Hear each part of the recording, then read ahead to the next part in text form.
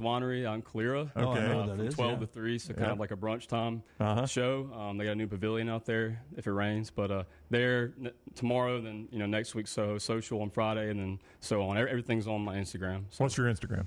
It's MCPatrick27. MCPatrick27 if you want to go see Connor. Soho Social and Corbin Farms coming up, though. All right, this is Connor Patrick one more time in Rockstars Lounge here on the next round.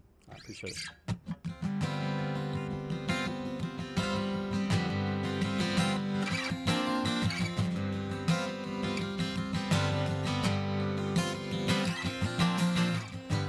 There's a ghost in the wall, and it can't be still. Pass by sometimes, and it feels so real. When I look in the glass, it stares right back at me. Take my hand, bring me in. Ooh, please, please let me be. Let me be.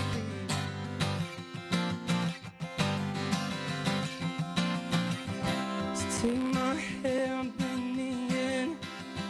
He'll set me free.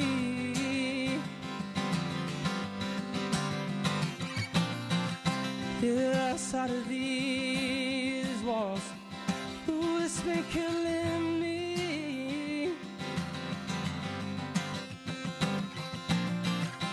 So take my hand, bring me in, ooh, set me free.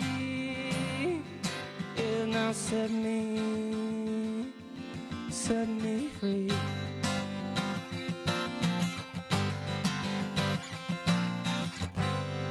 There's a sound in the walls, and it can't be still.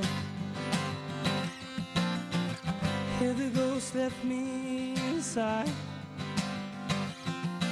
Ooh, till I feel something real. For the ghost in the wall, yeah, that tortures me. Take my hand, bring me in. Ooh, please, please set me free. Take my hand, bring me in. Yeah, now set me free.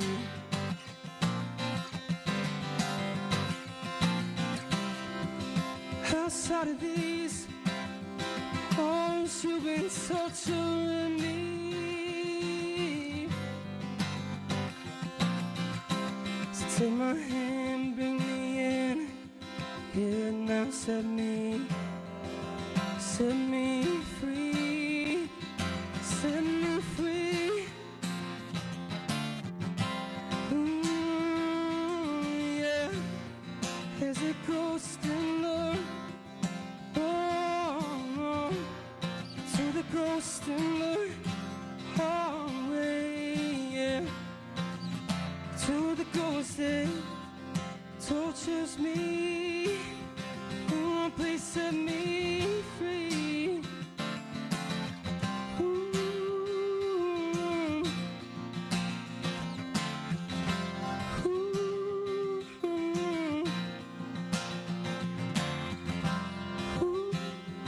Ooh. Set me free before you harm me. Before you harm me.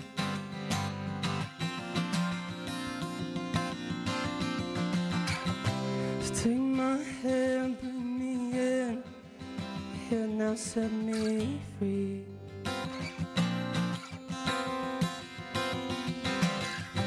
That's Connor Patrick in Rockstars Lounge. We will see you on Monday at 9 a.m. Central Time. Until next time, God bless you and God bless America. You guys have a great weekend and enjoy this Cinco de Mayo.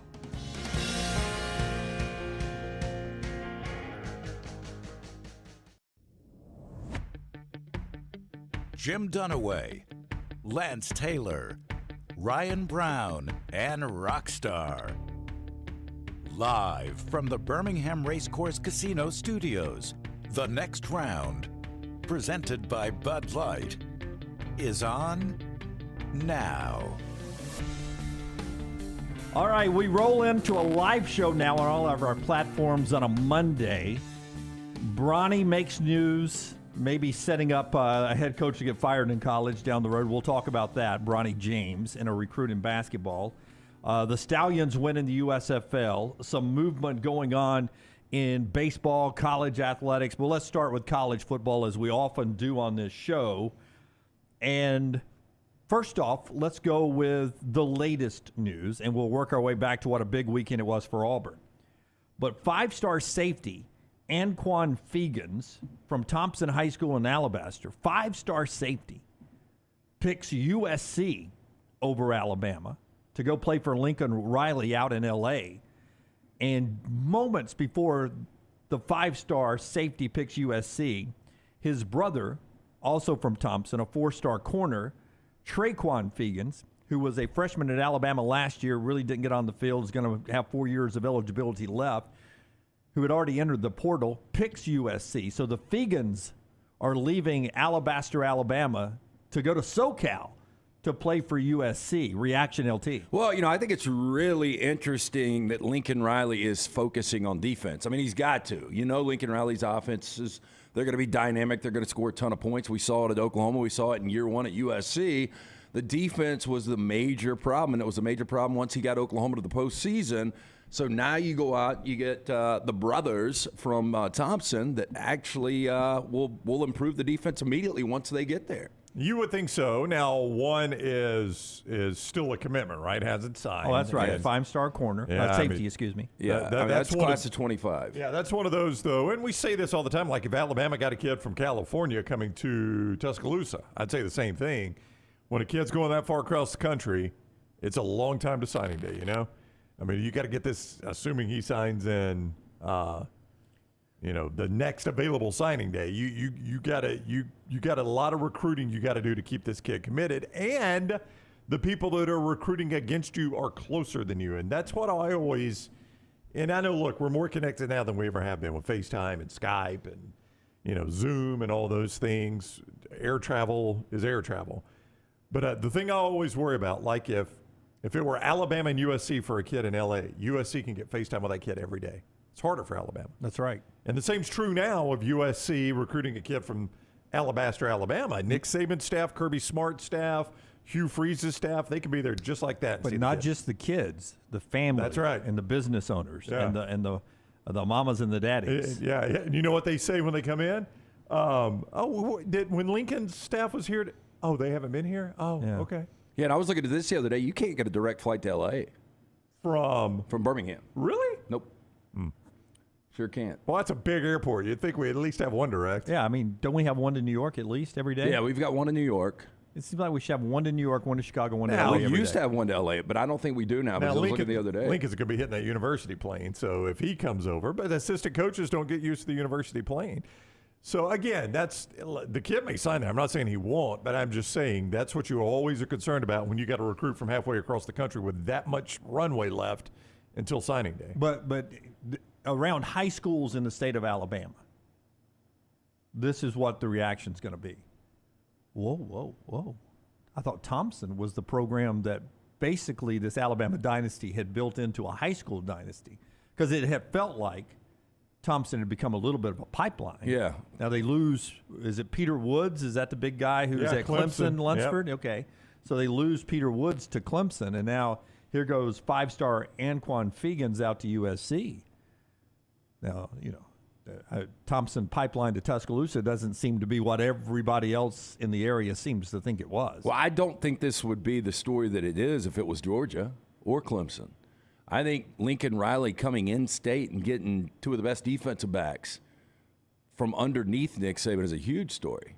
A lot of recruiting left to do, but that was one big one that caused some headlines over the weekend. Let's jump now to something that could impact college football games this upcoming year right after LT tells us about the big event that's happening this weekend, and that's Lake Fest, man. Yeah, Lake Fest is coming up this weekend. If you have not made plans yet, this is an awesome, awesome event. It gets bigger and better each and every year. Make sure you get out. It's going to be May 12th through the 14th, Logan Martin Lake Fest and Boat Show presented by AmFirst right there on Logan Martin Lake in Pell City. It's free admission to the public. Bama's biggest in-water boat show, 80 boats, vehicles on display, vendors and food trucks, live music all weekend long, and the free Velcro Pygmies concert. That is coming up on Saturday, and everybody knows Mother's Day is on Sunday. Free mimosas for Mom on Sunday. For more information on the entire event, go to LoganMartinLakeFest.com. I've never had a mimosa. You've had a mimosa, Brown? I've never had a mimosa. Me I either. brought that up the other day. It's just orange juice and champagne, I think is what Lance Or told me. Prosecco, right? Is Prosecco champagne? Yeah. Yeah. When's the last time you had a mimosa? Been a while? 22 hours ago. 22 hours ago. Yeah.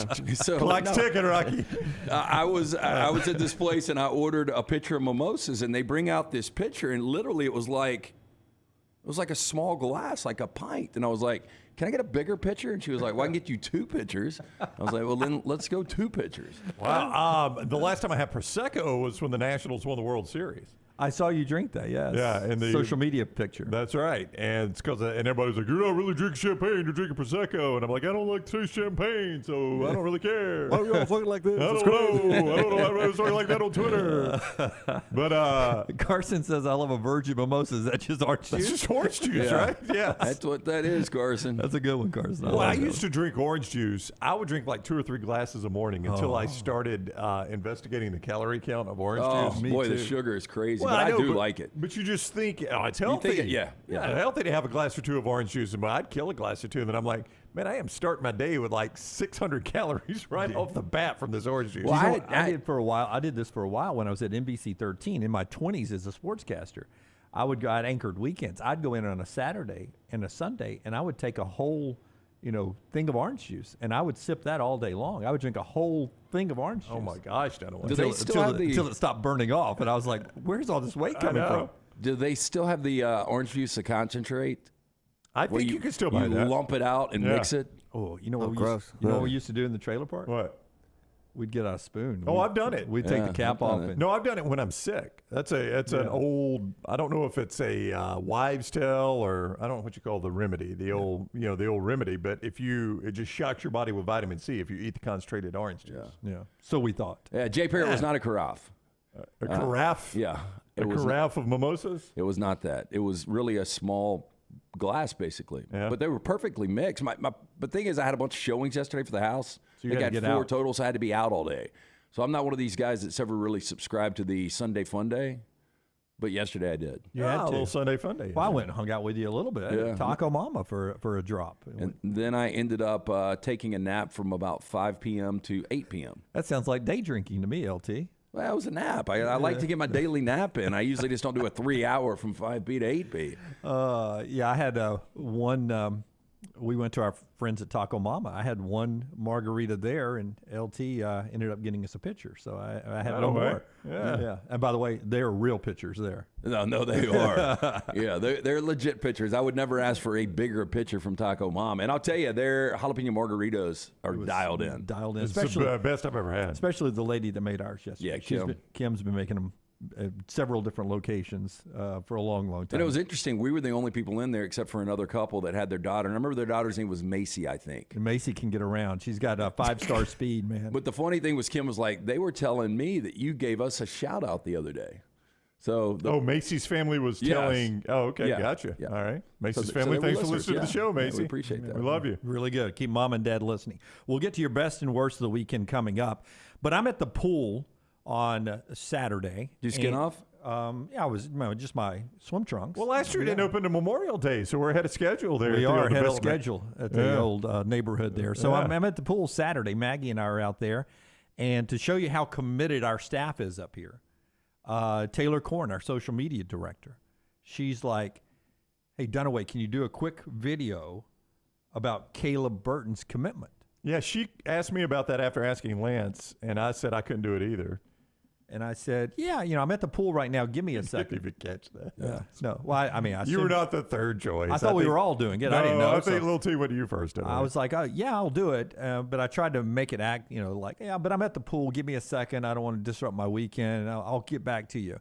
Really, what I had to do was find out who Caleb Burton was. I didn't want to tell Little T. I didn't want to break the bubble that Little T thinks I know everything about sports, but I wasn't dialed into what was going on with Auburn. But Caleb Burton, as I jump on real quickly and I go, let's see who Caleb Burton is. 4-star wide receiver from Austin, Texas at Ohio State. He's coming to Auburn, and you do a little research on him, and you go back to his 24/7 on 3 Sports recruitment. You see he's a 5'11 speedster, works out all the time with Garrett Wilson, virtually from the same high school out there. And you instantly make the comparison that he and Garrett Wilson are a lot alike. And everybody's going to say, but Jim, this guy didn't get on the field at Ohio State. You guys tell me if there's any position around America that if a guy doesn't get on the field and you transfer out with really no experience, wide receiver room at Ohio State, you feel like you can take a chance on that guy that he can come and be good at your place, just like Jamison Williams was at Alabama, because they had so many great people that were on the field. And I think that was what was happening with this guy. Well, when we heard that Jamison Williams was coming to Alabama, I kind of thought this is a cast-off, a guy that's probably good, but he's not going to be a difference maker. He had 8 receptions the season before in Columbus. He comes to Alabama. He's one of the top 3 or 4 wide receivers in all of college football. Maybe the top if he never gets injured. Yeah, first-round draft pick. Yeah, I mean. From not being on the field to first-round draft pick. Yeah, went number 12 overall, and you immediately saw the impact against Miami, that first game of the season. So, I don't know if Burton's going to be that guy. Burton is I guess the guy can probably burn. He's 5'11". They list him at 169 pounds. He's Devontae Smith size. I watched some highlights of him over the weekend without even knowing his measurables, and I'm like, this dude's skinny, man. He's like Devontae Smith skinny. Yeah. And then I went and looked, and their measurables, at least as far as height and weight, are about the same. It's Garrett Wilson. No, it's Devontae Smith. Yeah, okay. No, he's tall. Well, not tall, really. He's like 6 foot, 5'11", whatever he goes by. And like Lance said, he's in his 160s. I think Devontae played at Alabama, maybe at 170, I think. So, I mean, he is Slim Reaper size. This guy's skinny, but I'm with Lance. From the video I watched, I mean, he's got some pretty good speed. And, you bring in the Cincinnati wide receiver Nick Mardner earlier, who had some production there. Auburn's receiving core was not good. So we told you about Peyton Thorne on Friday, quarterback, who, if you go look at Matt Zennitz's on 3 sports thoughts of Peyton Thorne coming. Now you get Caleb Burton coming in. You already had the Mardner kid from Cincinnati. Does all this start to stack up where you're starting to think differently about Auburn going into 2023 in this season? Have you gone from a 6-win team to a 7 to an 8 to a 9-win team? You were already high on him at 8. I was already high on him at 8 because I figured – Hugh Freeze not only is a really, really good coach, but he would be so active in this transfer portal trying to rebuild that roster immediately. I'll even go back to Peyton Thorne's former school. Wasn't it Mel Tucker's, was it his first or second year where Michigan State was so good that got him the $95 million contract? That was his second year. Okay. But the portal's what did it for him. So I'm not going to be surprised at all if Auburn is one of the major surprise teams that wins 9 games this year. Yeah, so that's the Bud Light poll question I want Taylor to throw out early on.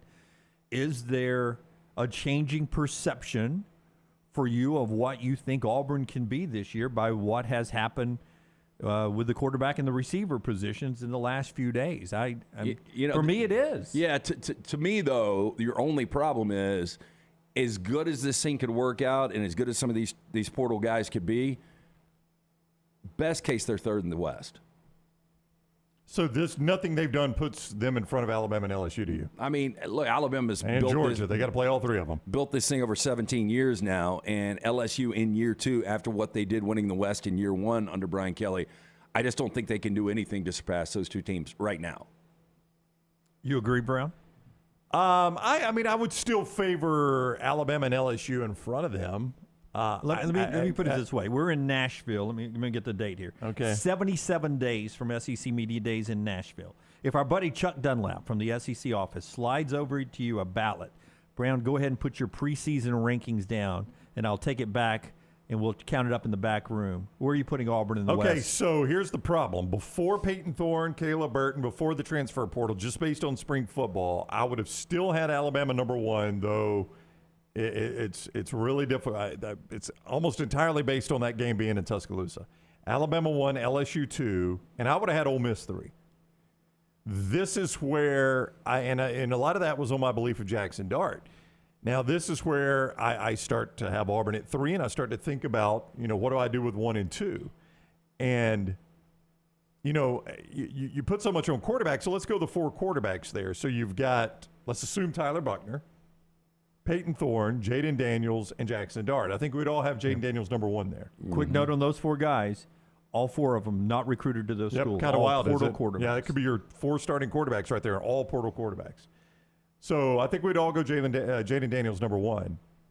Where do you now go at number 2? I would go Jackson Dart. All right. Where do you now go at number 3? Peyton Thorne. And Alabama's got the number 4 quarterback. And I don't entirely just based disagree on what with we've seen. Based on what we've seen, and we just haven't seen a lot of Tyler Buckner, to be fair. I mean, he's the one we've seen the least amount of. But when you look at Auburn's schedule this year, they're going to open 3-0, and then they go to College Station, and I don't know where A&M's going to be this year. They're kind of like Auburn, both are wild cards. They just took on a transfer portal quarterback over the weekend, too. Yeah, but he's a backup at Fresno State. It was just such a weird move by that guy, though. Just quarterback room depth. He should not be a factor. If he's a factor, Texas A&M's got some problems. My point, if Auburn wins that game, then it could be a really interesting year. If they lose that game, I could see 3 consecutive losses because after A&M, they've got Georgia, and then they go to Baton Rouge. I mean, But Arkansas, I don't know what to make of Arkansas. They've done some really good things in the offseason, and KJ Jefferson is back. Don't know what to make of A&M. I don't know what to make of Ole Miss. I don't know what to make of Mississippi State.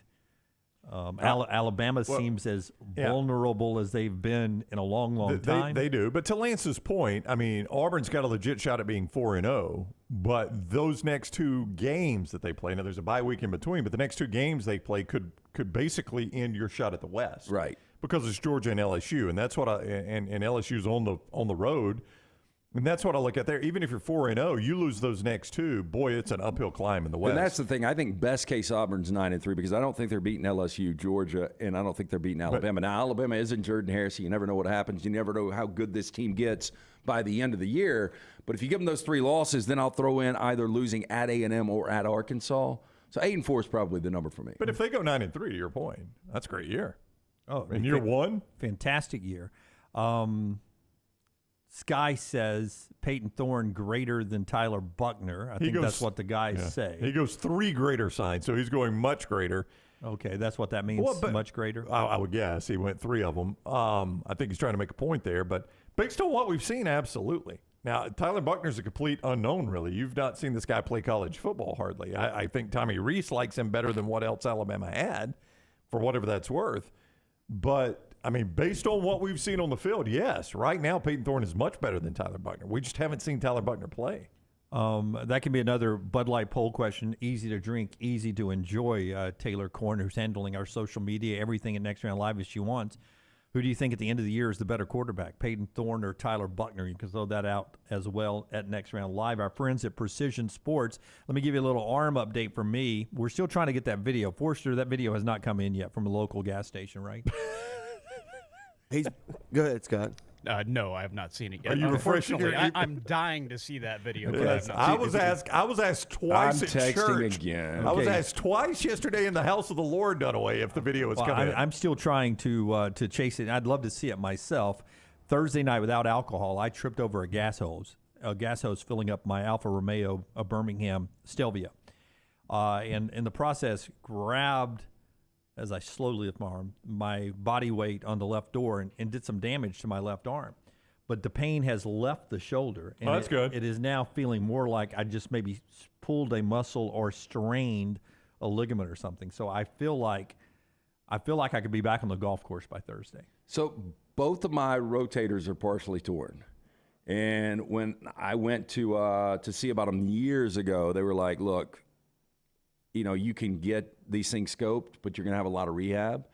And I was like, I will just quit playing basketball and softball and all these stupid sports that lead to me tearing rotators. Well, I can't quit playing golf because I can't hunt or fish. I've got no hobbies. I don't like to read.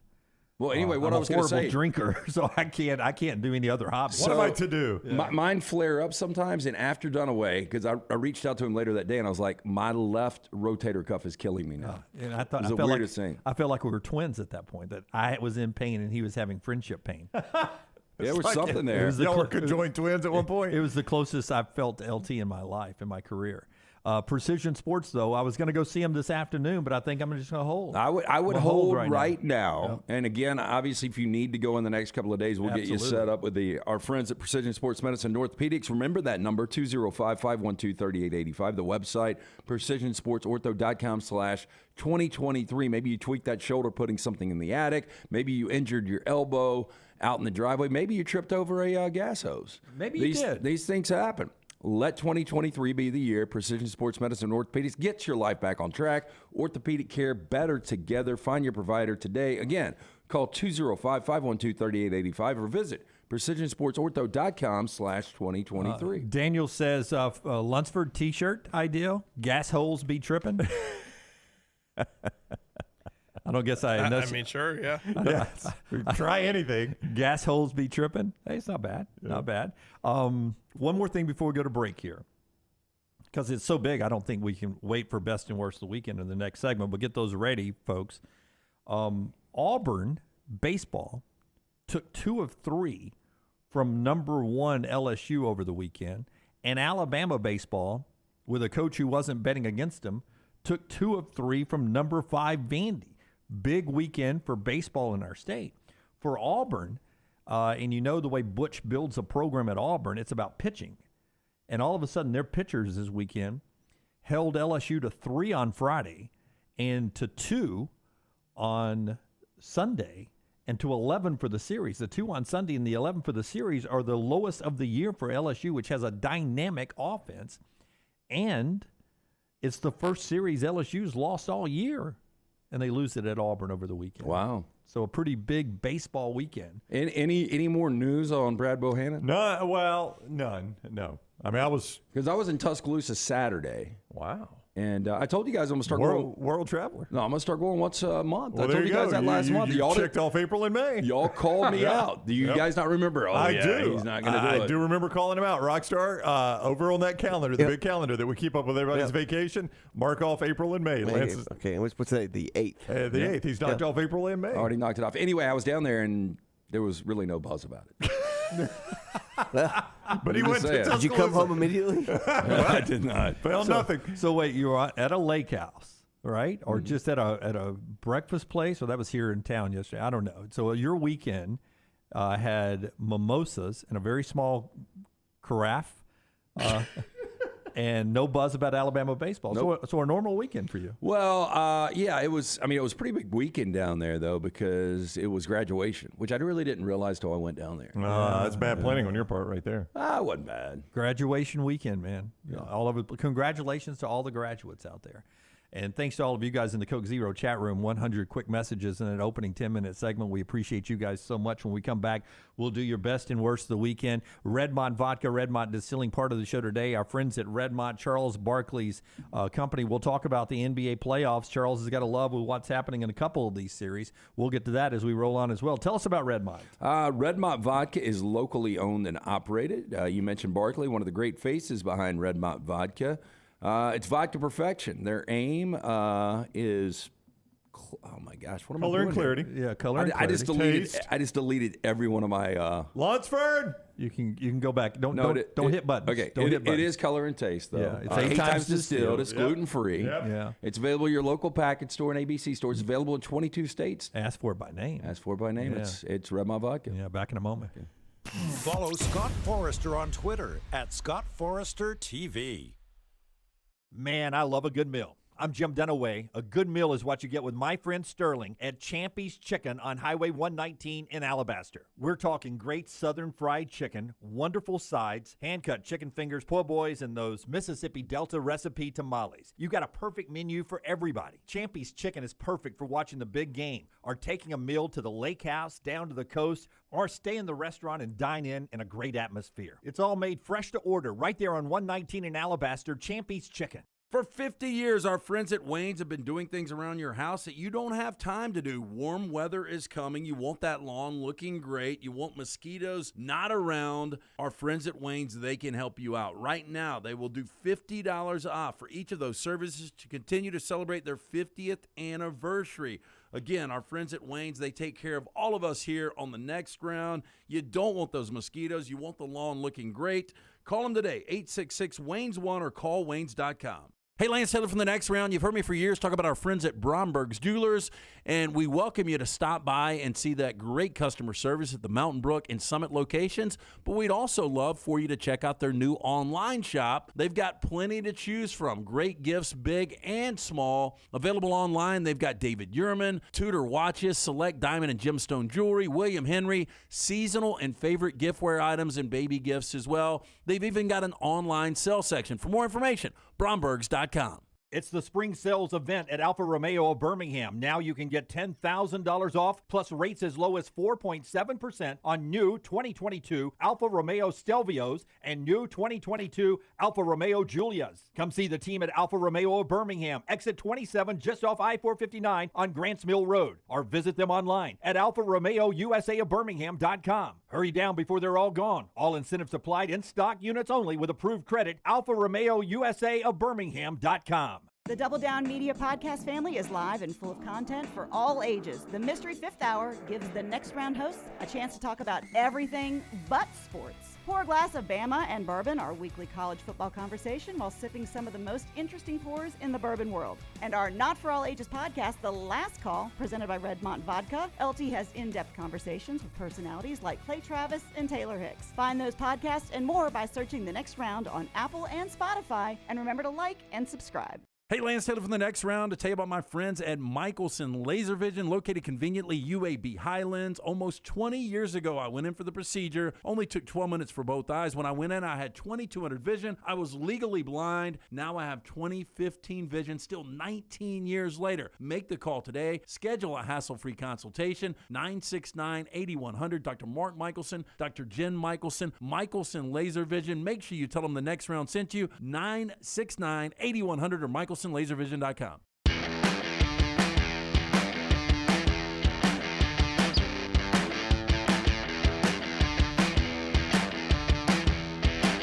Back with you on the next round. We'll get to best and worst of the weekend.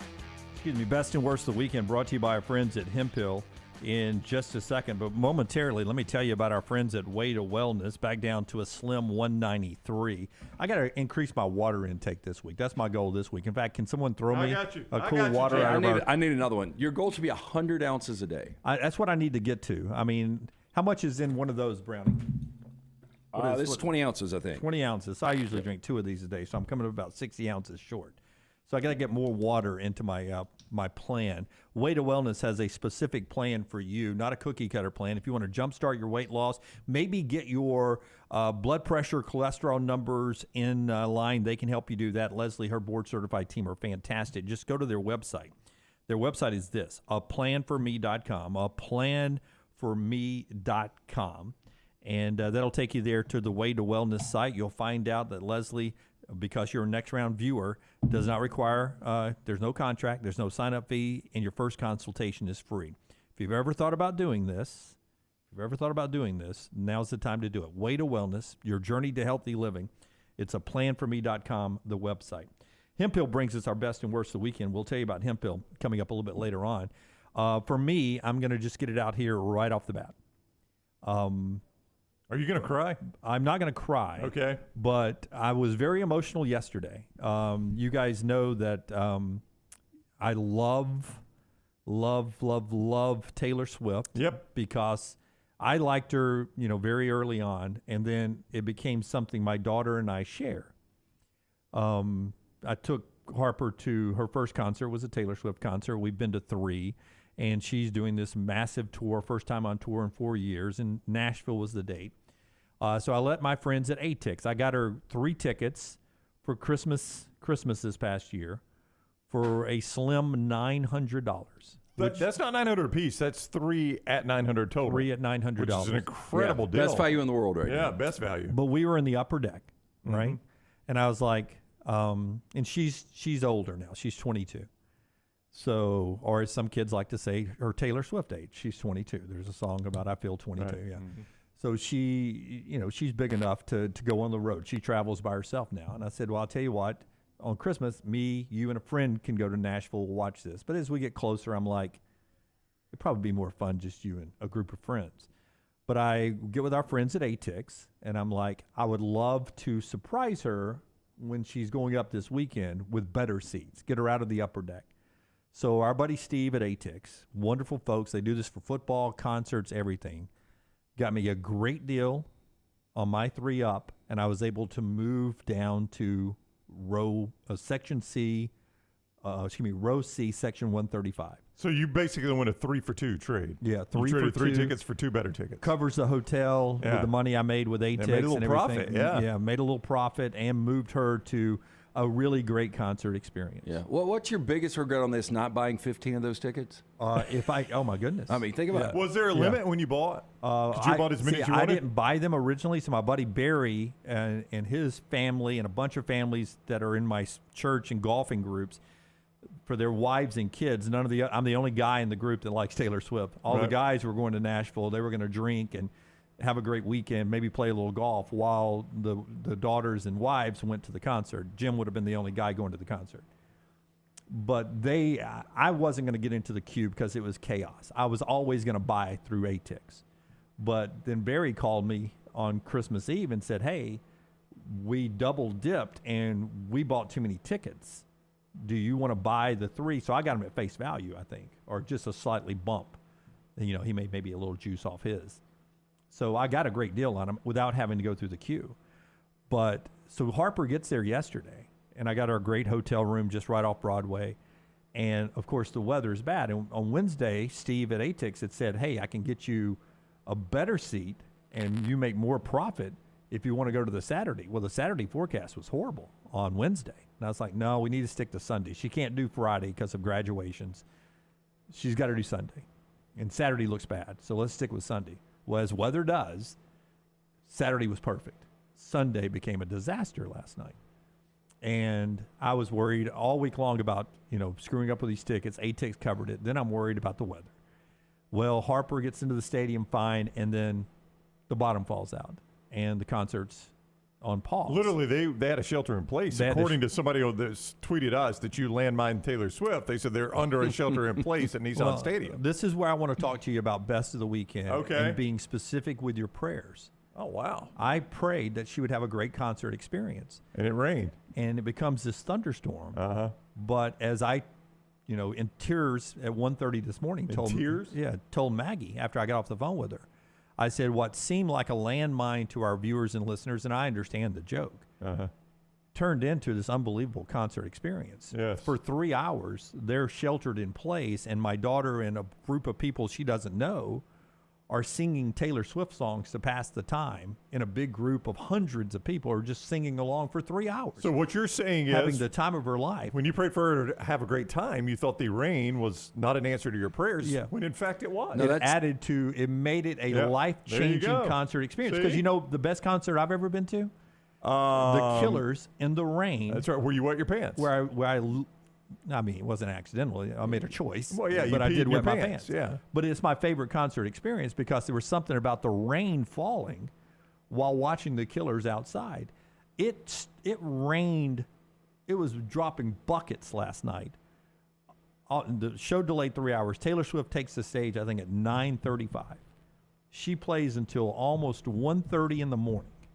Does not change her show at all. Plays 44 songs deep for almost 4 hours, and doesn't stay underneath the safety of the stage where she doesn't get wet. Her and her dancers and everyone's out in the rain just like it would have been on a sunny night. And she doesn't, I mean, that's her third show in Nashville. She sells out everywhere. She owns all of her music now. She's remaking this music. She is, her generations of her family is going to be rich from now on. She didn't have to do that. That's professionalism for Taylor Swift she's to go out there. That's what I said. The one time I took the kids, I would have been miserable in that situation if I would have been underneath and a bunch of teenage to early 20s girls were singing for 3 hours. I bet there was dads' heads exploding in there. But that's a cool scene for Harper and everybody else Not many dads involved. there. You know, she pans the room, and it was mostly 20-something girls, which I don't think your head would have been exploding. I don't know. It's pretty loud. Back in the day. 3 hours, yes. Back in the day. None of us have never reminded being around 20-something girls, I don't think. So it was a great experience. No, I had multiple people. Our friend Nurse Sally, she said it was the best night of her life Friday night.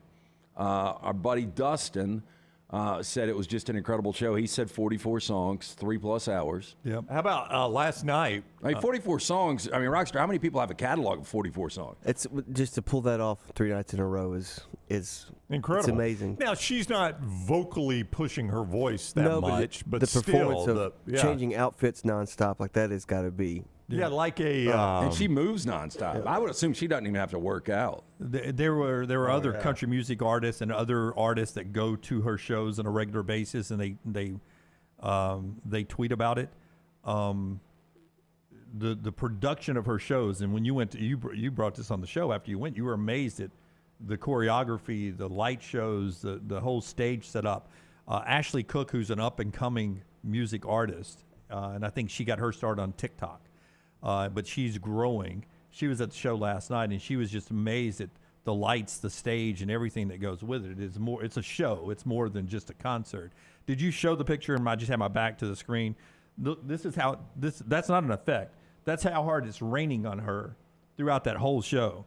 And they're out on that's the picture of the screen. They're at the end of the football field, out amongst that rain, with it going on, and she did that all night long. And Lunsford's right, 44 songs, but she still leaves a lot of hits that she doesn't play. Because when you mentioned 22, that was one she didn't play back in 2018, and since 2018, she's probably got 15 more hits. Yeah, I think she's released 2 albums since then. I think three. Yeah, and 3 apparently in the albums? Friday night show, she dropped that album announcement. And Speak Now, she's going to redo that, Taylor's version, so she can own all that. And Pritch Law says, my daughter and her 2 friends were crying real tears when she made that announcement. It probably bordered on idolatry, but hell, I saw DMB 12 times one summer, so I'm going to let it ride, it says in the Coke Zero chat room.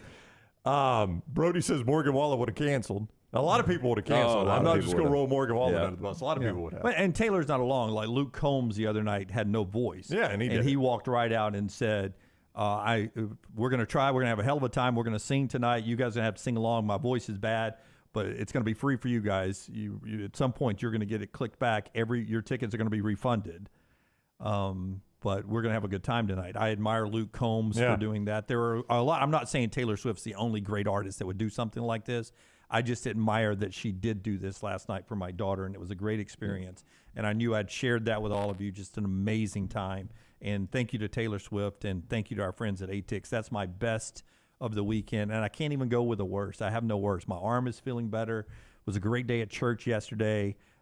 Just everything is going good in life. Just a great, great week. Everything's going good. I don't want to steal Brown's thing here. I'm in LT's seat now. I don't want to steal Brown's personality. You're still in Lance's seat. Don't take my personality. Everything feels 100 right now. Yeah, good for you. The best and worst of the weekend brought to you by our friends at Hemp Hill. Yeah, hey, spring weather is here. Our friends at Hemp Hill Services are offering that $69 HVAC tune-up plus 10% off any service call when you mention the next round. Call Adam, Chad, Andrew, the guys at Hemp Hill Services. Make sure that HVAC unit ready to keep up with the changing weather. Hemp Hill Services, locally owned and operated independent train dealer. The team can service all makes and models for all of your plumbing, heating, and cooling needs. Call Hemp Hill Services. It's hard to stop a train. Do it now. Call 205-229-2090 or hemphillservices.com.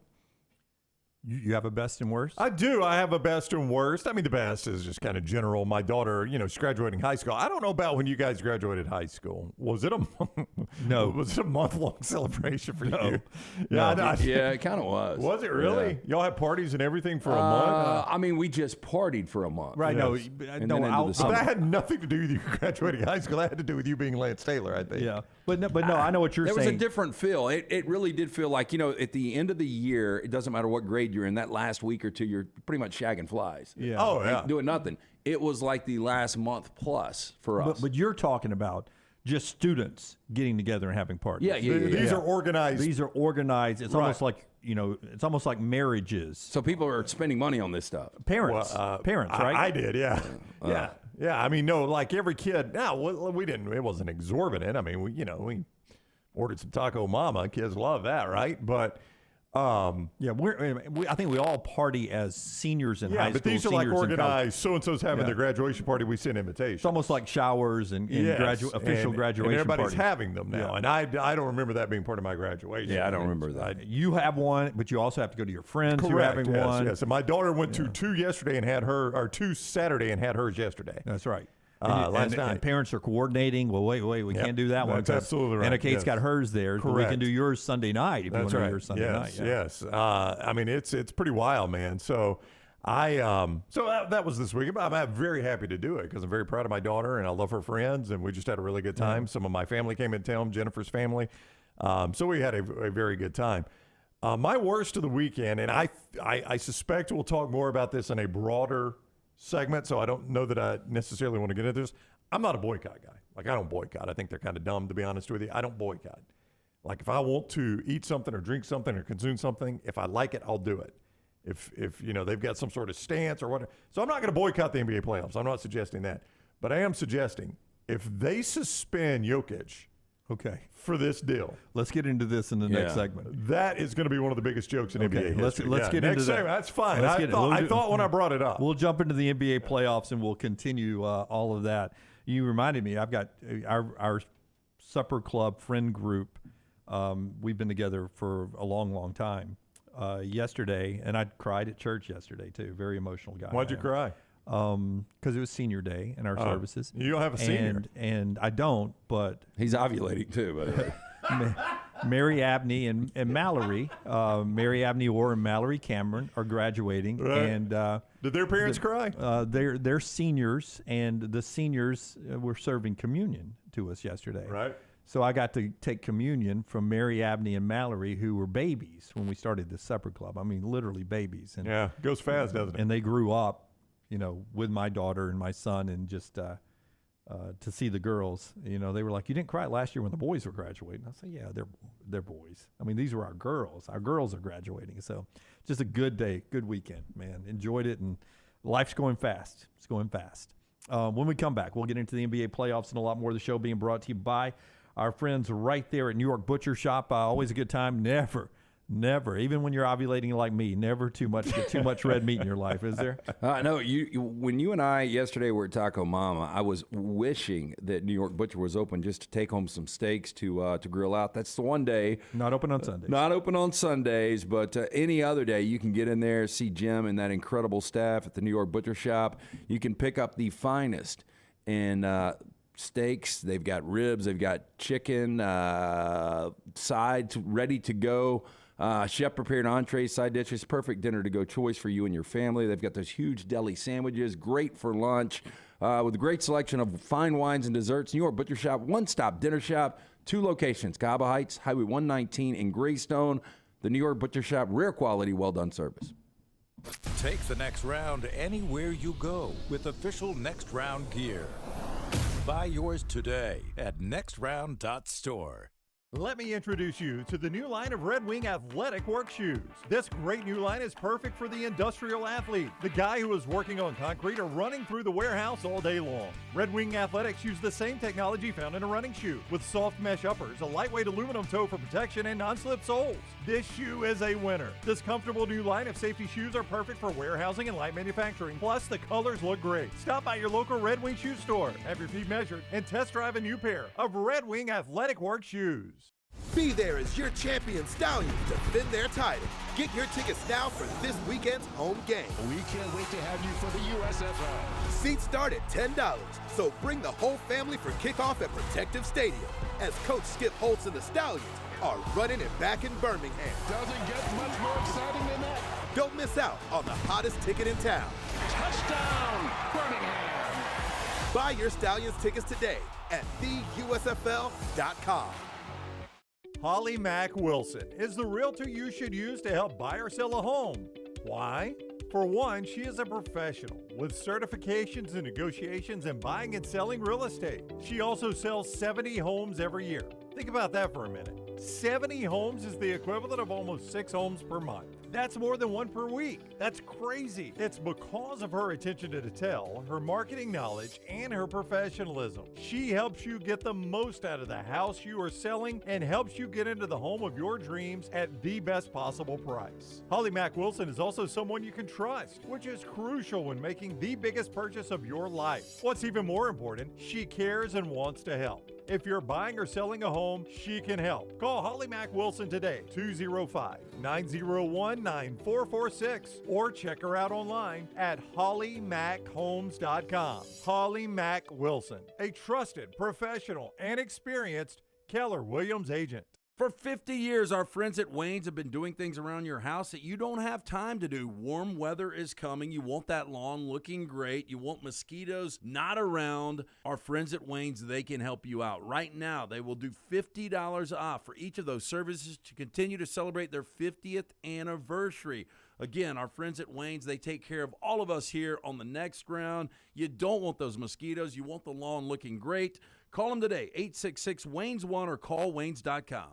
The Double Down Media podcast family is live and full of content for all ages. The Mystery Fifth Hour gives the next round host a chance to talk about everything but sports. Pour a glass of Bama and bourbon, our weekly college football conversation while sipping some of the most interesting pours in the bourbon world. And our Not For All Ages podcast, The Last Call. LT takes off the gloves for an in-depth conversation with stars like Taylor Hicks, presented by Redmond Vodka. Find those podcasts and more by searching The Next Round on Apple, Spotify, and on our website, nextroundlive.com.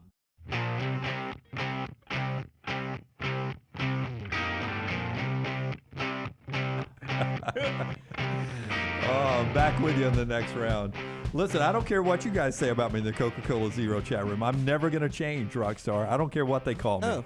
I'm emotional. I wear my emotions on my sleeves when I have them. I'm just that way. Are you an emotional? Brown has admitted he's not an emotional person. LT doesn't really, you don't show your emotions a ton, but I think you're emotional. Yeah, I am. I got emotional once this week. Yeah. Oh, my wife is not emotional. Like you guys, if you think Maggie and I are sitting in the house bawling with each other, she is of German descent, and she doesn't give a damn about anything emotional. She is not emotional at all. I mean, I'll be honest. My daughter called me when she's leaving Nissan Stadium last night. And so not to wake Maggie, I got up to take the call and talk to Harper a little bit about the concert. When I got back in, obviously I was sniffling. Maggie's like, "Have you been crying?" There were other words used. And I said, yes, I have been. And she's like, "Oh my God." And she rolled back over and tried to go back to sleep. Awesome. She's like, I'm married to a poon. She's like, "What are you crying about?" And I said, well, it just ended up being a good concert. I had good orange juice when I got up. You know where your balls are. They're my vanity. Go get them. Are you emotional, Rockstar? At times, having a kid makes you more emotional, but not necessarily, not a Dunaway emotional. Yeah, well, nobody's that. Forster, are you an emotional person? I guess when it comes to my kids, stuff about them, I can be. From afar, you seem to be more emotional than Debbie, your wife. Is that true? That's probably true, yeah. Yeah. Lunsford, I believe you and your wife are both emotional people. I don't think Lunsford is. I'd say we both are. I mean, have you seen Fast and the Furious 7? Oh, I mean, God. come on. I mean, I was bawling at the end of that. Is that the one where the old boy died? Paul Walker? Yeah. Yeah. Yeah, not to spoil the movie, but... well, I think everybody knows he died. Spoil it. God, I hated that song. What was the song? See You Again. See you. Yeah. Does his car drive off into the Charlie sunset or Puth. something like that? It does. Yeah. See, there you go. I didn't have to watch it. He's not dead in the movies. Tyler, you seem to be a little bit like my wife. You seem to be of German descent. I don't picture you being an emotional guy. Are you emotional at all? No. I guess sometimes. Yeah. Yeah.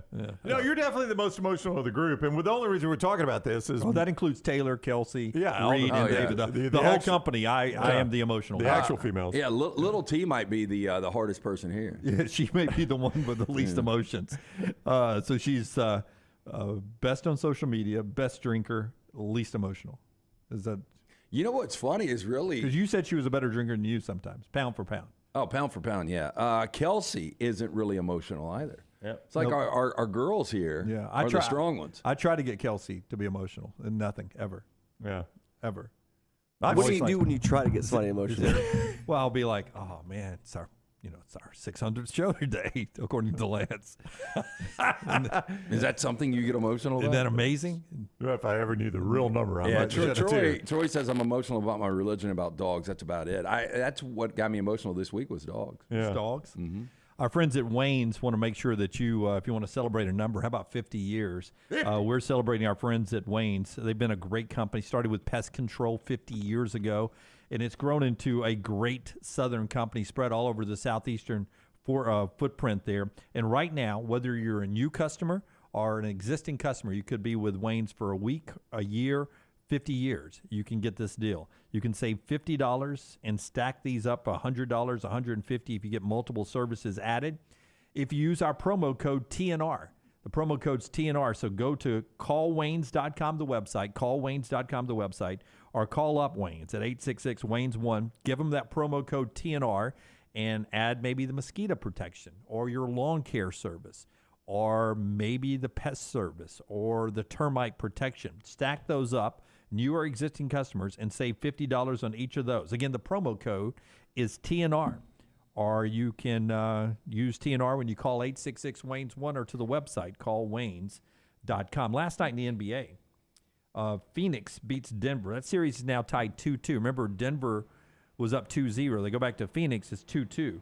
Jokic had 53. Devin Booker and KD, Kevin Durant, had 36. 129-124.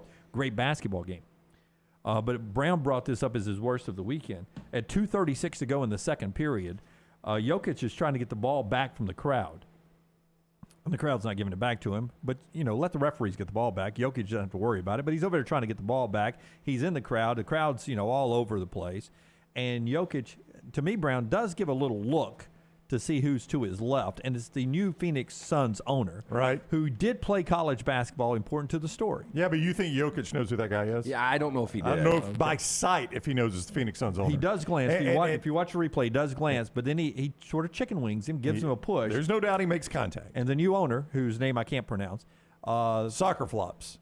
Yeah, he 100% soccer flops. It's a flop. It is a flop, but it's just like he would have done if he was trying to take a charge back in his college basketball days. His hands up, throws falls his hands up, back falls in his back, chair, big drama queen. And they tee up Jokic. They get a free throw, and so the owner actually gets his team 1 point. That's right. But there is discussion about today, the NBA, will they suspend Jokic or not? And I think most people would say there's no way they suspend this guy, right? I hope not, but boy, I've seen a lot of discussion about it, Lance, to the point that it seems like it's at least on the ballot. I mean, when I saw this happen, I did not know at first it was the Suns owner.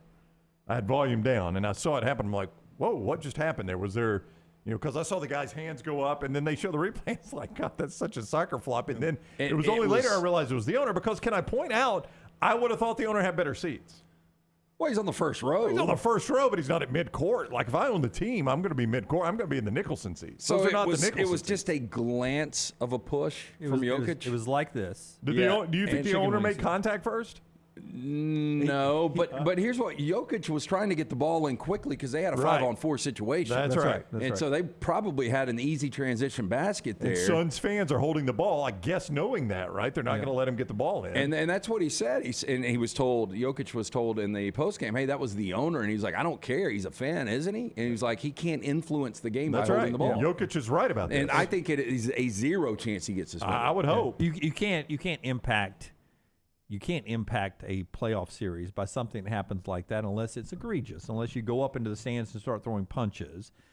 This is the owner, so to me, he's part of the organization. Yeah. So, he doesn't have, to me, he doesn't even have the same protection as the fans do. Yeah, you know what I mean? But see, if I'm a player That is my territory, right? You're in my office now. Okay. Jokic is a little bit into the crowd. Yeah, but he's got to be because that's where he's going to inbound the ball, and the ball is there. But it's the referee's job to get the basketball. It's not Jokic's. Anything, yeah, but here's my point, Dunaway. Anything that is hardwood inside that area, that's my office space. That's my workplace, right? Now, we allow you actually pay to sit in my workplace, but don't get in the way of me doing my job. Like if we sold seats over here to the to the Lego chair, right? If we sold those, people could come sit in.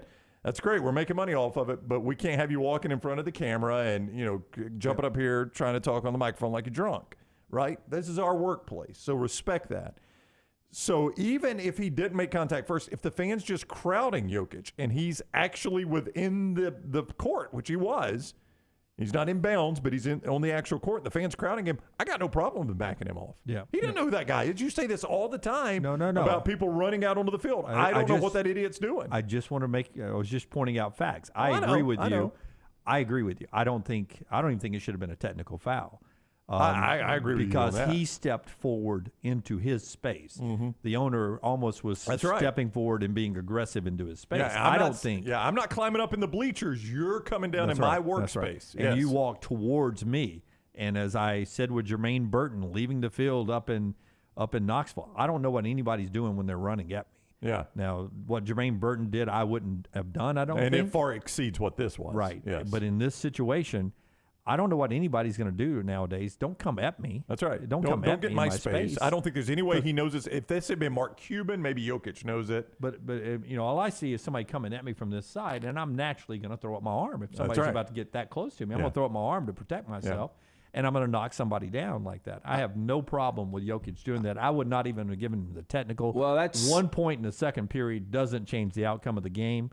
If you suspend Jokic, that changes the outcome of the series. Yeah, maybe. You can't do it. And I don't. Again, I think there's 0% chance that happens. I thought it was funny after the game. Michael Malone, the head coach for the Nuggets, was asked about the situation, and they said, "Does it change your mind?" The fan was actually an owner, and he said, "Quote, I don't give a shit." Yeah. Well, that's a direct quote. In fact, I think he doesn't have the same protection as even the fans do.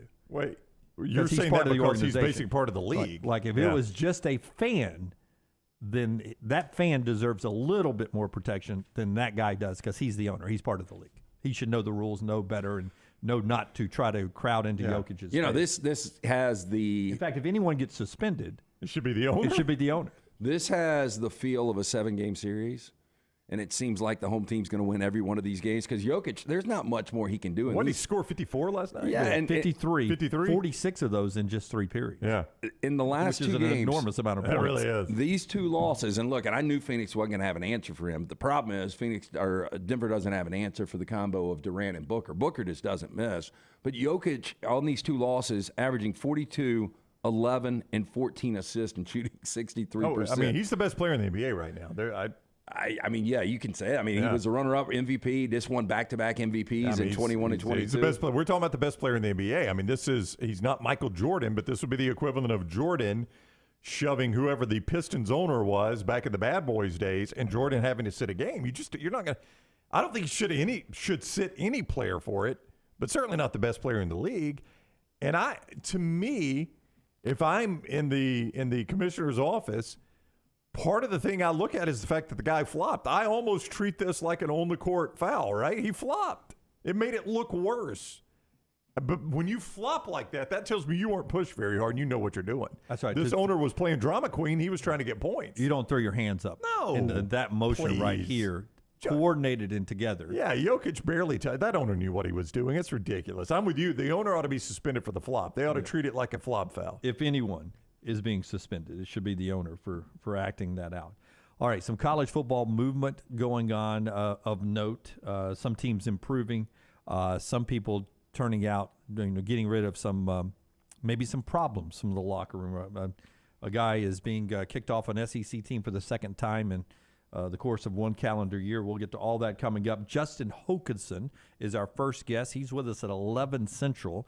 We'll talk to Hoke about the big weekend. Peyton Thorne, but then Caleb Burton coming to Auburn. You can go vote right now in our Bud Light poll question. Easy to drink, easy to enjoy.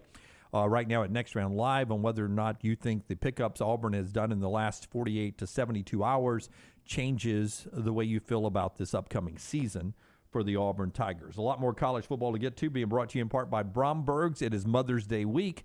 The great Mother's Day gifts are waiting for you right there at Bromberg's. Yeah, and the annual diamond sale is going on right now at Bromberg's. If you ever wanted the diamond from our friends at Bromberg's, now is the time to buy. Don't miss the lowest prices of the year. We invite you to our stores to visit and view the expansive selection of beautiful jewelry. Expert sales associates are happy to help you find the perfect piece. Enjoy savings up to 50% off diamond jewelry and loose stones just in time for Mother's Day. If you've waited until the last minute to get something for Mom, best gifts come from Bromberg. Show her just how much you care with a new piece of diamond jewelry wrapped in that signature silver gift box. Again, it's going on from today through the 13th. For more information, brombergs.com, or get into one of those 2 locations, Mountain Brook and the Summit. Follow The Next Round on Twitter, Instagram, and Facebook at Next Round Live. There's still time before the weather changes to do something new in 2022. Ocean City, Maryland, and our friends at Residence Inn by Marriott, Ocean City is ready to welcome you. Kayak from Bayside Beach, swim in the Atlantic, dine at Bayview Bar and Grill, local golf packages, great restaurants, and a lot more. See everything online at residenceinnoc.com. Check them out on Instagram and Facebook. It's time to do something different. Residence Inn by Marriott, Ocean City, Maryland. You want to look great while supporting your favorite show? You know the place to go is the official Next Round store at nextround.store. Yes, there are .store domains, and we have one. From shirts to hoodies to hats and all kinds of fun stuff, you can rep the Next Round anywhere you go. At the beach, Next Round hats to block out that sun. Up north in the winter, get you a comfy Next Round hoodie. Just need something to put your $20 beer in at a game? Get you a Next Round koozie and throw that thing in your pocket. You never know what stuff Jim's going to make me put in there next. Check it out. It's the Next Round store at nextround.store. It's the spring sales event at Alfa Romeo of Birmingham. Now you can get $10,000 off, plus rates as low as 4.7% on new 2022 Alfa Romeo Stelvios and new 2022 Alfa Romeo Giulias. Come see the team at Alfa Romeo of Birmingham, exit 27 just off I-459 on Grants Mill Road, or visit them online at alfaromeo.usa.birmingham.com. Hurry down before they're all gone. All incentives applied, in stock units only with approved credit. Alfa Romeo USA of Birmingham.com.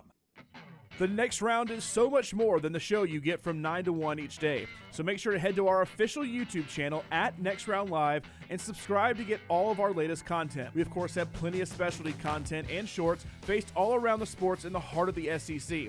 But we also talk pro sports, gambling, lifestyle and entertainment, and so much more. It's the Next Round YouTube channel, where you never know what you're going to find next. Subscribe now to see the latest content and get notifications when we go live. That's at Next Round Live on YouTube. Hey, Lance Taylor from the Next Round to tell you about my friends at Michelson Laser Vision, located conveniently UAB Highlands. Almost 20 years ago, I went in for the procedure. Only took 12 minutes for both eyes. When I went in, I had 2200 vision. I was legally blind. Now I have 20/15 vision, still 19 years later. Make the call today. Schedule a hassle-free consultation. 969-8100. Dr. Mark Michelson, Dr. Jen Michelson, Michelson Laser Vision. Make sure you tell them the Next Round sent you. 969-8100 or MichelsonLaserVision.com. Do you have unexpected medical expenses? You want to update the backyard, or you just want to take that vacation of your dreams? Legacy Community Federal Credit Union offers lifestyle loans that can make all those things happen. The great news is no collateral is required, and they have affordable low rates. See more about Legacy Community Federal Credit Union's lifestyle loans at LegacyCreditUnion.com, or stop by any of the greater Birmingham area branches. Legacy Community Federal Credit Union, proud supporter of UAB and UAB Athletics, federally insured by the NCUA. Jim Dunaway, Lance Taylor, Ryan Brown, and Rockstar.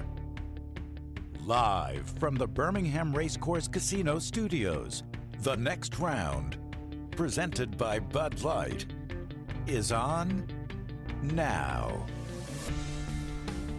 NH3425 says Peyton Thorne and Caleb Burton reminds him of Jarrett Stidham and Ryan Davis. I think I saw that right, Brown. It was Ryan Davis he referred to. I don't remember Ryan Davis as much as I do Jarrett Stidham. I don't know who Davis was the best receiver on that team. He was. Okay. Yeah. I don't. All I know is Matt Zenitz talked to one Big Ten defensive coordinator and said that Peyton Thorne is better than most people believe he is. That he's tough to scheme against. His legs are just good enough that you have to worry about him. He can run enough to extend plays, but also pick up some yards running. His arm, he can make any throw he needs to make. Maybe not NFL-like, but in the college game. He said he always worried about Peyton Thorne, that the guy's better than his reputation is. Oh, and 21, man, I watched a lot of Michigan State football because I continued to doubt that team. And I would play against Michigan State, and they completely scorched me from September through October. And Peyton Thorne, Kenneth Walker made Peyton Thorne a really good quarterback. So a lot of this is going to hinge on how well Auburn's able to run the football. And usually Auburn runs pretty good. Let's go to a more recent out of nowhere success story. Max Duggan last year. What are you asking, to compare him and Peyton Thorne? Well, I'm just saying, what was Max Duggan as a quarterback going into this season? I always liked Max Duggan. I mean, going back to the first time that I saw Max Duggan, the difference, Max Duggan is a guy in a Hugh Freeze scheme that could really do some damage. Because Max Duggan, Max Duggan could run the football. Now, he was a complete disaster against Georgia. A lot of quarterbacks were. But Max Duggan was a guy that a lot of people didn't even know would start for Sonny Dykes in year one. Yeah, I mean, the previous season in let me give you his 2022 numbers real quick just to refresh everyone's memory. 3,698 pass yards, 32 touchdowns, 8 picks. Ran for another 423 and 9 touchdowns. So 41 total touchdowns.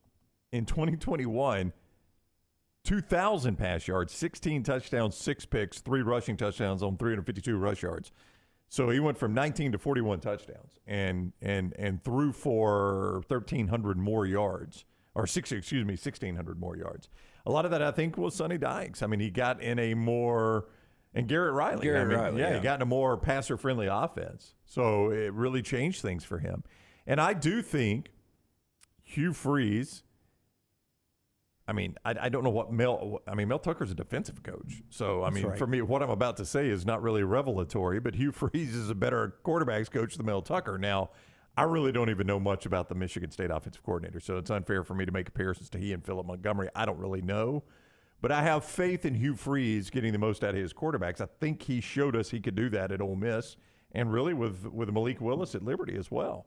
So I think he'll get the most out of Peyton Thorne. I think he'll get – I don't know that the numbers will be better than the 1 year he had there at Michigan State that was really good, but I think in a lot of ways Hugh Freeze will get more out of him than Michigan State will. Yeah, and I think Peyton Thorne will end up being one of the better quarterbacks in this league. One of the better quarterbacks in the SEC. Bobby in the Coke Zero chat room over there off our video platforms, any of those, you can jump in. This will be the first time since 2017 that Auburn's QB1 will be better than Bama's QB1. On the surface, yes. Remind me, 17. 17 was Jarrett Stidham versus Jalen Hurts. Yeah. Alabama won the national championship that year. They did, but, I mean, Hurts had to be benched for Alabama to win the national championship, and it was abundantly clear by the end. Just in the second half, but yes. But it was abundantly clear. You'll go back with me to that Mississippi State game. Again, I've always said this, and I'm not Nick Saban, there's no reason to second-guess the guy. He's been the best that there's ever been. But and it worked out that year. And it worked out. What I'm about to say, the only thing that's going to change is you potentially win the Iron Bowl and play for the SEC championship. But he was a little slow in making that change. It was abundantly clear by that Mississippi State game that Alabama's offense was broken with Jalen Hurts' inability to throw the football consistently. Great drive at the end to win the Mississippi State game. It did, but you were in that situation because of the rest of the game. And it was abundantly clear by then that Alabama's offense was broken in the pass game with Jalen Hurts at quarterback and that Tua Tagovailoa could have been a better option, and it was proven out that Tua was the better of the two options. Well, yeah, and I'm not sure that Buckner might end up being better than Peyton Thorne. I would say this: if Peyton Thorne had Buckner's weapons, I think Alabama, based on what I've seen between the two, Peyton Thorne seems to be the better quarterback. But with Alabama's I think Alabama fans would be much more excited if Peyton Thorne was coming in than Tyler Buckner. Oh, really? Oh, yeah, I think so. That gets us to our A-plus. Headlines here. Caleb Burton, 4-star wide receiver, leaves Ohio State. He's coming to Auburn. He's a former 4-star receiver, 5'11" speedster there. Garrett Wilson is a guy he works out with, both from the Austin area high schools. Garrett Wilson, who was a star at Ohio State and went on to be the Rookie of the Year for the Jets this year. Also big news today, 5-star safety Anquan Fegans over the weekend from Thompson High School in Alabaster picks USC over Alabama and others. So a 5-star safety from Thompson in Alabaster going out to L.A., USC. And 4-star corner, former Alabama player Traquan Fegans, his brother, out of the portal from Alabama to USC as well. Kentucky picks up a big offensive lineman from Ohio State, 4-star offensive lineman Ben Chrisman, who couldn't really get on the field there in Ohio State. He's going to try to get on the field in Lexington. And then Lane Kiffin did something over the weekend before we continue our college football conversation. Kiffin released Chris Marshall, the wide receiver from Texas A&M, who was kicked off the Texas A&M team last October for a violation of team rules. There were some reports that it went on at the road game in South Carolina in the locker room. But Marshall left Texas A&M after being kicked off the team in October, was in Oxford all the way through spring football, and has now been kicked off the team in Ole Miss for what Lane Kiffin says is the violation of team rules. They wish him well in his next stop. This is, if I'm not mistaken, the kid he was referring to about having to learn to get in a huddle. Yep. Or not be in a huddle, actually, the opposite of that. Not be in a huddle. And to go faster. Basically, he used this kid coming to Ole Miss as a chance to take a shot at Jimbo, is what it boiled down to. And now this kid's not going to play. That's what it boils down to. Or he's going to be at Ole Miss. I don't remember Lane dismissing a lot of players. Do you guys? I haven't really kept up with it. I would have to say, Lance, if I'm going to paint with a broad brush and stereotype, I think Lane would be one of the easier ones to keep your eligibility with, yes. Y'all's point is that you feel like, maybe Nick Saban has more team rules to violate than maybe Lane Kiffin does. Yeah. Yeah, but Nick Saban has proven to be a little bit lenient too. Yeah. I mean, I'm not saying there's not behind the scenes punishment, but Nick Saban, it takes a lot for you to get kicked off an Alabama football team. Brody says it looks like this kid's following the Ajay Hall. That's unfortunate. A couple of different teams he went to as well. That's your headlines there, brought to you by our friends at A+ Tile and Remodeling. Got to ask, hit up again yesterday for the number right there. I know Lance has used my buddy Brad Bell. Basically, my wife and I, when we bought our house, it had a late 90s, early 2000s bathroom, and we didn't like it, so we wanted it fixed. We went to A+. Scott is showing you what our new bathroom looks like. It is tremendous. Brad Bell is the guy. When my wife wanted to do the job, she scoured the internet to find the right person. She talked to people that had reviews. She talked to contractors. She just searched around a little bit, and she picked Brad Bell. He came out and he did the quote. One of the things he told me in the quote is, hey, look, you can go get a lot of quotes, and there are these one-day bathroom remodels where sometimes they just slap a shower over an existing shower. It sounds awful. And he said, but the crazy thing is a lot of times their quotes are twice what his are. You think you're getting a better deal because it's one day of work. You're really not. So use Brad Bell. I get asked all the time, does he do kitchens? Lance can verify. Lance, he's already bid on your kitchen, right? He has. Well, he's putting together an estimate right now. But okay, good. But he did come in and take a look at everything and told me different things that he can do. Showed me the pictures right there. He was like, you can go with me to pick the tile out, or you can just pick something out from here. That's what we did. Yeah, we just picked it out. We picked out the tile, went and bought it. It was at our house, and he used it there. Brad Bell, A+ Tile, home remodeling, master baths, kitchens, all of that. 205-422-1758. 205-422-1758. That's his cell number. Anywhere in Alabama, he can take care of you. Brad Bell, if you miss it, reach out to me. I'll be happy to hook you up with my man, Brad Bell. I want to throw this question out, and I've got nothing but a free form thought process going here. So you have no opinion on this? I've got opinions. I don't have any stats or anything to back it up. So we'll just do this on the fly. All right. As we do most of our show, we have not pre-thought about this, but I want you to play it out through January of 2024. We've just finished the national championship game. We're doing our show the day after the national championship game, and Georgia has won their third straight national championship. Okay, so that's our scenario. First college football program ever to do that. Now, us doing our show from the championship game, they've beaten Alabama. Well, I'm not saying we're doing it. It's the show after. I'm not it's the saying, show. Yeah. You've not told me where I am. Yeah, okay. I don't know where you are, but All Georgia right. has just won their third straight national championship. At that point, being the first to ever do that, is Georgia at that point considered the greatest dynasty in college football history? So if Georgia wins it all this year, 3 straight, the first to ever do that, do they become the greatest dynasty in college football history? Yes, because there is so much more parity in college football with NIL and the transfer portal. And if they were able to do it, back-to-back years with Stetson and then, breaking in a new quarterback in Carson Beck, yeah, I would say so. Can you tell me who is the current best? Who do they have to beat to get that? Would it be most recent Alabama? I think it's Alabama. Okay, when so you go it's Alabama from 9, 11, 12, 15, 17, 20. Yeah, so it's Alabama basically for a decade from 9 to 20. Right.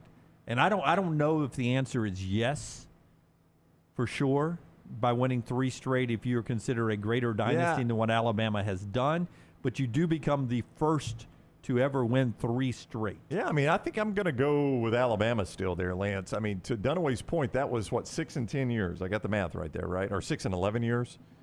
I mean, 3 straight is impressive, but, I mean, it's very impressive. Never been done. But for Alabama to have that kind of consistency for a decade and what at that time was the most parity we've ever seen in college football, maybe it's more now. Yeah, but they have 3 national championship losses. Yeah, along the way, they have 6 wins and 3 losses. Yeah, so 9 championship. Yeah, I think I would still say Alabama has the edge over them, but Georgia is closing fast, is the way I would qualify. Yeah, I would go 3 straight. 3 straight's incredible. No, it's incredible, but when we're talking about best dynasty of all time, there's got to be a time element involved. And 11 years. I mean, this is what we used to discuss with the Spurs. Because they had 5 over 16 years, right? Right. This is 6 over 11, so it's even more compressed. And everybody's like, I don't know how to qualify that. That's 5 over 16. It's not just a bunch in a row. And Alabama did, a couple in a row. Then they would do boom, lose a year back. So I'd still say Alabama at that point. I mean, you can make an argument. Now, so go back to the Oklahoma team that won 55 straight. Yeah, I think that was 2 national championships. Yeah, that's what I was going to say. They only won 2, though, right? Yeah, nobody's ever won 3 straight in the poll era, which started in, I believe, 37. Is that what it was? 35, 37? It was in the 30s. So Minnesota did right before then, but right? If Georgia does pull this off, this is just the beginning. So even if you don't consider this, 3 consecutive, the greatest dynasty, you're probably going to end up having the greatest dynasty because even if they have a gap year or 2 and win 4 and 6. Your point is Georgia's not going anywhere in the next 10 to 15 years. No. Well, and that's the thing about dynasties is you really have to wait until they're obviously over to judge them. Like for instance, I'll give you great. The Patriots dynasty, I think we would all agree it's obviously over, right? Seems like it is. Yeah, I mean, if they come back and win it all this year, then you're like, oh, is it really over yet? I mean, for a good 20-year run. They were the best franchise in the NFL for a good 20-year run. Yeah. So, and I think we can look at it now and say, okay, it shows signs that thing's obviously over. Tom Brady's gone. Belichick is clearly near the end. They're far from elite now. They may even be the worst team in their own division. Yeah. To your point, though, if Alabama comes back and wins another one this year, you're going to be like, well, hell, that's not over yet. Yeah. And I mentioned the Spurs 5 and 16. We can put that one to bed too, right? I know Pop is still there, but that Spurs dynasty, it ended. It ended. Yeah. The Lakers Showtime dynasty, I mean, there was an obvious end to that. Yes. So, the Celtics dynasty, there was an obvious end to that. So I think you have to wait until that to really make a fair judgment because to Lance's point, I went Alabama here. But if Georgia just loses this one and they come back and win 2 and 4 years, they're tracking right with Alabama. And maybe they do that over a 10 or 11-year period, and now I got to make a decision. Yeah. I'd rather see the complete deal on Georgia before I make a judgment. So it's not necessarily automatic if it's 3 straight. I don't think so, no. But it becomes the first ever. Ross says, now be an Auburn fan. You're talking about possibly the 2 greatest dynasties in college football histories, and who just happens to be your 2 biggest rivals. It's been tough for them. And it's And during that, though, you've won a national championship and played for another. That is correct. Should have won 2. Yeah.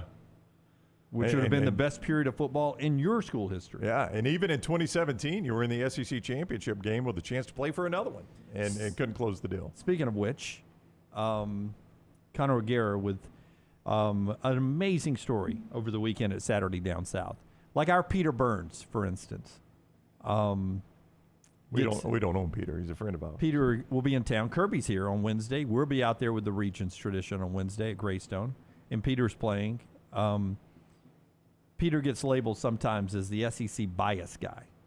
Connor's got an amazing story from over the weekend on it's either 4 or 5 things that you can't call SEC bias guy out for when they're bragging about these numbers. We'll jump into that coming up as the show continues on the other side, being brought to you in part by our friends at Slice Pizza. Slice Pizza, one of those great places where you can go by lunch or dinner anytime, pick up a great slice and a salad, 2 slices and a salad for lunch, or get a whole pizza to take back to the office. I'm feeling wing and a prayer today. Oh, yeah. A little spice on it, or maybe that hot mama again. They've got great wings, too. Oh, yeah. So think about this. You could be the hero on a Monday night on your way home. This is 7 nights a week. They've got a carry-out special. You get 12 of those wings. Jack and Jace absolutely love them. 12 of the wings, 2 of the specialty pizzas, half pan of salad, only $75. To check out more information on the Bajalia Brothers and their great concept, which is Slice, 4 locations. The original in Lakeview, one in Vestavia, one in Montevallo, now Crestline Park. Go online today. Go to slicebirmingham.com. As we go to break here, and then we'll get back into college football coming up, Denny Hamlin won yesterday in NASCAR at Kansas, his first of the season, so he's in the playoffs. He's now tied for 15th all-time in wins with Tony Stewart. It was the 400th win for Joe Gibbs Racing, so the one-time NFL Super Bowl champion now has 400 NASCAR wins as an owner. But there was a fight afterwards. A legit punch landed that you could hear the You could hear the pop. Ross Chastain is the guy who made the playoffs last year by throwing his car against the wall, right? And doing that was that was same that guy? Yeah, I thought it was. I think you're right. But apparently he is a wild card. Like he runs into a lot of people, to where Noah Gregson is upset afterward and walks down and is complaining. Now he's a rookie. Some of the veterans don't like the way Ross races as well. But to me, guys who crash into people are fun to watch. But apparently, if you're getting crashed into, you don't like it. So Noah goes down there to talk to him, Lance. And when he's talking to him, he reaches out and grabs Ross Chastain's fire suit. So he grabs him by the shirt. And as Denny Hamlin said, Denny Hamlin is watching the video after he does his championship press conference. One of the media guys is showing it to him.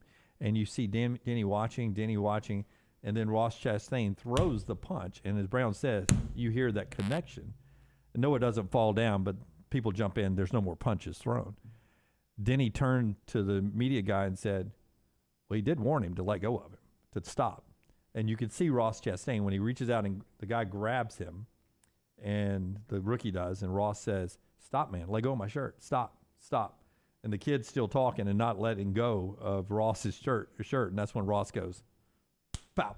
I mean, look, I don't know exactly what constitutes, assault and battery.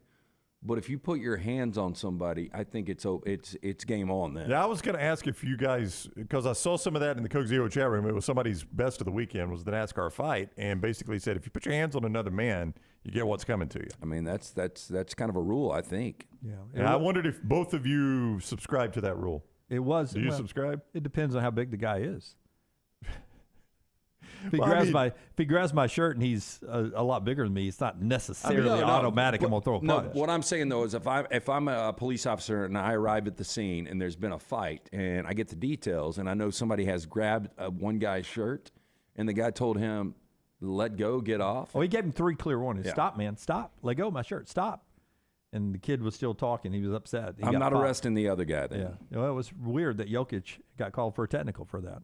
No, you're right about that. Hey, by the way, the owner has tweeted today. Uh-oh. What did he say? It was at 10 o'clock this morning. Tweeted, it said, great win. Oh, look at, is that it?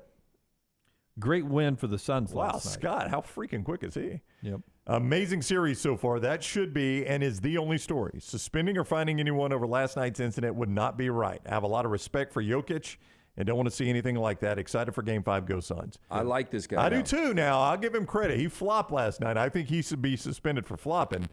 No. But I do respect the fact that he's taking a stand there and trying to defuse it. A lot of Suns fans that would love to see Jokic no doubt. playing Game 5. But if you put that back up, let me tell you what's happening here with old Matt.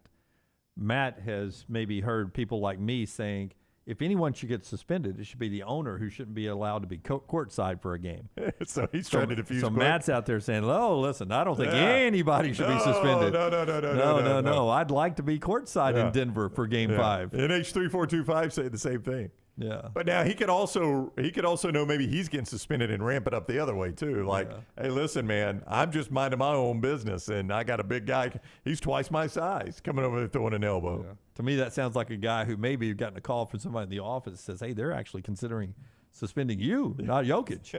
I don't think anybody, not to see here. Let's just play Game 5. That should be the focus. Let's all move on. Yeah. We'll move on, too, when we come back right here on TNR, being brought to you in part today by our great friends at Odie's. Odie's will be hosting live music this past weekend, trivia coming back up on Wednesday. Yeah, and this weather is going to be fantastic this week. Make sure you stop in, and you can sit outside on that patio, enjoy great food from Rodney Davis. He's been doing it for over 3 decades.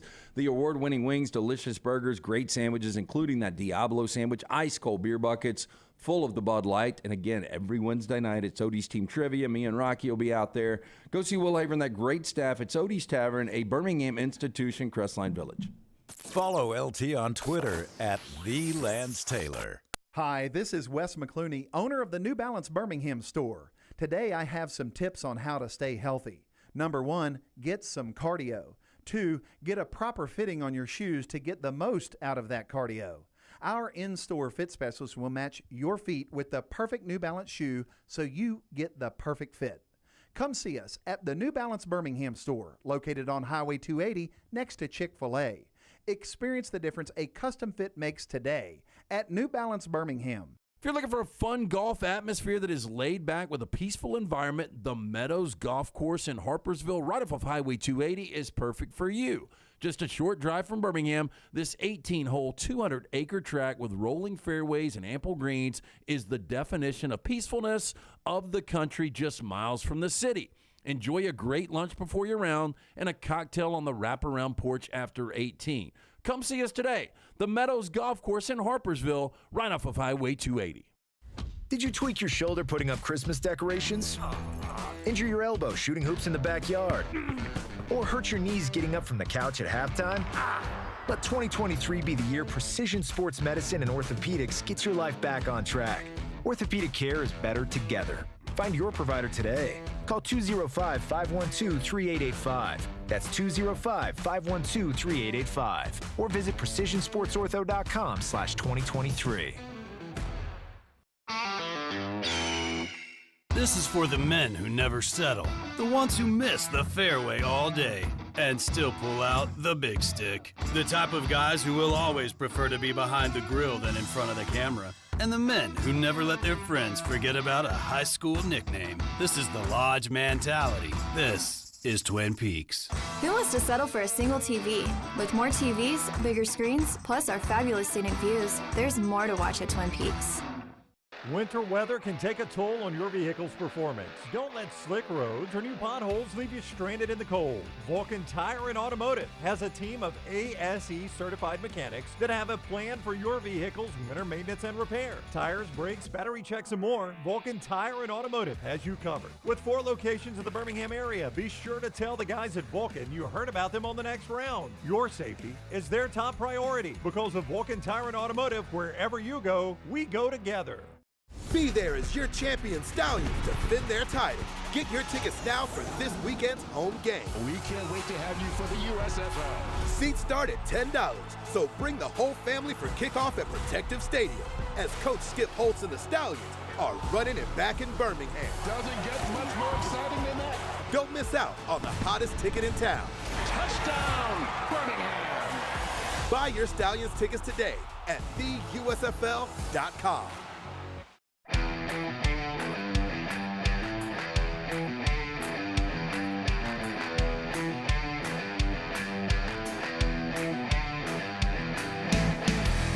Back with you on the next round. Cut number 1, Rockstar, Butch Thompson, head coach of Auburn baseball. Yesterday, Auburn and Alabama finished up a really pretty amazing weekend. Alabama, after firing their coach for that gambling situation last week, took 2 of 3 from number 5 Vandy And then yesterday, Auburn finished up winning 2 of 3 from number 1 LSU, including holding LSU to 3 runs and 2 runs in the win and 11 for the series, the lowest offensive output for LSU all year long. It's the first series LSU has lost, and we're getting to tournament time, and Alabama and Auburn are both trending to be NCAA tournament teams and trying to improve their seedings, not only before they come to Hoover for the SEC baseball tournament, but also the NCAA tournament. Here's Butch Thompson about knocking off number 1 LSU. We did draw a line, and every time you draw a line, it don't mean it's just going to start working for you. But that is 3 series wins. I think that's 4 wins the last 2 weekends against top 3 teams in America. One's on the road, another one's at home. Significant, but you know, when you're 5-10 in the first half, you got to draw a line and do something about it at some point. So 3 check marks, but there's a lot of work to do. I just want the same processes. I want the same mindset. I don't need more. That's when you get in trouble, when you start forcing the game, start thinking more. I want same. This place where we're at right now is good enough to beat anybody in America. Therefore, we shouldn't be trying to go stretch and grab something else, and we shouldn't be letting off the gas, and we shouldn't be patting ourselves on the back. We should be preparing for Tuesday, and that's kind of the mission that I'd be telling this ball club. Yeah, so it doesn't want more when you've won 2 of 3 at number 2 South Carolina and then beat number 1 LSU at 2 of 3.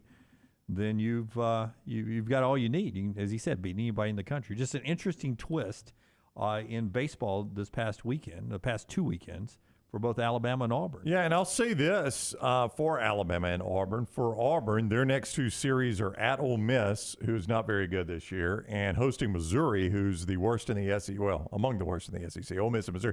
It's 2 of the worst teams in the SEC. So that's really good news for Auburn. And then for Alabama, theirs is Ole Miss and Texas A&M. A&M's got the same record as Alabama, and I just told you how bad Ole Miss is, worst record in the conference. So actually pretty good. About as soft a landing as you'll get in this conference for those 2 programs here in the last 2 weeks. Before LT tells us about Dr. B, some developing news from Auburn basketball. A lot of people were expecting this, but it is being reported by Jeff Borzello of ESPN and others now that Auburn's Alan Flanagan has officially entered the transfer portal, according to sources. And as Borzello points out, he is likely to follow his father, Wes, to Ole Miss, where he will finish up his basketball career. So there was a moment where Alan Flanagan looked like he was going to enter the portal and follow Wes to Ole Miss, and that is what is happening now. He averaged 10 points a season last year for Auburn, and of course, you know, a few years ago before his injury was a dynamic player. He seems to have been getting better as he got further away from that injury. It'll be interesting to see what Alan Flanagan brings to the table in an Ole Miss uniform, which will look weird. To me, he was the only Auburn Tiger on that roster last year that was an NBA guy. And, you know, pre-injury especially, but as you said, he started to, seems like he was healing up. And if he can ever get back to that pre-injury Alan Flanagan that we saw before, I think he'll have an opportunity in the league one day. Yeah, now that's a big loss. You can enter the portal and still come back, so it's not official. He is on his way to Ole Miss, but that's where his dad is now, and you know we'll see if that's where he ends up. Tell us about our friend Dr. B. Hey, when I started to go thin, everybody that I asked said Dr. Beckenstein is the guy you need to go see. Again, just had that second hair analysis done, 119% thicker from September until now. Again, for more than 20 years, women and men have turned to Dr. Beckenstein for a range of cosmetic and reconstructive procedures. He will use that experience, his advanced training, genetic testing to help his patients fully understand the procedures they are considering. Call Dr. B today, 205-319-0316. That's 205-319-0316 or t3hair.net. And don't forget Dr. B offering that Sensus transdermal infuser. This enables Dr. B to get various medicines and therapies into the scalp where the hair follicles are without using any injections. This is revolutionary as Dr. B can pinpoint delivery of a patient's genetically specific products without any needles. T3hair.net for more information. I'm going to do the 5 stats that Connor O'Gara did over the weekend for the SEC bias guy and get your reaction. Forrester, do you have the graphic that Taylor sent you? You do? Okay, so this is the first one. Last 4 years, New Year's 6 bowl games. Just take a look at the screen here if you're watching this. If not, we'll tell you what it says. This is New Year's Six bowl games, the playoffs, semifinal playoffs, and the other big bowls. By conference over the last 4 years, the SEC in New Year's Six bowl games are 14-2. The Big 12 and Big 10 are 5-4. The Pac-12 is 1-4, and the ACC is 1-6. So in the last 4 years, in the big games, the best versus the best, the SEC is 14-2. Those 2 losses, by the way. Matt Corral gets injured early for Ole Miss against Baylor. I don't know how you think that game was going to turn out, but it was going to be a different game if Matt Corral was able to play in that game. Yeah, because it wasn't even Dart, was it? It was Altmaier, I think, that came in. Yeah, it was Luke Altmaier that finished the game. And then the other loss because Dart had not transferred in yet. Remember that Florida team that almost beat Alabama in the SEC championship during the pandemic, and they had everybody who decided not to play in that bowl game against Oklahoma, and Oklahoma beat them? And that may have been the game that Bob Stoops came back and coached. It was just a weird game. Yeah. That bowl game in the pandemic when some bowl games weren't being played.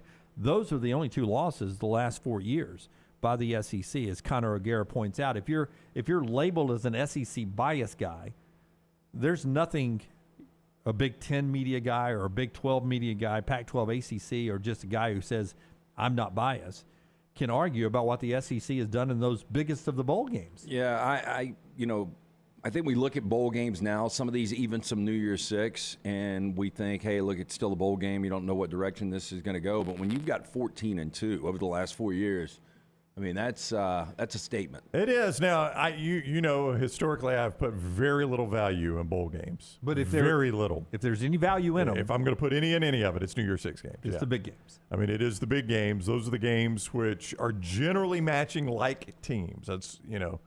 So sometimes, like the Capital One Bowl done away. For instance, right there in that graphic Scott just showed you, 16 SEC teams. I mean, look at that. 16 SEC teams. Big 12, Big 10 had 9. Pac-12 had 5. ACC had 7. So you're taking, in that 4-year window, you're taking, in a lot of cases, twice as many SEC teams. So what that creates is if I've got a Big 10 SEC matchup bowl game, 100%. It's a little bit out of order now. I'm getting a higher-ranked Big 10 team than an SEC team. They don't match up. But that doesn't happen in the New Year's Six games. That matches quality versus quality. That's right. It's quality versus quality, and the SEC has shined the last 4 years. A couple of more from Connor's story, and you can go read it. He explains it all. But the SEC champion has played in the national championship game in 16 of the last 17 years. That's really quickly, what year did it not ridiculous. happen? Ohio State, Oregon. Yep, 2014. Yep, very first playoff. When Alabama got upset by Ohio State. You know, very first playoff where I don't remember this, but I bet a lot of people are like, see? Now that we have a playoff, it's not just a bunch of SEC teams. We got Ohio State and Oregon playing. Right. You know, we got Pac-12, Big 10. Only thing significant about that game for me that I remember was Marcus Mariota threw a pick to end the game, and he would have gone down. I forgot exactly how to word this. The least interception percentage in the history of college football. So touchdown to interception ratio. No, I guess or attempts. interceptions per attempt. Yeah. But by throwing that last one, it was a Hail Mary. Oh, that cost him that, huh, the old Hail Mary? I really don't remember much about that game either. I'm with Lance. I watched every play, but I just don't remember a whole lot about Ohio State. I just remember for the first time, because we'd gone to 2009, 10, 11, 12, and 13 national championship games. I just remember saying, it's weird now that we're not at the – it was weird in 2009 that we were at the national championship game, and then it was weird in 2014 we weren't at the game. Yeah. So I remember watching it, but I was watching it from home. I don't remember a lot about it. That's pretty insane. And if you do want to make an argument, Lance, that there's a lot of parity in college football, which we just did in the previous segment, when I'm told 16 of 17 national championship games have included an SEC team, that seems to go against the parity argument. It does, yeah. It's included the SEC champion. Some of those, Brown, has had 2 SEC teams in it a couple times. But, I mean, here's the other side of the parity argument. So y'all help me if I miss one. So in that window, you've had Alabama, LSU, Auburn, Georgia, and Florida all play for a national championship in that window, right? Brown, what you're saying is way down at the bottom. Oh, if I jumped the script here, my apologies. Because some SEC, non-SEC guys will say, the SEC's not that good. It's just Alabama and the rest of them. Yeah. And now it may be Georgia and the rest of them. Connor points out, even if you take Alabama out of the conversation, pretend Alabama doesn't exist. Don't get too excited, Jeff. Pretend Alabama doesn't exist. Because Alabama has played for 9 in the Saban era, if I'm not mistaken. The SEC still has more than twice as many national titles as any other conference since the start of the BCS era. So even if you take Alabama out, right, and there's 6 ignore wins their and championships, 3 losses, the SEC still has more than twice as many national titles as any other conference since the start of the BCS era. That's pretty damn impressive. That is pretty really impressive. is. Yeah, it really is. Of course, now if I'm arguing the other side, I'm like, yeah, but if we don't count Alabama, somebody else won those. But I know what you're saying. Yeah, non-Alabama SEC is 9. But again, if it's not Alabama in 3 of those 6, well, in 2 of those 6, it's Georgia and LSU. That's true. Yeah. But I would take SEC versus field this year. Because I think I got 3 legitimate contenders. Georgia, LSU, and somebody else? In Alabama. In Alabama? Yeah. You notice how I'm just leaving the door open that it could be somebody else other than Alabama? Would you take SEC or field? I would take the SEC. I feel like they're at least going to be in the game. Yeah. You know? And this may change when we get to 12. You know, it may change. I don't know. Or it could open the door for more SEC on SEC crime. I think I would take the field. Take the SEC this year versus the field. The field worries me most with Ohio State, even though, I mean, I just watched them last year play Georgia to the absolute horn. Yeah, and Ryan Day's going to get one. I got that feeling. Michigan doesn't worry me as much. It just seems like they can't get over that semifinal hump. USC, quarterback's back. Blake Corum's back off of the injury. Yeah, I mean, I think Michigan's going to be really good. Yeah. No, this is by far the best quarterback he's had. It is, but it's starting to feel a little bit, though they were in the game against TCU, starting to feel a little bit like Oklahoma.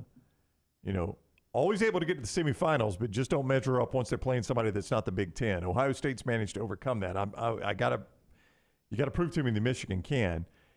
And then I just still think USC, though I think they can make the playoff, Lance. I think USC's still a little bit away from being able to play with whoever the other best team is. And I just to win 2 of those college playoff games. And I'm going to steal a line from Lance here.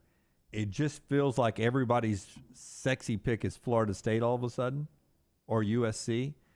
And it just feels like if everyone's talking about USC and Florida State, that somehow they won't live up to expectations. Somehow Clemson and Washington end up winning those 2 conferences. I don't know why I did this last year and I lost a stake. I do feel like Georgia's going to lose a game somewhere. I don't know where it is. Well, we've already got one of them not losing a regular season game again. I mean, it's just hard to believe that you could have 3 consecutive, not only national championship seasons, but 3 consecutive undefeated regular seasons.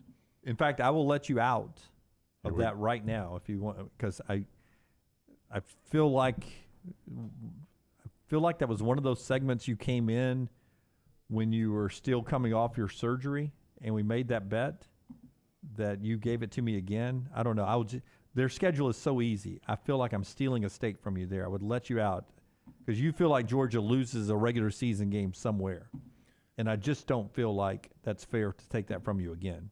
Again, let me even see what would be the closest game they probably would play.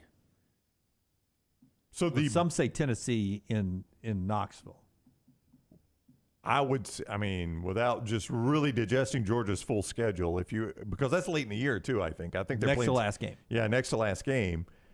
I think I would agree with Jim. I think that's going to be their toughest game. Tennessee and Knoxville. Yeah. I mean, the only other tough game really is at Georgia. I mean, is at Auburn? At Auburn, yeah. Now, Auburn looks better today than they did Thursday. Yeah, but I find it hard to believe in the month of September, Hugh Freeze is going to have a roster ready to compete, toe-to-toe with Georgia. But strange things happen to Jordan-Hare. My gosh. I mean, it's a joke of a schedule. I'm just looking through the bye week. I mean, that is insane. Let's erase it. No, I'll keep it. It's hard to. I remember. So this is. Give me the bet again. The bet is what? It's just I won one last year that they're unbeaten through the regular season. Yeah. I mean, I think I remember Lance saying, and I agree with Lance. They can't do it back-to-back years. You can't do 3 straight years undefeated in the SEC. It can't happen. It doesn't happen. Can't happen. But boy, I look at that schedule now. We do this every year with the stat about there's going to be a team in the preseason AP top 10 that finishes unranked, and every year we go through and we're like, I can't find one this year. It's not going to happen. And guess what? It happens every single year. So there's a reason those things never happen or always happen. We roll on here. Hokanson to talk more about Auburn's roster flip, and now we'll ask him about Alan Flanagan in the portal if he thinks he's going to end up at Ole Miss. The show being brought to you in part by our friends at Simpio. First thing you need to do if you don't like your HR situation, maybe your payroll, if you're a small business owner, Simpio takes a lot of headaches off your plate, right? Yes, they are going to take the BS away from you. When a business joins Simpio, they take care of the 4 pillars. It's compliance, it's HR, it's payroll, it's benefits. When your company joins Simpio, you gain access to healthcare and employer benefits at prices only the large organizations get. On average, Simpio is saving companies of all sizes and industries over 18% net of their fees. You can join Simpio any time of year. With that being said, no annual contract. Their right now retention rate is 99%. For more information, Simpio.com or call 205-635-7467. Pritch Law. JD thinks he's going to lose the bet, so he's going to let LT out. Yeah. I don't think you think you're going to lose the bet. I don't think I'm going to lose the bet. I mean, I'll go with you, Dunaway. It is hard to look at that Georgia schedule and find a regular season conference loss, or non-conference for that matter. As we head to break, just the 2 other things that, in just the headlines, you can go read what Connor writes at Saturday Down South. No head coach has willingly left the SEC for another Power 5 job during the playoff era. So since 2014, nobody has willingly left the SEC for another Power 5 job. I don't know who would. I mean, the money's just too much. The money's too much. I mean, when you've got Lane Kiffin as a top 10 paid coach in America at Ole Miss, Mark Stoops has got to be close to top 10 at Kentucky now. I mean, we're talking Ole Miss and Kentucky, man. You know, Chris Kleiman just signed his deal at Kansas State. He's making $5.5 million a year in Manhattan. Yeah, I mean, I just don't know with the money the way it is in the SEC what you're going to leave for now. More on Kleiman. Last time another conference had more first-round picks in the SEC was 2015. That's the other one. You can go read all that with Connor. We'll talk about Kleiman's contract and then get to Hokanson as we continue to count down to the start of the college football season, 117 days away right here on The Next Round. Follow Brownie on Twitter and Instagram at Ryan Brown Live. The month of March means many of you start your outdoor season in the Deep South. That means you're outside grilling, playing in the yard, and having a great time with your family. If you want that yard to look good and not be swatting mosquitoes the entire time you are in it, you need my friends at Wayne's. Ryan Brown here for the Next Round. Wayne's is celebrating their 50th anniversary, and that means you get $50 off each of your new services at Wayne's. The lawn care, the termite control, and the mosquito treatments, all $50 off. Call 866-WAYNES1 or visit callwaynes.com. Hey, Lance Taylor from the Next Round. You've heard me for years talk about our friends at Bromberg's Jewelers, and we welcome you to stop by and see that great customer service at the Mountain Brook and Summit locations. But we'd also love for you to check out their new online shop. They've got plenty to choose from. Great gifts, big and small. Available online, they've got David Yurman, Tudor watches, select diamond and gemstone jewelry, William Henry, seasonal and favorite giftware items and baby gifts as well. They've even got an online sale section. For more information, Brombergs.com. Holly Mack Wilson is the realtor you should use to help buy or sell a home. Why? For one, she is a professional with certifications in negotiations and buying and selling real estate. She also sells 70 homes every year.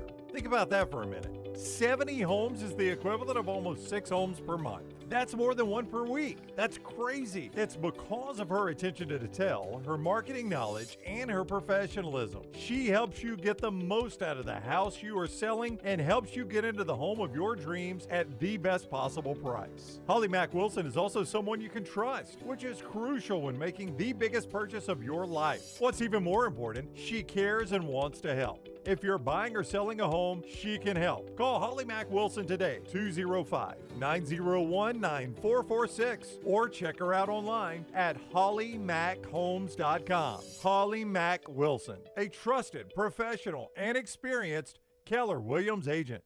Support the show and grab some great t-shirts and hoodies right now in the Next Round store. Buy the Alabama State Map shirts in your team's favorite colors, the popular Y'all Can Have the Rest, or Next Round flag shirts are also online now. Just go to nextround.store. That's nextround.store. The traditional Next Round logo shirts are there too. Buy them for yourself, or they make a great gift for someone else. And let us know what you'd like to see in the store coming up. Nextround.store. That's nextround.store. Stop by the New York Butcher Shop and pick up the finest in certified Angus prime beef steaks and burgers, premium pork chops, ribs, and all-natural chicken cut to order just for you. Their chef-prepared entrees and side dishes are the perfect dinner-to-go choice for your family and are ready to heat at home. With a great selection of fine wines and desserts, the New York Butcher Shop is your one-stop dinner shop. 2 locations to serve you, Cahaba Heights and on Highway 119 in Greystone. The New York Butcher Shop, rare quality, well-done service.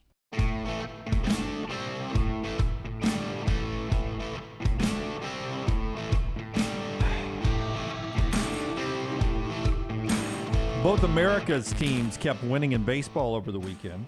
Atlanta beat the Orioles a couple of games. They're 24-11 now. Atlanta is. Day off. They get Boston in town tomorrow night. Back on old TBS for the TBS game of the week tomorrow night. Tuesday night baseball in Atlanta if you want to go over there. And Tampa Bay won the series over the Yankees, the other America's team, the Rays.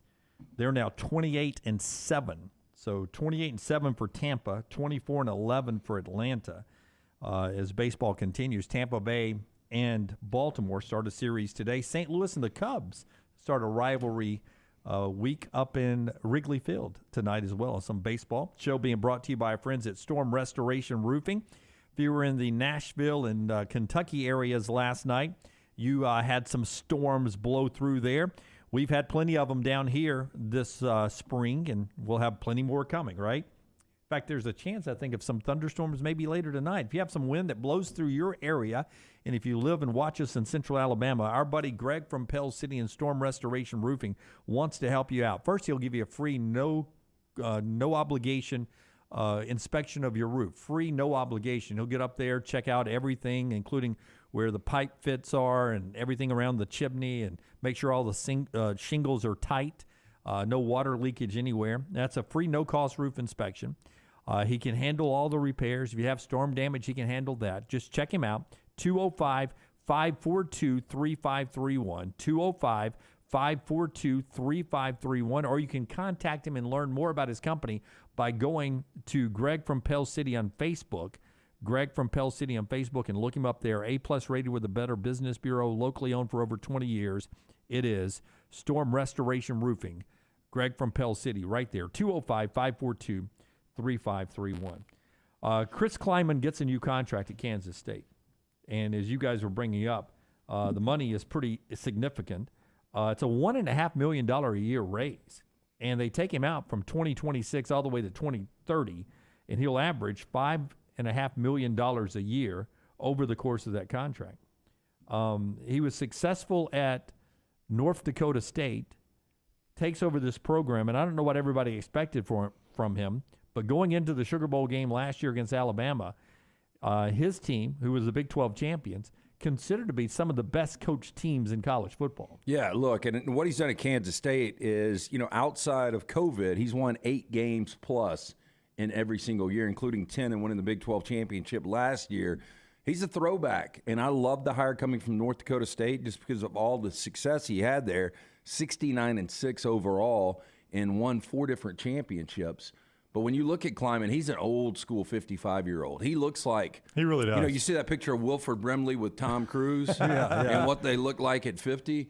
I mean, Kleiman at 55 looks like what we remember our granddads looking like. I would say this. I mean, if you're Kansas State, and we talked about Ole Miss doing this, potentially Kentucky doing this as well, you're never going to – you can't pay a guy at Kansas State enough to keep him from if an Ohio State wanted him or an Alabama – or maybe even a Texas, so, somebody like that. If one of those schools wants him, or Georgia to replace Kirby. If it came down to money, you can't. You're not. Well, yeah, and even if it's a lateral move, dollar and cent wise, those coaches know in their heart of hearts it's going to be easier for me to win big and be a star in this sport at a place like an Alabama or Ohio State or Georgia than it is at Kansas State. But what you've now done for Lane Kiffin and for Chris Kleiman and for Mark Stoops and coaches like that is you've basically shrunk it down to that handful of teams that you could ever lose your guy to, right? I mean, even if he's extremely successful, there's really only I mean, if I'm getting paid that kind of money at Kansas State, how many total jobs do you think I'd leave Kansas State for? Well, I don't think he's going to leave for any. I mean, I personally believe that he loves it there in Manhattan. It'd be hard, though, like if Lincoln Riley went to the NFL and USC called. But he's a Midwest guy. I know. He grew up, he was a coach's son. What you've done is you made it that no other Big 12 job can take him away. And you're about to have not Texas anymore. An automatic bid in the playoffs when we go to 12 for winning the Big 12. So to your point is he can stay at Kansas State and try to accomplish anything he wants. There's no longer a team in the conference that he's going to leave for. So at least you taking care of your conference for sure. Yeah, I think he retires there. I'm not going to say that he has Bill Snyder success, but maybe close to it. I'm not going to be surprised at all if they actually win the Big 12 again and they get into the college football playoff. I think they're going to be that good this year. I think they're going to be better than they were last year. Even without Deuce Vaughn. Even without Deuce Vaughn. I was shocked that TCU, I mean, before the season, they weren't even ranked. This is going to be a different situation altogether. All right, and I don't know this guy from Adam, and he may be a low ego guy, but most coaches you would grant me are pretty high ego guys. Most, yes. Most. And if he is one, like take team gear out of it. Nobody's wearing any team gear. How many airports in America could Nick Saban walk through and not get recognized? Well, he's probably been doing that the last couple of weeks. So I don't know. He may have taken the PJ to Europe. I don't know. I think any football fan is going to recognize Saban. Nick Saban. Yeah, pretty much every airport in America. This is always our test, the Birmingham airport, but we're going to go any airport in America here. But Chris Kleiman, not wearing any Kansas State gear, that guy probably walks through every airport. Nobody recognizes him. There's ego in that, and Kansas City's probably the only airport he's getting recognized in. There's ego in that. If you're the USC coach, if you're the Georgia coach, if you're the Ohio State coach, those are just more high yeah, but I programs. think Lincoln Riley could walk through the Birmingham airport today and maybe somebody recognizes him. I mean, Birmingham's a football hotbed. But see, here's what I always say about your airport comparison is I don't expect to see Nick Saban or Lincoln Riley or Bill Belichick or Chris Kleiman in the airport. But you'd recognize them in an instant if you did. Oh, come on, Donald. I think I would. You know you would. Bill Belichick? You do like out of heartbeat. Even if it's way out of context. Rockstar, when I'm walking around, sometimes I see people, but I don't necessarily see people, if that makes any sense. You're aware.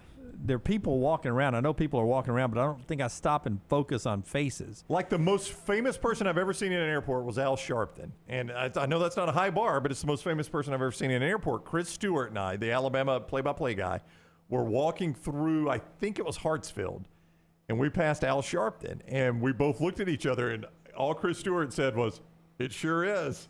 I mean, I didn't expect to see Al Sharpton in the airport, but I immediately recognized him. Yeah, the only one I saw was Don Zimmer. I've told that story before. I mean, how many people would recognize Don Zimmer? But you recognized him instantly, right? You had no idea you were going to see him in that airport. Meanwhile, I'm walking around. It's like person, blurred face, oh, sundress. And then I'm like... But who's the most famous person, nice sundress. Out of context, most famous person you've ever encountered? Just in random out in the wild. Don't say Rick Carley. Cuba Gooding Jr. that night. Yeah, there you go. At least we're the VIP area. Yeah, I mean, like mine was different because I lived out there for a while. Michael said he saw Chili from TLC in the Atlanta airport. Super cool, but she's really short. Chili could run up and down this hallway right here, and I wouldn't know that's who that was. I would have known Lisa Left Eye back in the day, but that would have even if she didn't have the line under the left eye. Yeah, Chili and then T-Boz. T-Boz and Lisa Left Eye. Yeah. I just don't pay a lot of attention to people in the airport. And back to your sayings, Brown. You know, Brown has all these old sayings. Wouldn't know him from Adam. Is that how we got Adam's house cat? Yeah. Well, I used to hear that saying. I kind of hate that saying, so I've always just shortened it to Adam. I wouldn't know him from Adam. Yeah. I mean, But I've heard that one before too. Yeah. Maybe just for you. I think the Adam came first. Yeah, and then it went on to even more. That's right. Vague as Adam's house cat, which is really an old saying. It is a very old saying. Yes.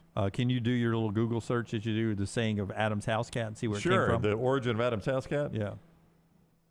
Because surely we know Adam didn't have a house or a cat, right? He just lived in the Garden of Eden. No, I would imagine Adam had a cat. He named all the animals. Yep. Now, he did not have a house. They had the Garden of Eden. A chalet. Jay Mose saw O.J. Simpson a long time ago, pre-Nicole murder, and Charles Barkley. Was he returning sunglasses? Ben saw Shane McMahon at the Birmingham airport 3 weeks ago. Oh, how about that? 3 weeks ago.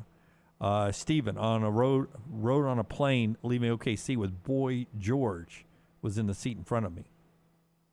Wow. I mean, Boy George going to have to be in costume for me to Yeah, if he had recognize one him. of those hats on. A friend of mine said he was at on a flight and was next to Kenny the Jet Smith. He's a big guy, and he said I fell asleep and I jerked to wake up, and I really pissed Kenny the Jet off. Like I hit him because I shocked when you wake up and you kind of shock yourself. 3 times on the flight back from Arizona. The guy sitting next to me. 3 times. He hit you? Yeah. Did you see Barkley giving Kenny the Jet grief over the photos of the model last night? It was pretty No. funny. Yeah, Ernie completely teed him up. Kenny the Jet was photographed on a Miami Beach with a supermodel. Basically, well, I don't know if it's a supermodel. They're dating? I don't think Kenny has admitted to that just yet. But it would not be any sort of. I thought Kenny was married. Oh, wow. Then it is quite boy. uncomfortable. Probably doesn't make it on the show. If, Yeah, I don't think Ernie sets him up if Kenny's married. yeah. All right. Top of the hour here. The show being brought to you by our friends at Lake Fest. That's happening this weekend. We're going to talk to Justin Hokanson. Man, what a busy 72 hours it's been for Hoke. Auburn Live on 3 Sports. Got a quarterback since we last talked to Hoke. Got a receiver. And Alan Flanagan's in the portal. So we'll hit all that with Hoke coming up. That's my way of letting Hoke, as he jumps on the Zoom with us, know what we're going to talk about. Tell us about Lake Fest. Lake Fest, Logan Martin Lake Fest and Boat Show, presented by AmFirst, coming up this weekend, the 12th through the 14th. It's on Logan Martin Lake right there in Pell City. Free admission for the public. Bama's biggest in-water boat show. 80 boats, vehicles on display, vendors, food trucks, live music all weekend long, including that free Velcro Pygmies concert on Saturday and Sunday. We all know it's Mother's Day, so if you want to take care of Mom, take her out there because she's going to get free mimosas all day on Sunday. For more information, go online, go to LoganMartinLakeFest.com. Follow Dunaway on Twitter and Instagram at Jim Dunaway. Hey, for all of your IT and printing needs, reach out to our friends at Xerox Business Solutions. Look, I'm still one of those old school guys. I print my notes every single day for the show. If you watch the show here on the next round, you see all the notes in front of me. From day one, Xerox Business Solutions, they've been with us here at the next round.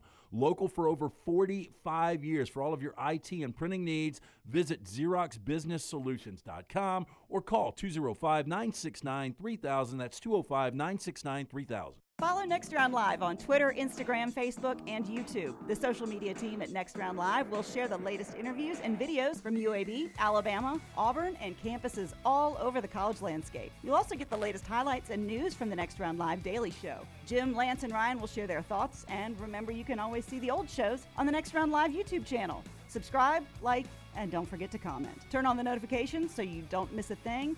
It's Next Round Live on Twitter, Instagram, Facebook, and YouTube. The month of March means many of you start your outdoor season in the Deep South. That means you're outside grilling, playing in the yard, and having a great time with your family. If you want that yard to look good and not be swatting mosquitoes the entire time you are in it, you need my friends at Wayne's. Ryan Brown here for the next round. Wayne's is celebrating their 50th anniversary, and that means you get $50 off each of your new services at Wayne's. The lawn care, the termite control, and the mosquito treatments, all $50 off. Call 866-WAYNES1 or visit callwaynes.com. If you're looking for a fun golf atmosphere that is laid back with a peaceful environment, the Meadows Golf Course in Harpersville, right off of Highway 280, is perfect for you. Just a short drive from Birmingham, this 18-hole, 200-acre track with rolling fairways and ample greens is the definition of peacefulness of the country just miles from the city. Enjoy a great lunch before your round and a cocktail on the wraparound porch after 18. Come see us today. The Meadows Golf Course in Harpersville, right off of Highway 280. Make sure to start your day at nextroundlive.com. Get caught up on the latest podcasts and videos from the live daily show, plus specialty shows such as the Mystery Fifth Hour. You can also learn more about the whole staff at Double Down Media, find all of our social media feeds, see the latest videos from our YouTube channel and gaming channel, plus find other ways to consume the show like the Next Round mobile app, which you can download direct from the site via your iOS and Android device. Make nextroundlive.com your homepage and stay up to date with everything from us here at the Next Round. Winners of every major championship in golf. Legends to an entire generation of sports fans. This is the region's tradition at Greystone. May 10th through the 14th. Ernie Els, Bernhard Langer, Padraig Harrington, and defending champion Steve Stricker are a few of the golf greats who will be fighting for another shot at history. I like this matchup, huh? How could you not love this group? The Regions Tradition. Buy your tickets today. Jim Dunaway, Lance Taylor, Ryan Brown, and Rockstar. Live from the Birmingham Racecourse Casino Studios, the next round, presented by Bud Light, is on now. Champy's Chicken always brings you this hour. Highway 119 in Alabaster. Sterling and the crew, champyschicken.com. Wonderful homemade Mississippi Delta recipe tamales, the great southern fried chicken, the hand-cut chicken fingers, po' boys, and so much more. Champy's Chicken open for lunch right now. Highway 119 in Alabaster. You can check it out, champyschicken.com. And the headlines right there in Alabaster at Thompson High School. Five-star safety Anquan Fegans from Thompson picks USC, Southern California, the Trojans. Los Angeles, far, far away from Tuscaloosa and Alabama. Anquan Fegans leaving Thompson and Alabaster to go to L.A. to play for USC. That's his verbal commitment. His brother, Traquan Fegans, who picked Alabama into the portal, he's also going to USC. Big couple of days for Hugh Freeze down at Auburn. As the show ended on Friday, we told you about Peyton Thorne leaving Michigan State and picking Auburn. Caleb Burton, four-star receiver from the Austin, Texas area at Ohio State, 5'11 speedster. He picks the Auburn Tigers as well, and we'll talk to Hokanson about that. But in the show today, Alan Flanagan, the basketball player at Auburn, has hit the portal as well. That'll be part of our conversation now as we switch to Justin Hokanson. And you can follow him on Twitter @_J Hokanson, part of Auburn Live on 3 Sports. He is on the JohnstonRVCenter.com hotline. As we start, Hoke, we have stumbled into this. People are flooding the chat room with it, the Coke Zero chat room. Your most random celebrity encounter in an airport? I have no idea. You and I bumped into each other in an airport one time. So Dunaway is Jim Dunaway is yours? I literally can't think of one. Wow. Yes. Sorry. See, me either, Hoke. I never notice anybody when I'm walking through the airport. And I think at some point in 2023 that if you're a big enough celebrity, you're not in the same airport I'm in. You're across the runway. You're flying to PJ's. Yeah, I'm there. I'm listening to music. AirPods are probably already in as soon as possible. I'm not paying attention to a lot going on. I'm just trying to get on the plane. Any surprise with the Alan Flanagan No. hitting the portal? Okay. I was saying this earlier, Hoke, and I don't know how you feel, but there was a minute that I felt he was the only NBA player on that roster last year. Yeah, I mean, just raw skills and raw athletic ability. Yeah, he's a phenomenal athlete. They did, I think, before the season when they do their preseason testing and stuff, he tested through the roof. He's a great athlete. Athletic ability is not his issue. It's between the ears. So we'll see what happens. No surprise at all. I mean, I've been telling people at Auburn, our subscribers, for weeks, months now, he's not expected back really shortly after the season. It was just it was a tough couple of years with him, just fitting and doing everything he's supposed to do. And I mean, he was turnover prone, and there's just a lot of stuff to work through to try to get him to play winning basketball. And more times than not, it was a struggle. And so he's going to transfer. We thought for a minute he might declare for the draft, but he's already declared before twice. So if he would have declared, he would have had to stay in. And so he didn't declare. He'll transfer. Probably follow west to Ole Miss. I would imagine that's kind of what we've been thinking for weeks as well. But no surprise that he moved on. And I told our subscribers weeks ago too, like, even if Allen had come back and said, hey, all right, I want to be back on the team, I'm not sure there was a spot for him anyway. Is it safe to say that maybe Wes leaving that coaching staff was a bigger surprise than Allen leaving the team after Wes? Yeah, probably. Yeah. I was told probably a month ago. I had some conversations. I mean, I have conversations with these people, in the basketball program throughout, and I was told probably a month ago that of those two, Allen might be welcome back more than Wes. Oh. But I think Wes leaving was more surprising than maybe Al's decision. I don't think anybody saw the West thing coming until it just sort of popped up, and his former coach, Chris Beard, happens to be at Ole Miss, and things just sort of worked out. But not surprising that either one of those guys are gone. And I think that the Auburn basketball culture and chemistry moving forward will be better for it. So Peyton Thorne is the guy now. And, we heard for the last few weeks, Hugh Freeze would say, I'd pop tape in, and I'd say, this ain't my guy. When you talk to Hugh Freeze or you hear, from somebody that has talked to Hugh Freeze, why is Peyton Thorne his guy? Well, I mean, I think when you land a transfer portal quarterback, like where Auburn was at, I think there's a bunch of things to consider, whether it's who's in there. We need a guy, but I don't want to reach, but I do need somebody.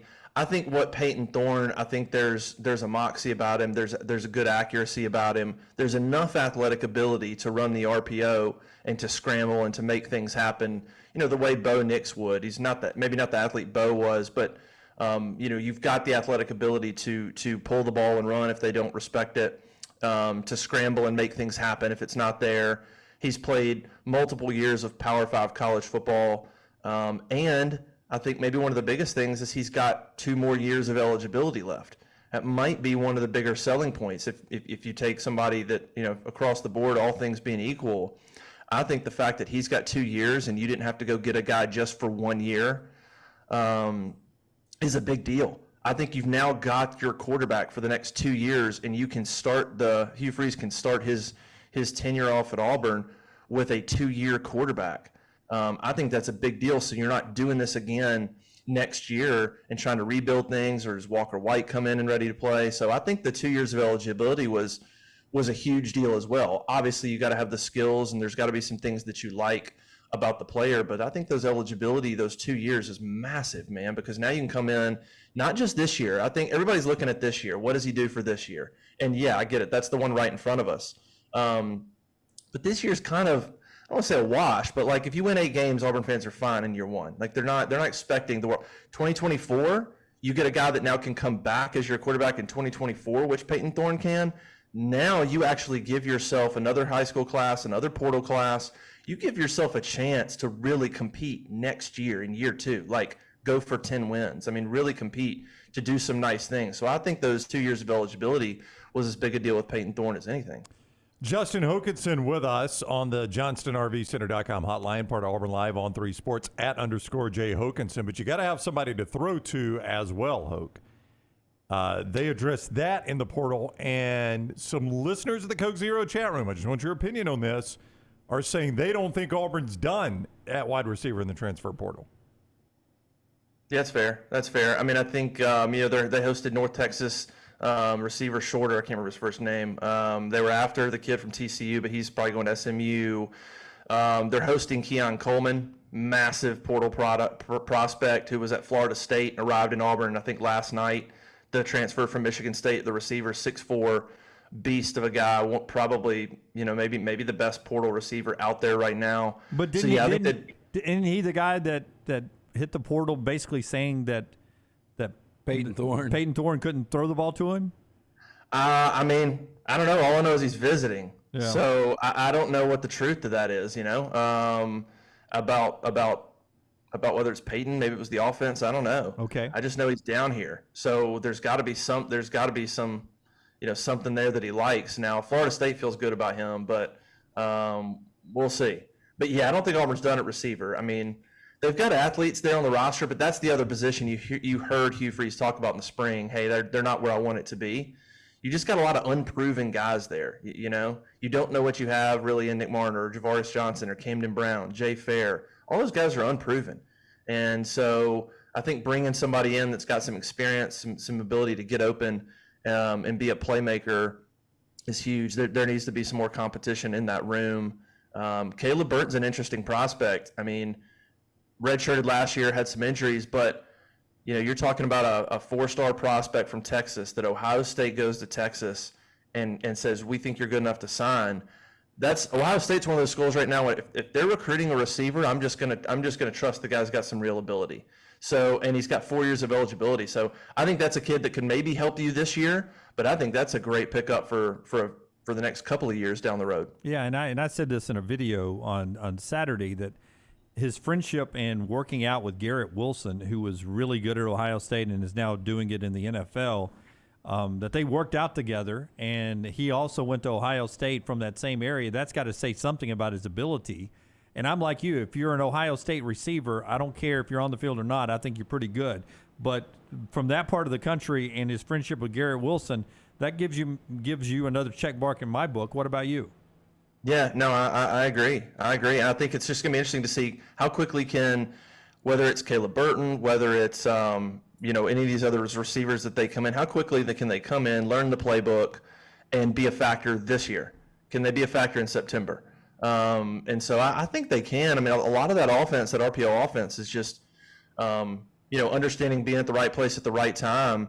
And so I think if you've played in it before, can pick it up, I think you've got a chance to play early. So we'll see what Burton can bring to the table. But that receiver room, now that you've got Peyton Thorne, the attention kind of shifts towards wide receiver when you're talking about that offense. Who can step up? Who else can they get in the portal?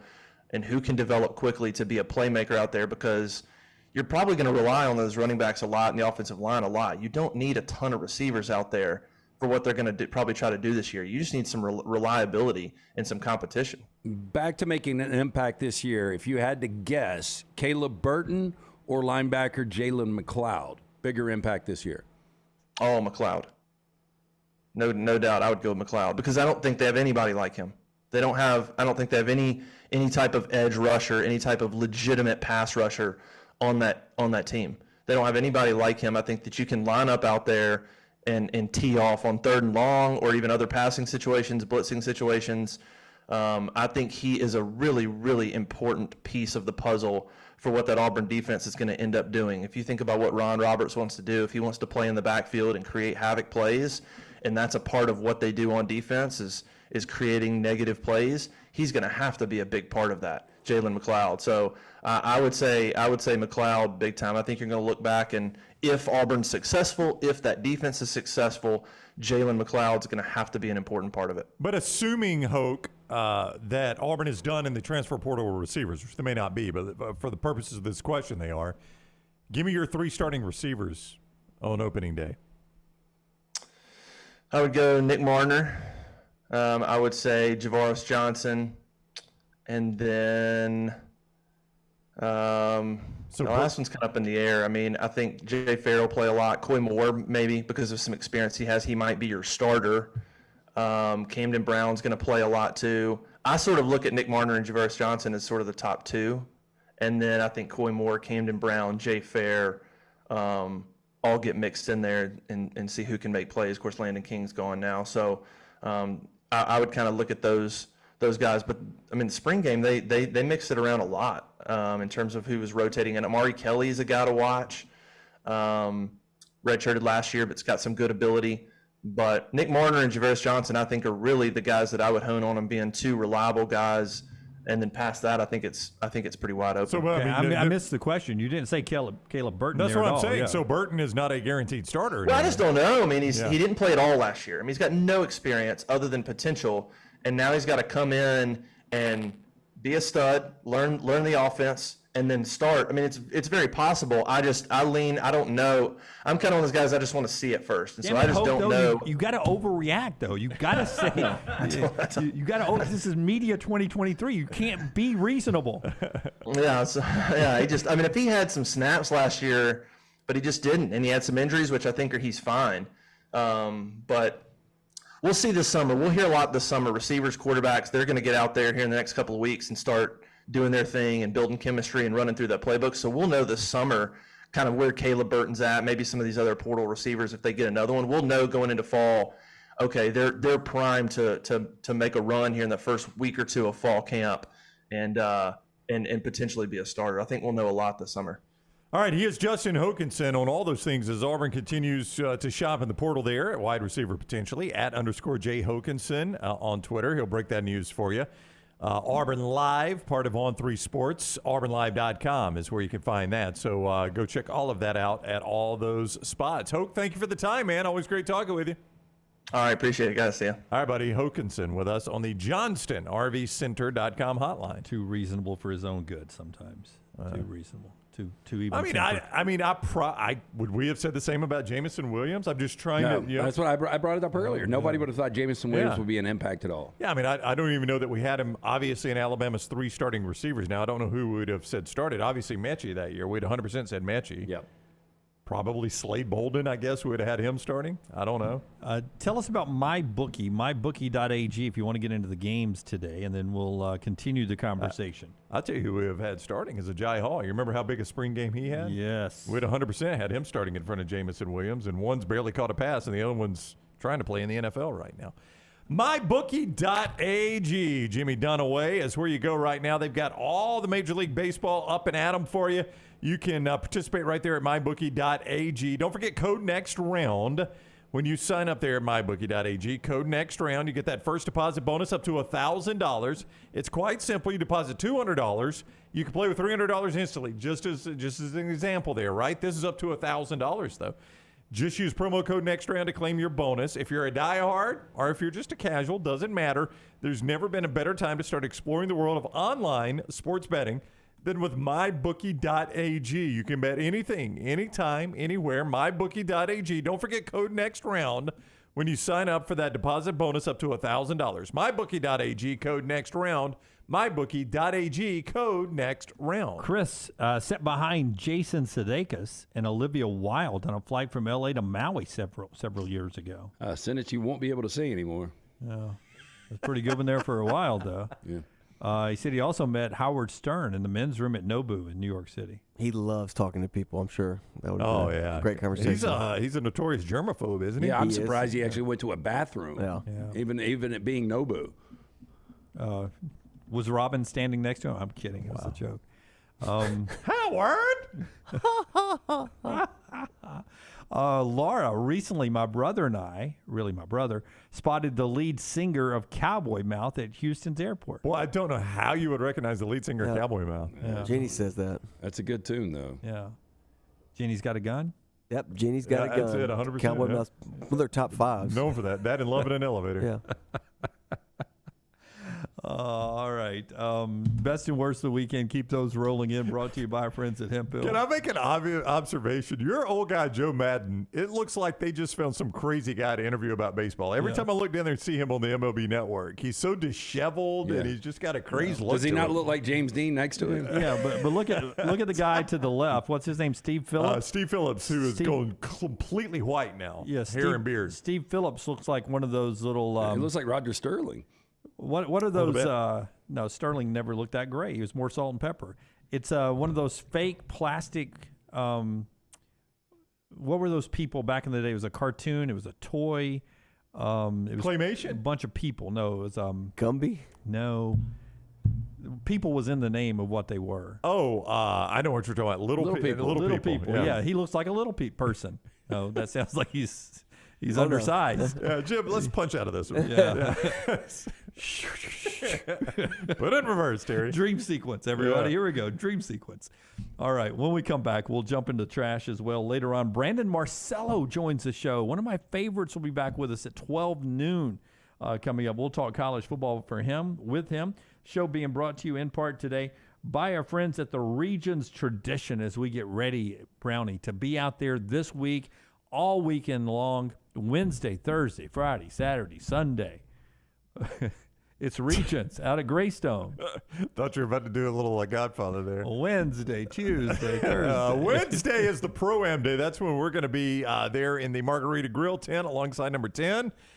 You can come join us there if you want to get a spot in that Margarita Grill tent. We'll be hanging out there. RegionsTradition.com for all the information.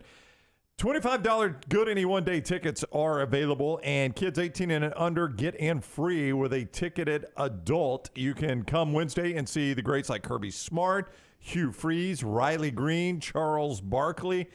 Steve Stricker's the defending champ. He'll be there. Ernie Els, Bernard Langer in the field, and much, much more. RegionsTradition.com. That is RegionsTradition.com. Call the next round now at 205-734-0923.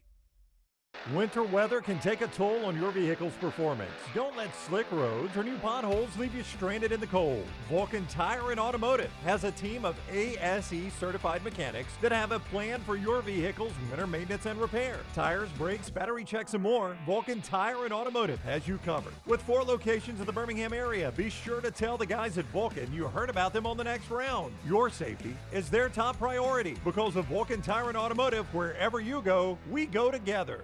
Logan Martin Lake Fest and Boat Show is coming up May 12th to the 14th on Logan Martin Lake in Pell City. Presented by AmFirst. Right now, the admission is free to the public. Show up the 12th through the 14th. It's Bama's biggest in-water boat show. 80 boats and vehicles on display. Vendors and food trucks. Live music all weekend long. And how about this? The Velcro Pygmies are having a free concert on Saturday. And Sunday for Mother's Day, it's free mimosas for mom. For more information, go online. Go to LoganMartinLakeFest.com.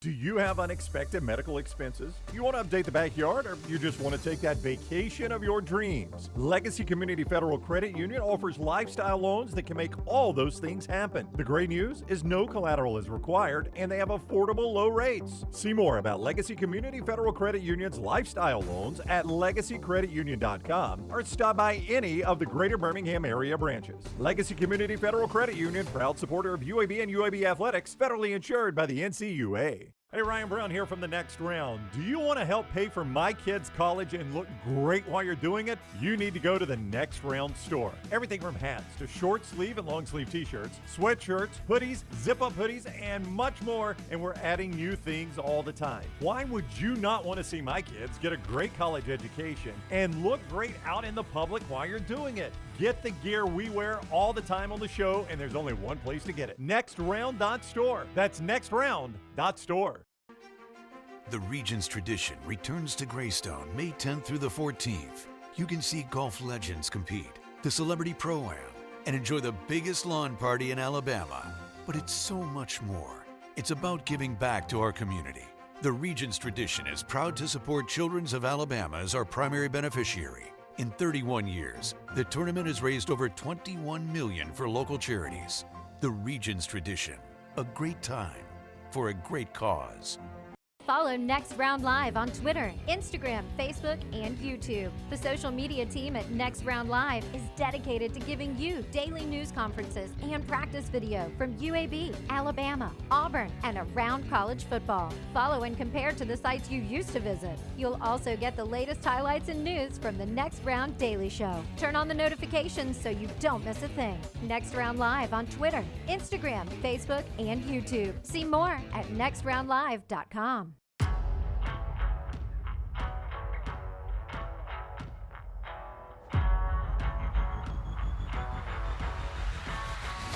Back with you on the next round. I was just showing Brown some more video, Rockstar, of from Taylor Swift last night on stage. The rain coming down and her out there singing. Was it poetic? Do you think they lose? Do you think they lose microphones, speakers, wires, guitars? Playing guitar is really, really hard. Playing piano is really, really hard because those things can get out of tune and get rusty. They're metal. So I don't know. I've never had to play a show. To be surprised, everybody, I have not played a show like that in the stadium. Really? You've never played Nissan Stadium at a driving range? Big catwalk, and I haven't done that. But, I mean, to Dunaway's point, we were discussing this earlier, there is gear that is just a loss for them today, right? I mean, they're making billions on this tour probably, but still, I mean, there's some stuff they're just going to have to throw in the dumpster. Well, those screens they have to put together, that massive screen she has and that catwalk that's all lit up and everything. I'm just amazing with how many rigs of trucks it takes for her tour. Like I was telling Dunaway, imagine being the stagehand, one of the stagehands, and when all that's over, you got to go a plethora of those. Yeah, but you got to go pack all that stuff up, and it is soaked. I mean, I don't know how they do that. And while my daughter and her friends were still sheltered in place last night, I had other friends who were in one of the boxes so they could see the action on the stage. While you were still sheltered in place and the storm was still moving through is when they started to light up the stage and fire everything up. So that crew, when it technically wasn't safe for the fans to go back to their seats, the crew was out on stage starting to rig that stuff up and get it ready to go. And by the way, they're in Philadelphia Friday, so it's not like they got a ton of time to dry that out. Try all that stuff out. Just one guy with a hairdryer. Yeah, I mean, that's a multi-day setup for that show. Yeah, which is why I guess they do a couple of nights in each city and don't do anything back-to-back nights. Well, because the fan demand and the amount of stuff that goes into one show, we can set it up one time, do 3 shows, break it down, do it again next week. And everything is a Friday, Saturday, Sunday, and all these massive venues. She's just coming in and doing basically 3-day weekend in all those venues, of course, selling them out left and right. Wasn't the most infamous moment for the Goo Goo Dolls when they did Iris, I think, in Buffalo in the rain? Do you not remember that? No. Did they get stuff thrown out or something? No, I remember it was like a moment that went viral because everybody was singing along and it was completely pouring. Well, I remember that one of these reverb things on MTV had Bush when they just came out and they were doing Gavin Rossdale took his shirt off and played Glycerine in the pouring rain and people were just going ballistic over that. They did that in Birmingham. Yeah. Don't let the days go by. But Dunaway, to your point on the stagehands, those unions they work for are so strict on safety protocol. Like there was not one thing touched until that storm was. Like you watch ESPN games, and if there's lightning within 10 miles of the stadium, we get that up top camera shot, and that's it. And they keep having to explain to us the reason you're not getting the camera shots is the camera people. There was lightning. We're still playing the game, and people are still sitting in the stadium. But the camera guys, they're in the truck under the stadium. Prince Super Bowl rain show. Oh, was phenomenal. still one of my favorite ones. Phenomenal. Yeah. Paul, I saw the Chili Peppers in the rain in Denver last summer. Incredible. Just hats off to those artists that don't cancel. They get out there and they still put on a good show. They don't shorten it. Is the local toe sucker story in trash? So I'm pulling it right now. That's what I've been Well, doing. it was in tomorrow. Okay, we go. Okay, well, I just put it on. Tomorrow. I've had a lot of people send it to me. I've Stephanie from out at the Meadows Golf Course. She goes, I'm sure this has been sent to you 7 times, but it has to be a trash story. Yep. Chris, the local toe sucker story must be in trash. This is all for Dunaway right here. I've got it. For 2 things, so Dunaway can talk about feet and say, I suck at your toe. No, I guys, what? It is a nice, attractive female feet. That's right. I have to say that. I have to do a disclaimer. Was it Rosie? Pinky. I suck at your toes. The show being brought to you in part by our friends at Michelson Laser Vision. In order to tell what is a good female toe or a bad male toe, you need good eyesight, and you can get that with our friends at Michelson. Yeah, 969-8100. Find out if LASIK is right for you. Call Michelson Laser Vision again, 969-8100. Ask for Amy. You can visit michelsonlaservision.com. If you got nothing to lose to find out if LASIK is right for you. Again, I had the 2200 vision. I was legally blind without the aid of contacts. Now 2015 vision, 20 years later. Make the phone call that I made. Dr. Mark Michelson, Dr. Jen Michelson, best in the business, 969-8100 or online, michelsonlaservision.com. Can I ask a medical question? Real quickly, Rob says, was it Woodstock 99 where the crowd threw mud at Green Day while they performed? I don't like anybody throwing mud at me at a place like Woodstock. I don't know what mud either. That's what I would say. I'm not sure that's 100% mud. I think that was the 94 version. I think 99 was Sheryl Crow got destroyed. 99 there's a documentary on Netflix where it's just... Yeah, I saw it. Where it didn't happen, right? Basically, it fell apart. Oh, yeah. It was in by like an airport hangar, and it was beyond hot, and you have concrete slabs. That's where you had to sleep, and it's just destruction. That's where the Chili Peppers played fire, Jimi Hendrix fire. They lit fire to the place. It was bad. Yeah, that's what shut down all the reboots of Woodstock, right? Yeah, because it turned into a profit thing. Oh, they'll try it again. In 50 years, like yeah, 2069? I don't know, in 20 years, 100 somebody years? will try it again, yeah. All right, we're about to get to trash. You were going to ask one thing? Yeah, what side of the chest hurts that you worry about a heart attack? Left side. I'm good then. Let's go to trash. Was your right chest? Yeah, man, it's hurting. Yeah. I don't know why. Like right there. But if left side's heart attack, I think somebody might have a voodoo doll that watches us. I could Because again, you went from your rotator to mine hurting really, really bad on Friday night. Yeah. Now they've hit your right side. I know. Now my right chest is hurting. I mean, it's like legit pain. If you're out there with a left voodoo side's doll, heart attack, give Rockstar a headache. Just where we'll know. We can confirm. I this. always have a headache. Always. It's already working. Already working. Hit the big button. Let's go, man. Trash.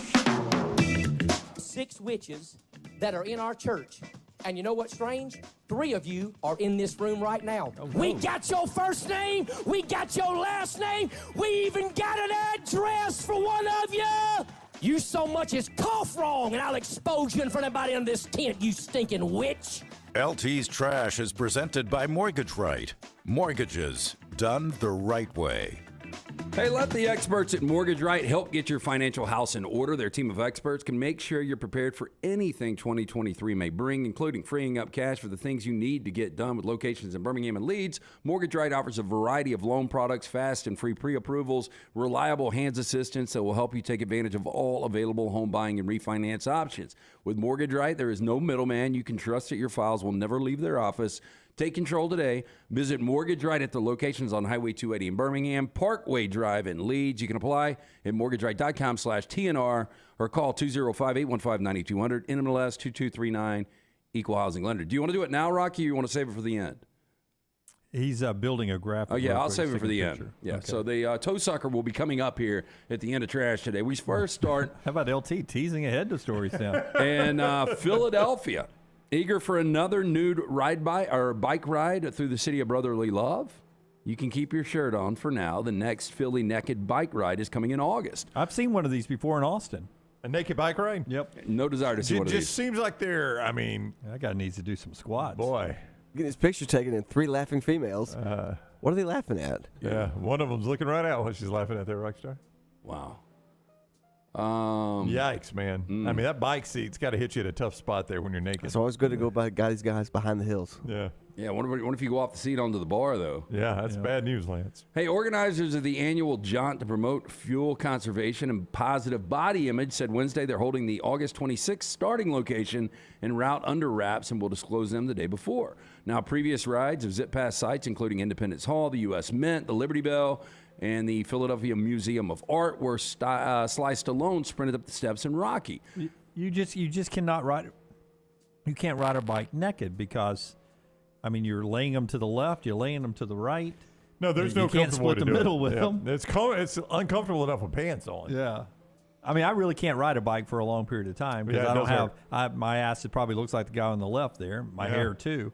I don't have enough. I don't have a good enough ass where it doesn't hurt riding that damn banana seat all the time. Now, the 10-mile Philadelphia ride related to the World Naked Bike Ride movement draws about 3,000 bikers in the nude. Organizers say they hope it encourages people to bike more and to embrace nudity as normal and an enjoyable part of life.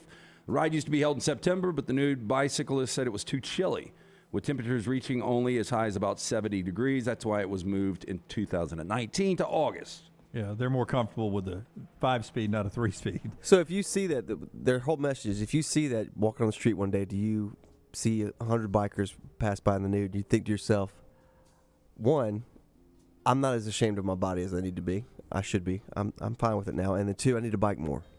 That's their message. Neither one. Yeah, neither one gets me there, Rockstar. Well, I think I have made a really bad turn somewhere in my life, and I'm in the wrong place. Well, we were 8 Alabamians who were in Austin for a weekend, and we were going. Food trucks were still relatively new, so we'd gone to eat at a food truck, and we just finished, and we were going to walk down to whatever avenue that was in Austin and listen to some live music. So we were leaving the food truck area.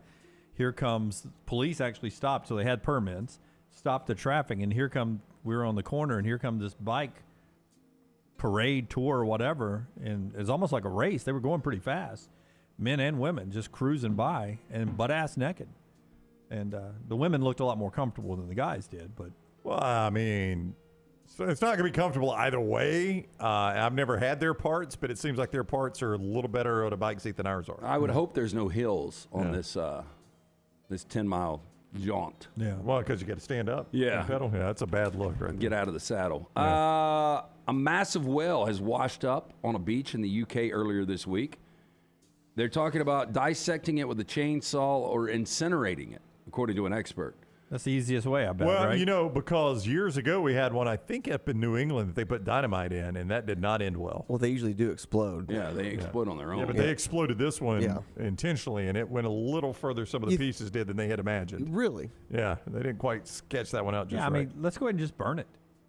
That seems like the easiest way to do it. So this is a fin whale. It's rare in UK waters. It was stranded on Bridlington Beach in East Yorkshire after it was spotted struggling in the shallows of the North Sea. Now, it measures a whopping 55 feet long, weighs 30 tons. They said removal is going to be, quote, very challenging operation. They say this whale is the largest of its kind they've ever dealt with. So the other options might be to remove them for incineration, which means, and not to be put too fine a point on, you might cut the animal into pieces and then put it in an incinerator. I mean, you got to do something, But Lance. can we not just like bring out some wood and pour some gasoline on it and light it up? That's what we do here in the Deep South. I mean, you could let some pack of wolves on it, right? Yeah, I mean, there's a lot of things you could do. Yeah, I guess you couldn't. That's got to smell really good, Are they too. just worried about the imagery of a whale burning on the beach there? So what you think they're worried about? Well, I don't really know how you could catch it on fire. I guess you could put a bunch of gasoline on it. I guess. Gasoline will burn just about anything. Yeah, throw some wood in it. Kindling. They're some probably kindling. worried about the smell, too. Those I houses bet back there. Yeah, but it's not great. But you know what's going to smell even worse? That whale decomposing on the beach. You know you can't cross that line. We got that little piece of feather. That's right. We do Don't not you want cross you that there. line. Hey, so is whale meat edible? Like if you cooked it? Is there any edible meat in the whale? It's blubber. No, I'm sure it's a little I chewy. use it for some kind of fuel, right? Well, they used to do whale oil. Well, see, then there it you should go. It's burn gonna well. burn itself. Yeah, that always right. Now, luckily for these residents, they said there isn't much of a chance of the well exploding, has been the case in other situations. Yeah, we don't want to go that far, though. Let's just go ahead and poke a few holes in her, stick some pine kindling down in there, and light her up. That's a big-ass well. That is a big one. You're right. It's kind of slender, though. You know? Yeah, Not like if as I saw fat. that in the water, I would think, like, is this a massive shark missing a dorsal fin? Yeah, kind of a weird mouth that whale's got. Weird submarine. Yeah. Vancouver man opened a store selling heroin, meth, cocaine, and Molly. He was arrested less than 24 hours after launching the business. Interesting. Now, Jerry Martin opened the drugs store, a mobile shop in downtown East Side on Wednesday. Awesome. A neighborhood that has been ravaged by the overdose epidemic. He said he wanted to give people a safe supply of drugs that had been tested to ensure they didn't have any fentanyl. Yeah. Now, Vancouver police said Thursday they arrested a man for drug trafficking. Police said they started gathering evidence after the suspect started selling cocaine, crack, and meth and heroin out of a Mobile trailer park. Now, the store, which was parked next to a police van, has a bright yellow sandwich board sign, which you see there. Price list for all the drugs, which range from $10 for a tenth of a gram of meth to $250 for 2.5 grams of crack. I thought you said we were going to Buc-ee's, not Suckies. Suckies? Yeah. Now, Martin, who You wore need margarita. not a Kevlar, not to protect from the bullet, he wore a stab-proof vest as he sold drugs from behind a plexiglass window inside of the shop.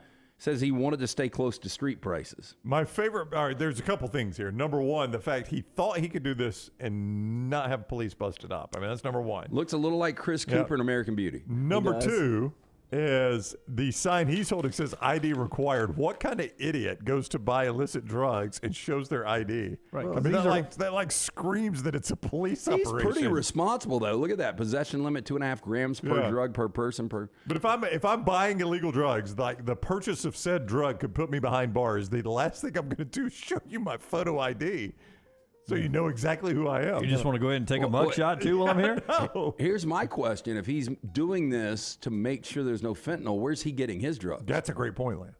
Mm-hmm. I have good places. Rob down the street. He's a really good guy. Is Rob fentanyl free? He does not. He has an allergy, so he didn't put it in there. I had a random conversation with someone we know that went to a bachelor party. Right. And he was telling me that some of the guys there had bought something online that tests cocaine for fentanyl. I've read about this in articles, but I don't think it's 100% either. I mean, I don't think you can totally trust it. But my point is, if you're going that far to test it, why not just get a bottle of tequila? Yeah. Get some Dobell. One of your famous lines, Lance, and I've actually had people out in the wild repeat this back to me. You've said it on the show so many times. Bottle of tequila can get you anywhere you want to go. Anywhere you want to go. Yeah.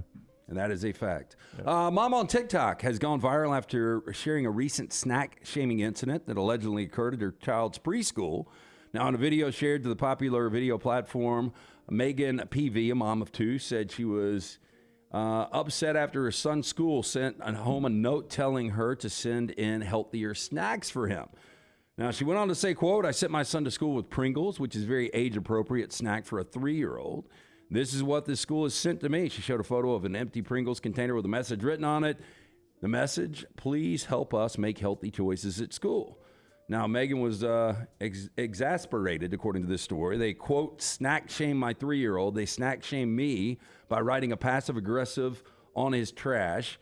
At our house, we don't label things as healthy and unhealthy because that starts eating disorders. I didn't consider Pringles to be an unhealthy snack. I consider Cheetos, Doritos, Milky Way bars, things like that to be unhealthy. I think Cheetos are pretty much in the same category as a Pringles.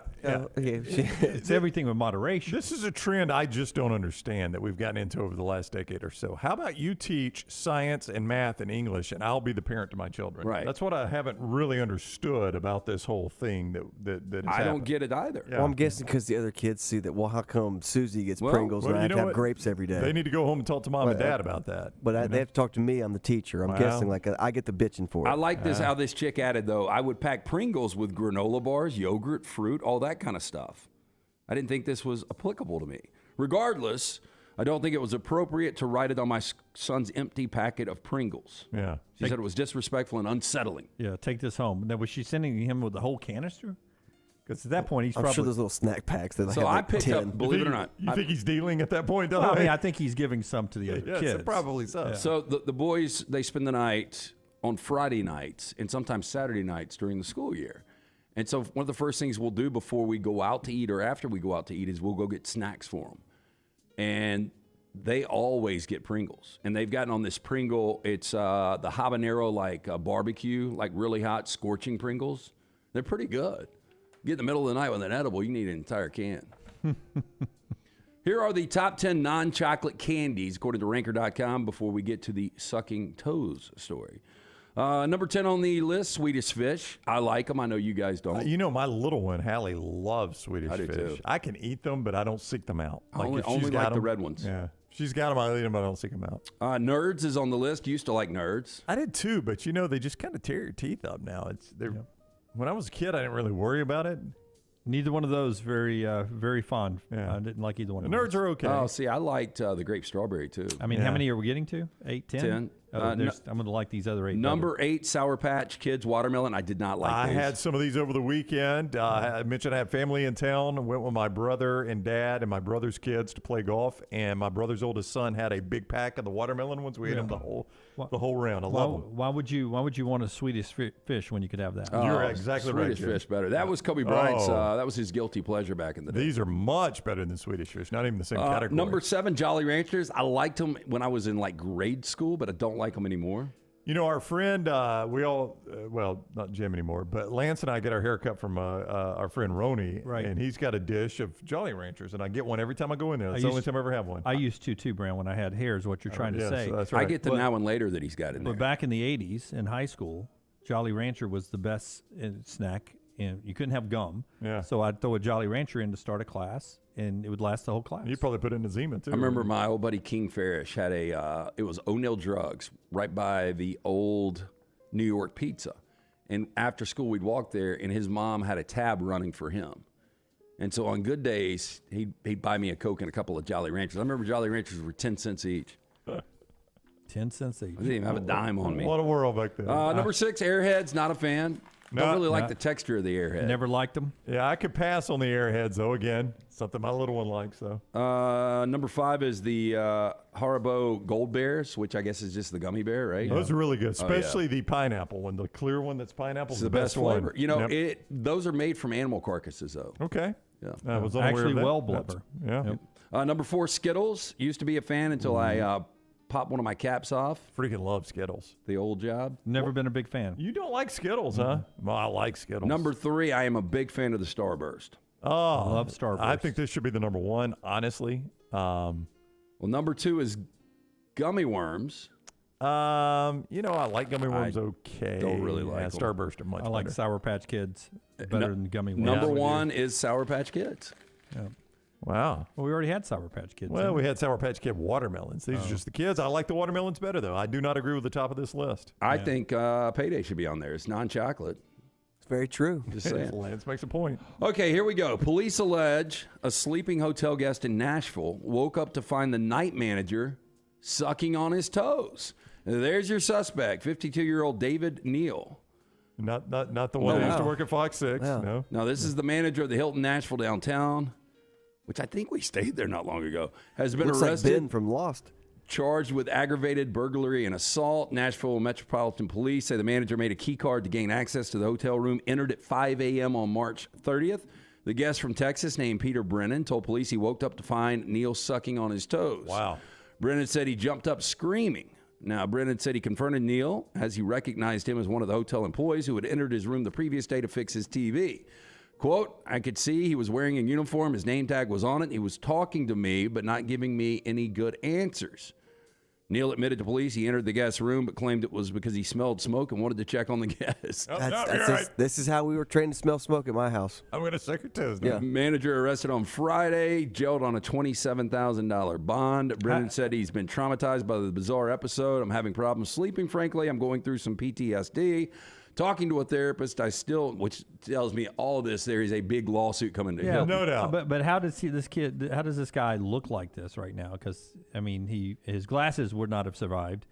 You're saying you'd have whipped him. I would have beat the shit out of him. Yeah, but they got him from his home, so this was after the fact. Yeah, I mean, he's lucky he didn't get shot and killed. That's right, man. If you walk into a hotel room now, you're gonna get in trouble. I normally have a wine cork out. I think I would have put a wine cork between my fingers and into his eye. Equalizer. And you know what's going to happen? We're not going to be in court 24 hours. That's I'm on the easy. jury. No, That's easily what? dismissed. He did what? I would just say, look, his hands were on my throat. Let's all go to lunch. What did he say, Dunaway?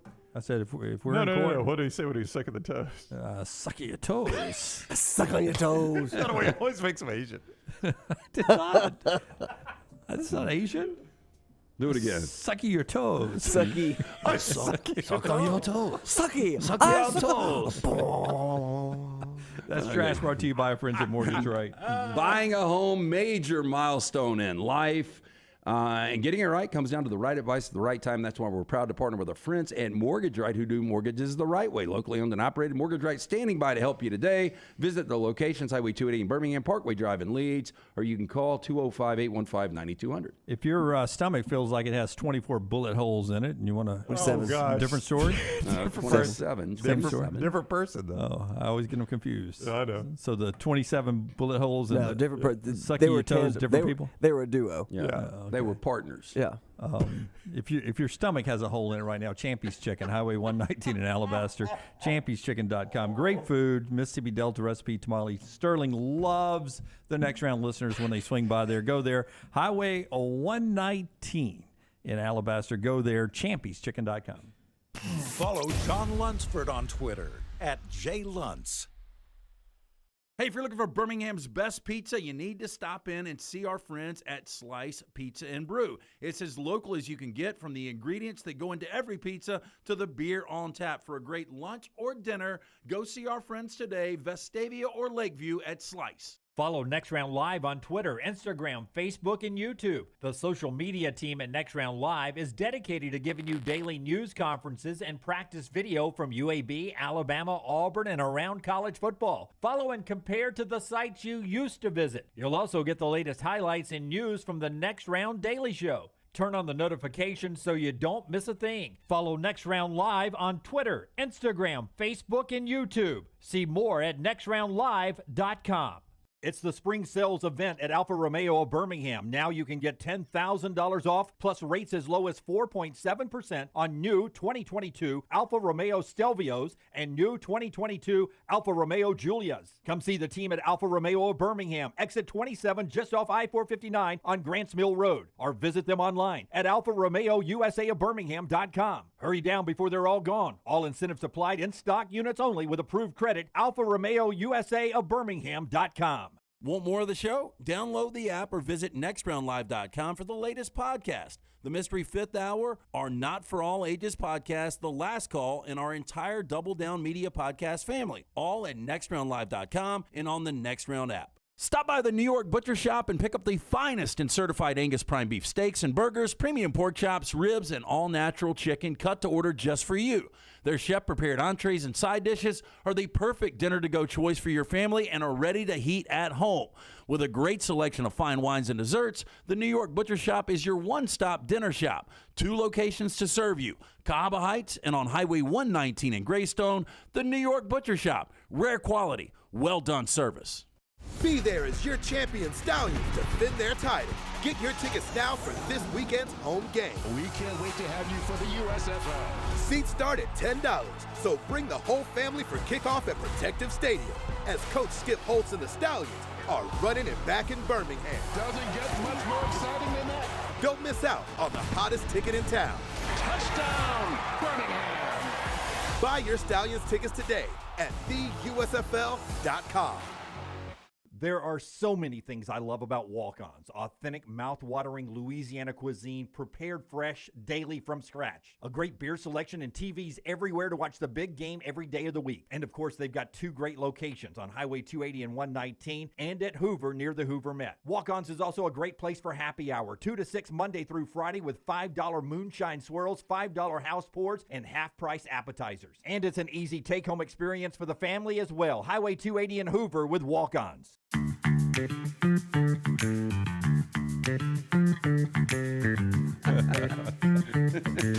Oh, gutter cap. We were just talking about gutter cap, how important it is to have that house ready to go at any point. You got to protect the house. You protect it with gutter cap. Yes, 823-2212. That is the number. My good friend Chris Stewart. Look, cleaning the gutters, it's a dirty, dangerous job. You don't want to get that dangerous ladder out. You get on the roof, you slip, you fall, you snap the neck and die. You're no good to the wife or kids. Cap it, don't snap it. Gutter cap is a patented aluminum cover system. It fits over most existing gutters. It will keep all debris out. It's backed with a lifetime warranty. Call today, 823-2212, or online, guttercapbirmingham.com. Cap it, don't snap it. A 4-star edge rusher, Kellen Lindstrom, picks Tennessee over Oklahoma, Alabama, and LSU as Heupel continues to recruit there. Arkansas got a tight end, Varkeyes Gums, who is a transfer from North Texas. 5 touchdowns, 34 catches, almost 500 yards last year. And, of course, the big ones for Auburn, Caleb Burton, Peyton Thorne since the show on Friday, and Anquan Fegans from Thompson High picks USC. Those are your big stories in college football. But in really no big news, but it had to happen for it to officially take its next step. The regents at Oklahoma and Texas have now approved the move to the SEC. Yeah, I mean, to your point, the bigger news is if they didn't approve it for some reason, and it's just a formality.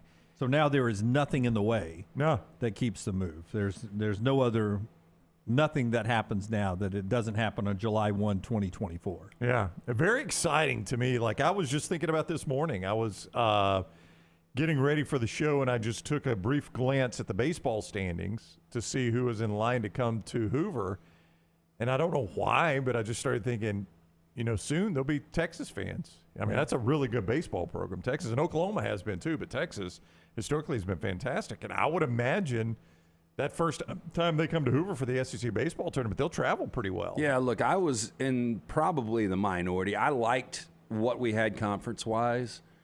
And I never liked the realignment and, people taking off from one conference going to another. But now that it's done, I'm kind of excited about this. I just don't know how good Texas and Oklahoma are going to be in this conference. If I gave you a wish, would you wish us back to smaller conferences the way it used to be when you were a kid? Like the Southwest Conference, the Big 8?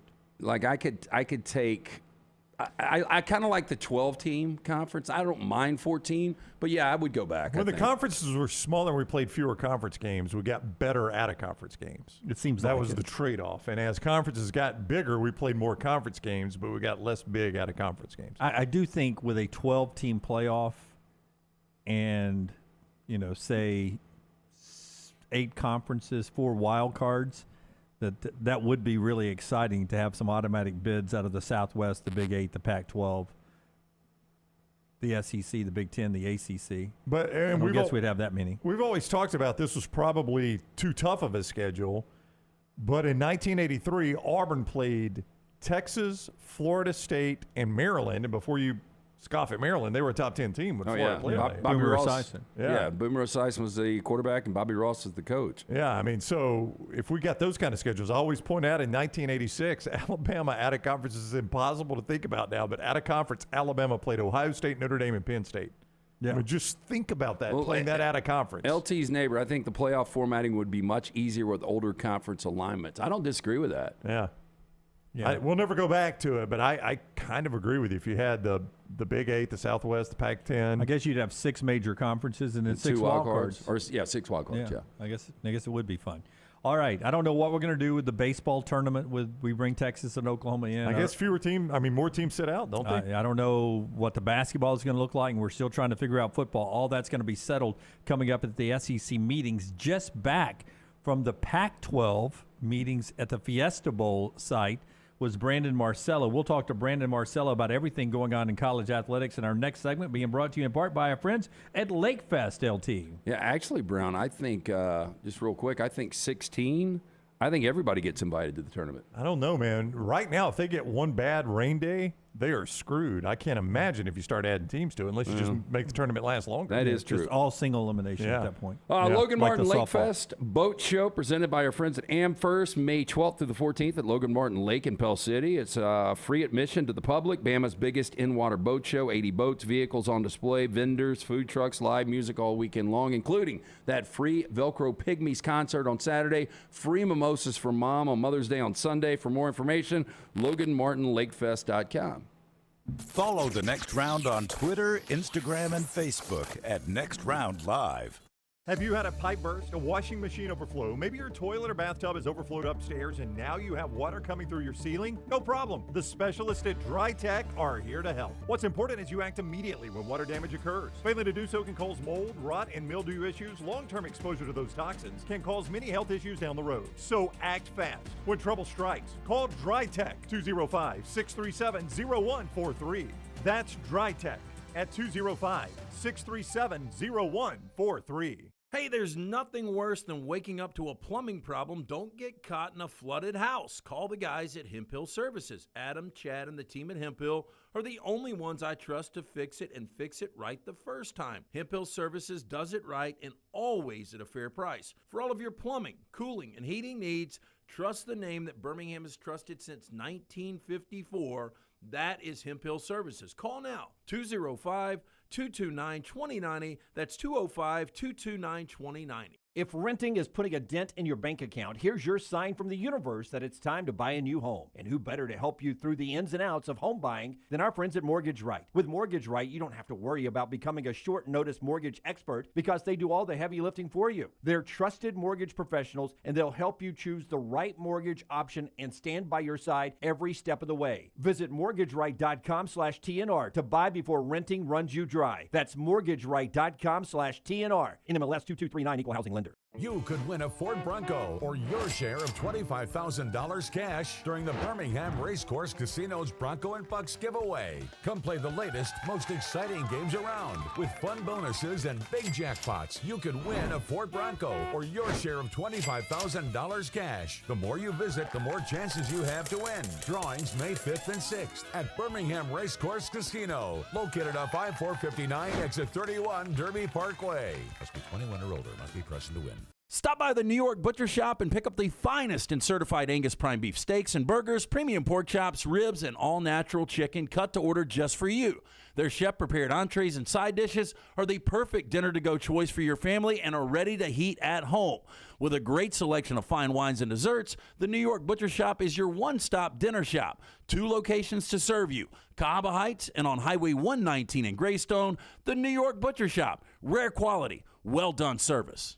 You want to look great while supporting your favorite show? You know the place to go is the official Next Round store at nextround.store. Yes, there are .store domains and we have one. From shirts to hoodies to hats and all kinds of fun stuff, you can rep the Next Round anywhere you go. At the beach, Next Round hats to block out that sun. Up north in the winter, get you a comfy Next Round hoodie. Just need something to put your $20 beer in at a game? Get you a Next Round koozie and throw that thing in your pocket. You never know what stuff Jim's going to make me put in there next. Check it out. It's the Next Round store at nextround.store.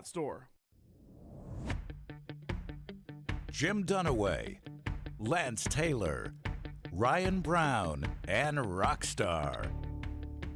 Live from the Birmingham Racecourse Casino Studios, The Next Round, presented by Bud Light, is on now. We want to get to Brandon Marcello, but I wanted to tell you after Brandon, we'll update you on whether or not what Auburn has done the last 72 hours has changed the perception of our audience of how Auburn's going to finish in football with Peyton Thorne and Caleb Burton and what Hugh is doing. We can get to Brandon on that question or eventually get to that question so much, but we've been dying to talk to Marcello since he went to the desert for another meeting with some of the big conference leaders. And let's talk some more college football as we get to the final hour here on the next round. At B. Marcello on Twitter is where you find Brandon. At B. Marcello, 24/7 Sports. He's with us on the JohnstonRVCenter.com hotline. What's happening, Brandon? How are you today? Doing well, guys. I've lotioned up. Man, being out in the desert, my head would look like a lizard. It was bad. Got that dry skin, huh? So what was your takeaway from there? We talked to Brock Heward the other day. He was on with us, Friday? And Brock seemed, I mean, non-committal about the healthy future of the Pac-12 based on those meetings. You would say what to that? Yeah, about the same. I'll say this, through our reporting there all week and what we published Friday, these next 2 months are going to be incredibly interesting. We're not done yet, and the Big 12 is simply waiting in the shadows, waiting to hear exactly what the Pac-12 is going to be getting in this television deal. And the word is if it's anything less than what the Big 12 received, which was about an average of 31.6 or $31.7 million per team, people in the Big 12 feel confident that they're going to be able to swoop in and maybe get a few teams from the Pac-12. They are very much interested in expansion and doing so, and they continue to have conversations through unofficial channels with some of these schools, and everybody's just in a holding pattern waiting to hear what the Pac-12 can deliver or what seems to be, as this goes along further and further down the road, what they can't deliver. Just from a fan in a television programming, because of time zones, it does seem like no matter what the quality of football is, or basketball, but having the Pac-12 to all sign on to play late window East Central Time games would benefit either ESPN or Fox. So why do you think there is a holdup on wanting to pay for some late night programming? Because as a fan, I love having another set of games after those great primetime games. Yes, certainly, but there's only so many windows in those late games, and the Pac-12 has much more product to encompass the entire day. You've seen what the Big Ten's been able to do, where they've got major games on the major networks from morning to night now going into next season and beyond. The Pac-12 does not want to be a conference that's just, we're the 9:30 game, we're the 10 o'clock game, and we have two games you maybe pay attention to every Saturday. They're wanting to spread things out as well. Also consider that what we're seeing in the media landscape here, especially since the turn of the year with all the layoffs at Disney and ESPN, they also are being much more mindful of what exactly they are interested in purchasing as far as media rights. They've got the NBA coming up. There's rumblings out there about WWE and UFC and its deals with ESPN, but also on the WWE side mainly with NBC/Peacock. That's expiring here soon. And the question is NBC interested in keeping those on board, or are they maybe looking at getting more involved in the college football space as well? That's something that the Pac-12 has been looking into. But not the money's always there, but it's not as deep of a pool as it was, say, when the Big 12 was able to go in and get its deal done back in October or November. The Pac-12 in a lot of ways has been paddling in water, and it's been taking on water that entire time. And the longer they wait out there, the less likely they're going to get a deal that's anywhere close to what, George Kalafkoff, the commissioner there, was wanting when he opened this all up last July. We're going on nearly a year of these discussions and not a lot of commitment, at least publicly, or I should say publicly, but leaking out there from all these other television partners. It seems like that we entered a space there from February to early April, where every couple of weeks it was something new, like, oh, Ion TV's involved, the CW is involved. And then the last week or two, it's been, well, maybe NBC Universal is interested in everything. The fact that all these, and then of course last week the report coming out that ESPN is not interested in tier 1 rights, and then myself and others reported almost immediately that that's not the case. ESPN's still talking to them about tier 1 rights. The fact that all this is coming out and things change, it shows you that the Pac-12 is very much on uneven ground, shaky ground, and there is reason to be concerned that the Pac-12 will not have its full membership here in a couple of years. And Brandon, ironically, on the field, this could be one of the better years in the Pac-12. I think there's 4 teams legitimately that have a shot of winning that conference and getting to a college football playoff in USC, Washington, Utah, and Oregon. So it is interesting that on the field, the product seems to be getting better. Yeah, I agree with you. I think this is the best the Pac-12 has looked, certainly in the college football playoff era. And they have by far got the best group of quarterbacks in all of college football. You look up and down that league. I mean, even the guys you're not talking about, they're good. But the amount of star power in that conference at the skill positions is somewhat overwhelming. And I think people finally last season with the rise of USC started looking out there and going, oh, there's a lot of great players out here. And there's been a lot of great players that have transferred into the Pac-12, especially at quarterback, and Bo Nix being one of them at Oregon at quarterback. So there are a lot of great and fantastic players out there. And listen, they might have like 2 of the top 5 Heisman Trophy contenders, including last year's Heisman winner in Caleb Williams. The Pac-12 needs to capitalize on this. And in a lot of ways, I'm sure if you put some truth serum in the administrators there, they wish that all these negotiations and television stuff and expansion wasn't happening until, say, a year from now, because I think that the things would be in a much better place for them as far as with the negotiating power. Though, again, it's very difficult to project what's going to be going on just with the financials and the books for all these television partners, because they're really tightening the belts all across the board right now. Brandon Marcello is with us, 24/7 Sports, at @BMarcello on Twitter. Follow him on all social media. Check out his videos and all of that. Support all his work there, 24/7 Sports. He's on the JohnstonRVCenter.com hotline. A 2-part question. Both the teams in this state have added a transfer portal quarterback. Your opinion of both teams after the addition of Peyton Thorne at Auburn and Tyler Buckner in Tuscaloosa. How did that change for better or worse your opinion of both Auburn and Alabama? I think it improves Auburn just because they've got such a higher ceiling, so to speak, that they got to be able to reach. And they were pretty bad at quarterback, let's face it. I mean, Robbie Ashford, I like the kid, but lowest completion percentage among all returning starters in the SEC last year.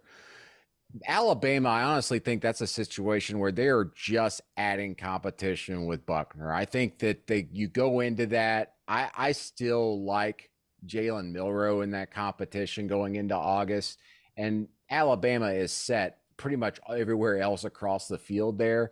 Their offensive line, I think, is going to be one of the better ones in all of college football. But Auburn, to me, was one that could get an immediate upgrade in the win total just by going out and getting the right quarterback. I've seen Peyton Thorne, obviously on TV, but also in person. I've talked to him. I've talked to his family in the past. The thing that concerns me about Peyton Thorne is, like, last year at Michigan State, you saw what it was like for him without Kenneth Walker III in the backfield. There's a lot more pressure on him, not only with the pass rush, but also in being able to deliver in the passing game. And he struggled at times. He was inconsistent. How does he deal, one, with a new offense, but also one where he goes into Auburn where a lot of new pieces, and you got to figure out the receiver situation. And they just got a great kid from Ohio State. I think Auburn is just, they've been upgrading the roster. I just think that it's easy to get pumped up about that and think, well, that means maybe they can contend for 9 wins. No, the depth is not there still for Auburn to maybe be a 9-win team. But, never discount Hugh Freeze. You guys remember the first year he went into Ole Miss. They're on that huge SEC losing streak. We're all wondering if they could just win maybe 4 games. And Hugh Freeze was even kind of saying that. He ends up taking them to a bowl game, and in doing so in an impressive fashion with that offense, but I'm not sure Peyton Thorne is a dynamic passer. He's going to do things outside of kind of what you draw on paper for him, so to speak. He's not that type of quarterback. Are you a little surprised that you haven't seen a quarterback leave Alabama or leave Texas or leave Georgia in this whole portal process? I think, from the Georgia perspective, you do wonder about Brock Vandagriff if the SEC window hadn't closed February 1st. If he was able to transfer within the SEC without penalty, maybe he would have entered. I don't know. The one that does surprise me is at Texas with Malik Murphy. Listen, the guy's a great talent, and then we saw it in the spring game, and you heard all the great reports even going into the spring game. He's someone that could have immediately upgraded several rosters in the SEC, and I am particularly looking at Auburn. I think that if he had entered the portal, Auburn and him would have been a great fit, and one that I think could have happened pretty quickly if Malik Murphy had entered the portal, but that didn't happen. And then you talk about Alabama. It's not surprising to me because I think you can sell to them, one, you're at Alabama, you're going to contend for a national championship, and look through our history here, you could potentially end up being the starter even if you're not the starter because of injury or other situations. And at some point, you're going to get your shot to be the starter. You're going to get that opportunity. But I do think that for a lot of these guys, particularly the SEC, that SEC window closing February 1st where you can't transfer between schools in the conference, I think that affected some decisions. Last year was a disaster for Jimbo Fisher and Texas A&M. They lost 6 consecutive games. Connor Wegman, though, watching him in spots, he looked like he could be a guy that could maybe be the best quarterback they've had since Kellen Mond. Where are you on Texas A&M coming into this season? I'm high on them just because of the talent. I'm not sure that they quite have the depth built up because, one, they've lost a lot of guys in the transfer portal. This past offseason, I think they lost 8 of those 22 players they signed in that number 1 recruiting class 2 years ago or a year ago now. And that hurts depth. Everybody was like, oh, well, those aren't starters. Those weren't really, yeah, but that's depth that you need in the SEC in week 8, week 9 to be able to continue winning. I think that A&M should be a team this year that wins 9 games. A&M is in a position very similar to LSU last year where they've got the talent still, but maybe not necessarily the depth to contend and maybe be that second team in the SEC West. And to get there, you got to have some luck with the injury concerns, but also you got to have really great coaching, consistent coaching. Brian Kelly provided that to LSU. LSU was just hemorrhaged going into the Brian Kelly era because of all the players that entered the transfer portal. And we forget that because their portal entries didn't happen when Brian Kelly got there. They were happening way back in October when everything was cleared up about Ed Orgeron's future and he decided to resign. Players were flooding into the transfer portal, but Kelly got in there, stabilized it, brought in a really strong portal class, and then great coaching that year, got them better week to week to week to week. Is Jimbo Fisher that type of guy? Is he someone that could level things out and keep everybody down and keep them focused on everything? Last year, he did not. You mentioned the losing streak. It just seemed like week to week, they weren't necessarily getting better, but it just seemed like it was more chaotic. They've got the coaches, the pedigree. Bobby Petrino should upgrade that offense immediately. You mentioned Connor, a quarterback who I'm really high on. That's a team right now that should win 8 or 9 games. Anything less than 8 wins this year, to me, is not just a disappointment, a massive disappointment. And at that point, if that happens, I think there will be very real conversations happening in College Station about Jimbo Fisher's future. And as we know, because we all graduated 5th grade math, Texas A&M can't win 8 or 9. Auburn can't win 8 and 9. Mississippi State can't win 8 or 9. Ole Miss can't win 8 or 9. Alabama can't win. Have faith, LSU, everybody can't win 8 or 9 in the same division. Before we go, I haven't talked to you since they announced the official dates for the next 2 years of playoffs of the 2-12 teams. Do you like the way it's laid out or not? Yeah, for the health of college football, I do, because if they try to go up head-to-head with the NFL, it would absolutely eat them alive, and then they'd be looking at here in 2 or 3 years about, well, maybe we shouldn't have been a 12-team playoff. Maybe we should shrink it back down to size. The audience just isn't there. The audience is there. It's just you can't go head-to-head with the NFL. College football has tried that before, and it doesn't work, and when those opportunities happen. And here in the near future, talk about regular season, the NFL is going to start doing games on Black Friday going head-to-head with college football. So that's going to be interesting to watch. But I like it. I know everybody complains about it. Well, these are midweek games. It's like, well, most bowl games are during the week.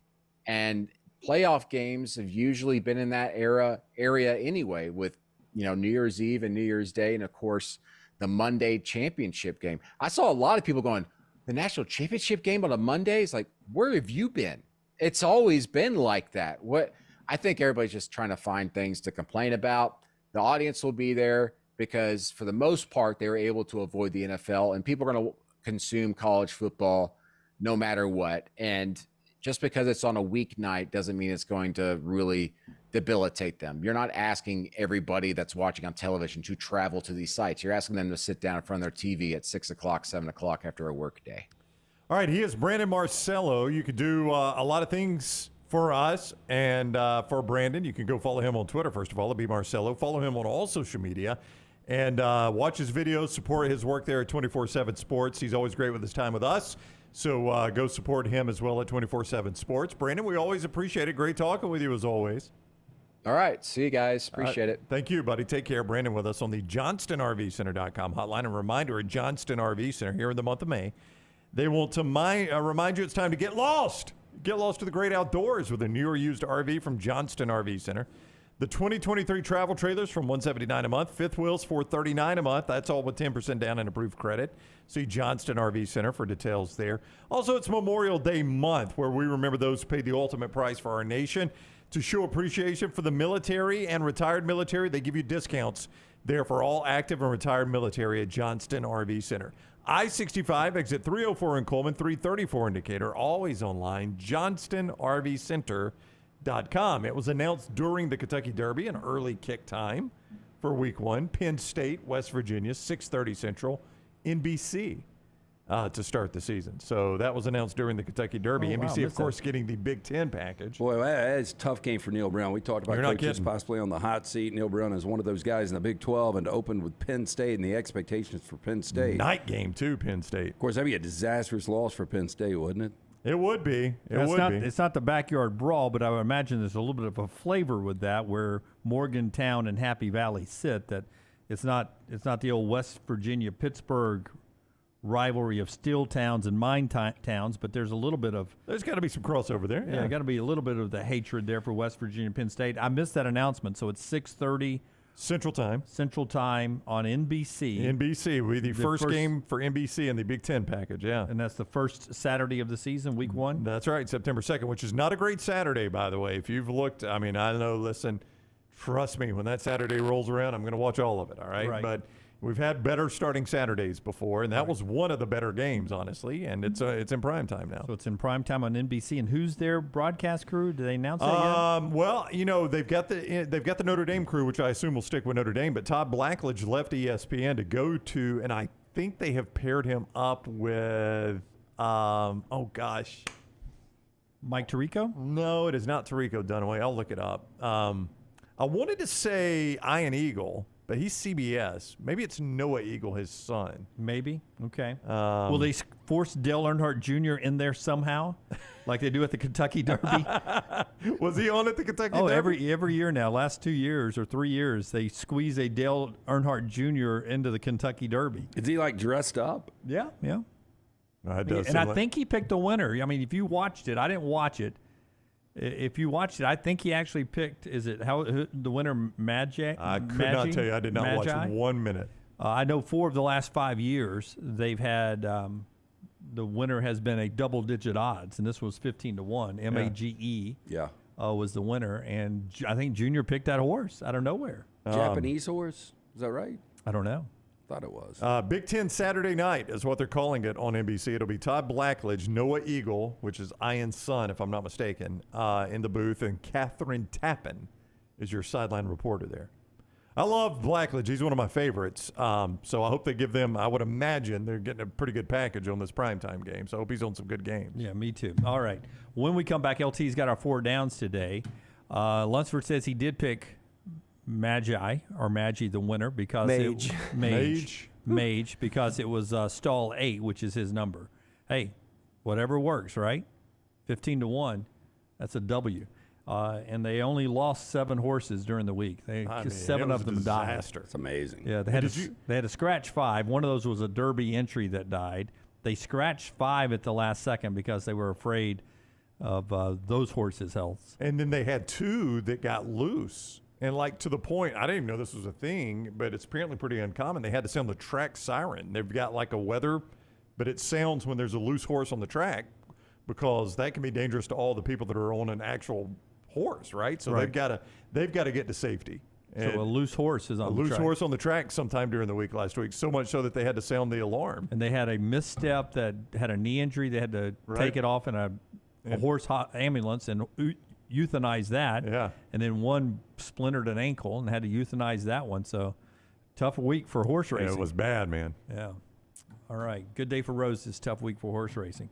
When we come back, we'll do our 4 downs today. The show being brought to you in part by our friends at Hemp Hill. They brought us best and worst of the weekend. They'll give you Lance's lock a little bit later on, which could be an NBA game, right, Lance? I have got a baseball game and both NBA games up tonight. All right. You can get those with Lance. He brings you the lock every day. Tell us about Hemp Hill. Yeah, spring weather is here. Our friends at Hemp Hill Services offering a $69 HVAC tune-up plus 10% off any service call when you mention the next round. Call Adam, Chad, the guys at Hemp Hill Services. Make sure your HVAC unit ready to keep up with the changing weather. Hemp Hill Services, locally owned and operated, independent train dealer. The team can service all makes and models. Call them now, 205-229-2090. It's hard to stop a train, hemphillservices.com. Nixon Heat, the first game, 6:30 on TNT. Miami's up 2-1. That's in Miami. Golden State and the Lakers. Lakers up 2-1. That game in L.A. tonight, back-to-back on TNT, and we're back in a moment. Take the next round anywhere you go with official Next Round gear. Buy yours today at nextround.store. Do you have unexpected medical expenses? You want to update the backyard, or you just want to take that vacation of your dreams? Legacy Community Federal Credit Union offers lifestyle loans that can make all those things happen. The great news is no collateral is required, and they have affordable low rates. See more about Legacy Community Federal Credit Union's lifestyle loans at legacycreditunion.com or stop by any of the greater Birmingham area branches. Legacy Community Federal Credit Union, proud supporter of UAB and UAB athletics, federally insured by the NCUA. Hey, Lance Taylor from the next round to tell you about my friends at Michelson Laser Vision, located conveniently UAB Highlands. Almost 20 years ago, I went in for the procedure. Only took 12 minutes for both eyes. When I went in, I had 20/200 vision. I was legally blind. Now I have 20/15 vision, still 19 years later. Make the call today. Schedule a hassle-free consultation, 969-8100. Dr. Mark Michelson, Dr. Jen Michelson, Michelson Laser Vision. Make sure you tell them the next round sent you, 969-8100 or MichelsonLaserVision.com. The Double Down Media podcast family is live and full of content for all ages. The Mystery Fifth Hour gives the next round host a chance to talk about everything but sports. Pour a glass of Bama and Bourbon, our weekly college football conversation, while sipping on some of the most interesting pours in the bourbon world. And in our Not For All Ages podcast, The Last Call, LT takes off the gloves for in-depth conversations with stars like Taylor Hicks, presented by Redmont Vodka. Find these podcasts and more by searching The Next Round on Apple, Spotify, and on our website, nextroundlive.com. You hear a lot of interesting phrases while playing golf, like, I think you're on the beach, or the classic, you gotta hit it, Alice. One word you're sure to hear right now at Bentbrook Golf Club is wow. Brand new carts with complimentary GPS, and the bent grass greens are so consistent, you just might drain a few more putts, Alice. Tee it up and find out for yourself. Book around today at bentbrook.com or call 428-1999. It's better at Bentbrook. Stop by the New York Butcher Shop and pick up the finest in certified Angus prime beef steaks and burgers, premium pork chops, ribs, and all-natural chicken cut to order just for you. Their chef-prepared entrees and side dishes are the perfect dinner-to-go choice for your family and are ready to heat at home. With a great selection of fine wines and desserts, the New York Butcher Shop is your one-stop dinner shop. 2 locations to serve you, Cahaba Heights and on Highway 119 in Greystone. The New York Butcher Shop, rare quality, well-done service. Logan Martin Lake Fest and Boat Show is coming up May 12th to the 14th on Logan Martin Lake in Pell City. Presented by AmFirst. Right now, the admission is free to the public. Show up the 12th through the 14th. It's Bama's biggest in-water boat show. 80 boats and vehicles on display. Vendors and food trucks. Live music all weekend long. And how about this? The Velcro Pygmies are having a free concert on Saturday. And Sunday for Mother's Day, it's free mimosas for Mom. For more information, go online. Go to LoganMartinLakeFest.com.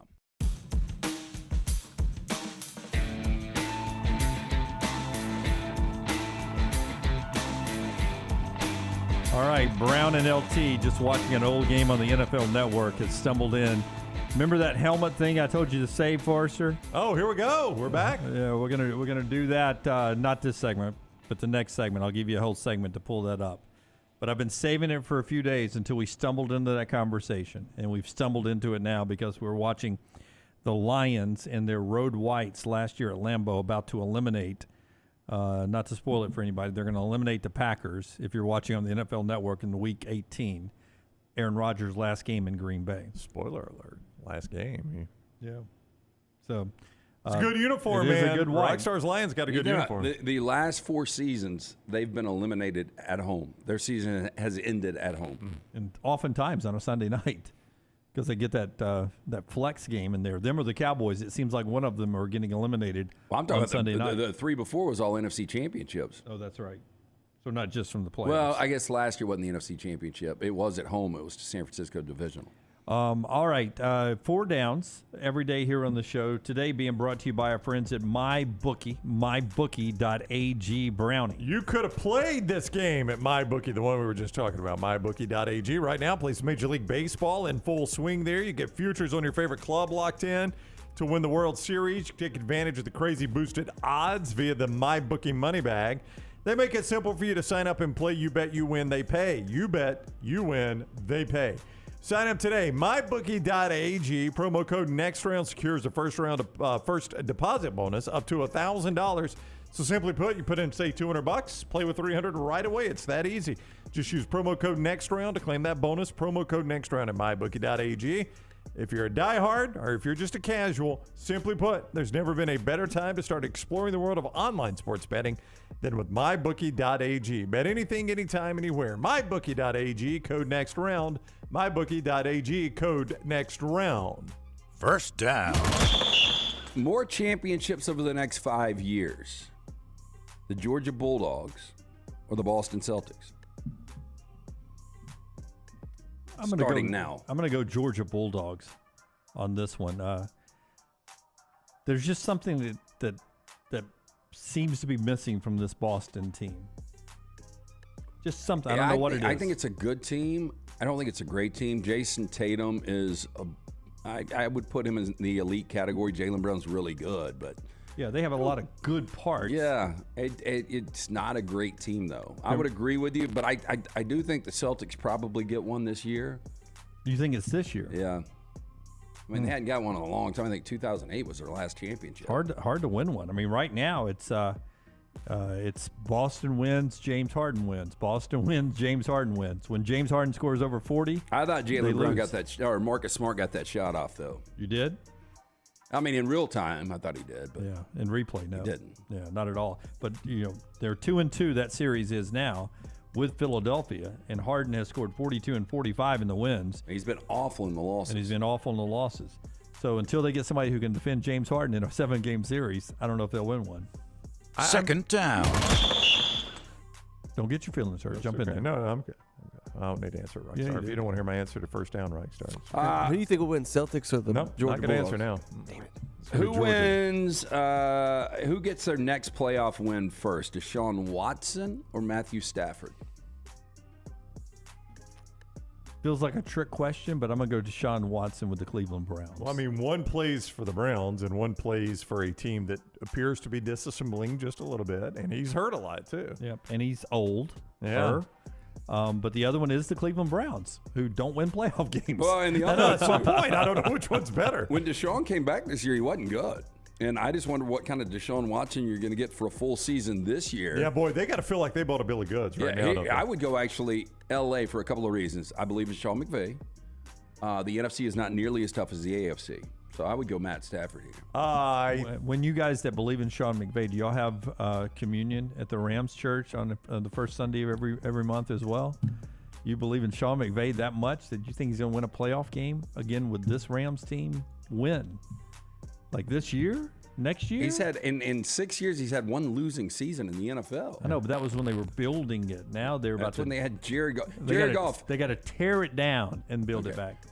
He was 0-7. He takes over, and they win 11 games and win the West in year one. I'm just saying, this Rams team could be better than advertised. I think it will. I'm going to Deshaun Watson. I think I will too. I mean, I think there's a better chance Matt Stafford never plays another playoff game than he wins one. I hate to say that when he's sitting right here to my left, but I mean, that's the odds would tell you there's a better chance he never plays another and one. see, that's just it, LT. We're not even just talking Rams and Browns. You're talking Stafford himself. Yeah. Yeah. So that means the tear down rebuild's got to go pretty quickly. But I'm telling you what, man, that division that Deshaun Watson finds himself in, he's right now at very best the third best quarterback in that division. Yep. And we just haven't seen a lot of Kenny Pickett. He might be the fourth best once Kenny Pickett gets going. What are you grimacing at? Still surprised Kenny Pickett's an NFL quarterback. Well, he is, and he's starting for the Steelers. And there's a chance he could play better than Deshaun Watson. I mean, we all know how I feel, but Kenny Pickett seems like poor man's Will Levis to me. Yes. A poor man's Will Levis. Will Levis seems like a poor man's Kenny Pickett. I agree with Lance on that one. Third down. A lot of things happened on this day, May 8th, in history. I'll give you a couple of things. Black Plague. Oh, it hit Europe. That's a bad one. Little Caesars was created in 1959. The pizza? You surprised Little Caesars made it longer than the Black Plague? Better marketing, man. Better PR. Hey, but they pulled it. No, I mean, they've done one of the best. I know. You know, them and Crocs. Duckhead. I was in a store this weekend with my wife, and Duckhead was like, and this is a store that's got a lot of good brands. See, Duckhead I haven't seen Duckhead in a long time. Oh, it was prominently displayed. But I wore a pair to church yesterday. You bought you some Duckheads? Yeah. And Jimmy Current. The store associate even said, Duckhead is making a really big comeback. I had no idea. Now, I do think Little Caesars on their rebrand, like, hey, we're going to sell these things for $5. You know, so easy for a parent to roll in there, pick it up. You know, kids having a, couple of people over, you're going out to dinner on a date, drop them a Little Caesars pizza. Yeah, it's made a good comeback, though. Basically, they made their comeback by being the $5 pizza you can drive up and grab on your way home. And they've already got some ready. You just run in and grab them. Yeah, that wasn't the question, but sorry, I go brought ahead. that up. What is the plague or more surprise? No. Which one do you want, Little Caesars pizza or the plague? Which one was worse for the reputation of rats, the Black Plague or Little Caesars? All right. Okay, so the legit question was, on this day in 1984, Kirby Puckett made his debut with the Minnesota Twins. Went 4 for 4 singles. From Steve Garvey, my next favorite player watching was Kirby Puckett, and then it went Griffey Jr. Yeah. Could not stand those Twins teams because of the stadium. I really didn't like those Twins love teams. those Twins Didn't teams. like Kent Herbeck at all. Yep. Hated the way he spelled his name. Yeah. H-R-B-E-K, is that what it was? It was H-R-B-E-K. I didn't like Jack. Wasn't Jack Morris, was it? Yeah. Yeah, Jack Morris, the old man pitcher that went Greg against John Gagne, Smoltz in one of the great World Series games of all time. Gagne, Kirby Puckett, Paul Mollett. No, Molitor played for the Brewers. He ended up playing for the Twins. No, he was manager for the Twins. Manager, yeah. But anyway, I was going to ask you guys, as a kid, who was your favorite player? I was a kid for a long time, LT. Honus Wagner. Wow. So good. I bet you wish you had his baseball card. When I was a little bitty kid, I really loved Pete Rose. But I guess when I knew enough about sports to make a choice, this is going to sound stupid, but it's sentimental. But we started the show with me being sentimental. Craig Nettles of the Yankees was my favorite player because my grandfather loved him. And my grandfather died when I was 13, and so I just loved Craig Nettles because he loved him at third base for the Yankees. My grandfather was a big Yankees fan. Was Nettles the best Yankee of that generation? No, or he was he just loved the way he played. Solid player? Yeah. chewed tobacco, got in the dirt. Yeah. Good defensive guy. Mine was Nolan Ryan, and I don't know if it's because his last name's my first name. I don't know if that was my connection as a kid or what, or if he was just. I mean, it's not like you got a whole lot of. For most of my childhood, he would have been with the Rangers. Well, that's really my teenage years. Yeah. You just didn't get a whole lot of Nolan Ryan on TV. You know, randomly, I got to hang out with his daughter a lot. Nolan Ryan's? Yeah, because they own the Round Rock Express, right? A AA team. My buddy was playing for Round Rock, and his roommate was dating Wendy Ryan. Oh, wow. And so when I'd go to the games, I'd sit with her. She a nice girl? She was really cool, yeah. Yeah. She wasn't afraid to brush back. Throw one high and tight. Oh, my gosh. 4th down. Astros. He was with the Astros a lot when I was a kid. I had to look it up to remember when he went to the Rangers. I like Nolan Ryan. Rangers, yeah. I like Nolan Ryan too. How about this? The first Coke ever was sold on this day in 1886. Now the drink, not the drug. No, it had the drug in it then. But it was at Jacob's Pharmacy in Atlanta. I don't know if Jacob's Pharmacy is still around. I'm betting not. 1886. If I asked you your favorite Coke product, because I'm back and forth on Sprite and regular Coke. I don't do these diet Well, I mean, it's drinks, 100% Diet Coke for me. You would need to ask me my second favorite because Diet Coke's the easy number one. Yeah. I go back and forth between Diet Coke and Coke Zero. In my younger days, the Coke Classic, though, over a fountain with ice and a paper cup. I love the Coke Classic. I tell you what, the Powerade Zero, you get them red, blue, or grape. And I drink the heck out of those on the golf course over the summer. Me do too. Powerade Zero. I think Powerade Zero would be my second favorite. See, I don't do the Zero. I do the Powerade Fruit Punch. Now, this Body Armor light right here, this dragon fruit berry, I got a lot of that at home. I had that mango. I had that one yesterday. Yeah, it's really good. Hey, this dragon fruit berry is really, really good. I like it. It's got a little fuzzy navel to it, the one I'm drinking. Now, I bet Johnston's drugstore would never envision we'd be drinking this. If you could roll back to 1886, would you find a way to get involved? Yep. I'd buy stock. In fact, I'd try just to buy the whole shoot match. Yep. Just let me have it. I'd buy stock and try to move it all to Birmingham and the airport. No. Birmingham Braves. Birmingham would be big. The Coke Museum's pretty interesting if you haven't been. Yeah, I've been. Got World of Coke over in Atlanta. Couple more. The interesting thing is trying the Cokes from around the world. Yeah, it is. It's wild. Couple more segments to go. That was 4 Downs today, brought to you in part by our friends right there at Woodhouse Day Spa. What is this? Mother's Day weekend, isn't it? It is. How important is it to get something right for mom or the mom in your life? Maybe your wife, who is the mother of your child. Drop a little Woodhouse Day Spa. It's a simple gift. Give mom the gift of luxury from Birmingham's best day spa, the Woodhouse Day Spa, located at the Summit Shopping Centers, right off of Highway 280. You can choose from a menu of over 70 options, including massages, body treatment, skincare, waxing, nail services. The Woodhouse Day Spa, voted America's best day spa since 2009. You can order mom that gift online 24/7 at birmingham.woodhousespas.com.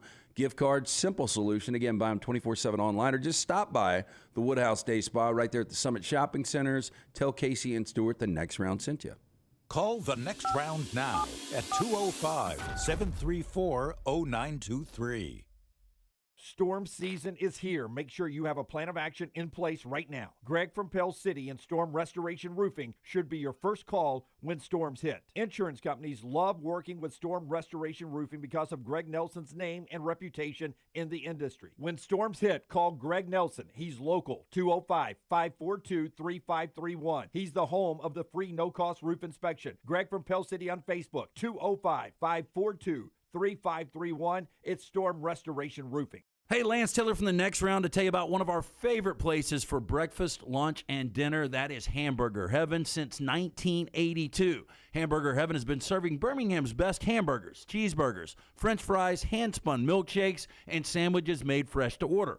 All of their ingredients are fresh and prepared daily. This includes their beef, always fresh, never frozen, hand-pattied each and every day. For breakfast, lunch, or dinner, visit any of the 4 locations, Highway 280, Irondale, Gardendale, and Homewood. Winners of every major championship in golf. Legends to an entire generation of sports fans. This is the region's tradition at Greystone. May 10th through the 14th. Ernie Els, Bernhard Langer, Padraig Harrington, and defending champion Steve Stricker are a few of the golf greats who will be fighting for another shot at history. I like this matchup, huh? How could you not love this group? The region's tradition. Buy your tickets today. Holly Mack Wilson is the realtor you should use to help buy or sell a home. Why? For one, she is a professional with certifications in negotiations and buying and selling real estate. She also sells 70 homes every year. Think about that for a minute. 70 homes is the equivalent of almost 6 homes per month. That's more than 1 per week. That's crazy. It's because of her attention to detail, her marketing knowledge, and her professionalism. She helps you get the most out of the house you are selling and helps you get into the home of your dreams at the best possible price. Holly Mack Wilson is also someone you can trust. And what's even more important, she cares and wants to help. If you're buying or selling a home, she can help. Call Holly Mack Wilson today, 205-901-9446, or check her out online at hollymackhomes.com. Holly Mack Wilson, a trusted, professional, and experienced Keller Williams agent. The Next Round is so much more than the show you get from 9 to 1 each day. So make sure to head to our official YouTube channel at Next Round Live and subscribe to get all of our latest content. We, of course, have plenty of specialty content and shorts based all around the sports in the heart of the SEC. But we also talk pro sports, gambling, lifestyle and entertainment, and so much more. It's the Next Round YouTube channel where you never know what you're going to find next. Subscribe now to see the latest content and get notifications when we go live. That's at Next Round Live on YouTube.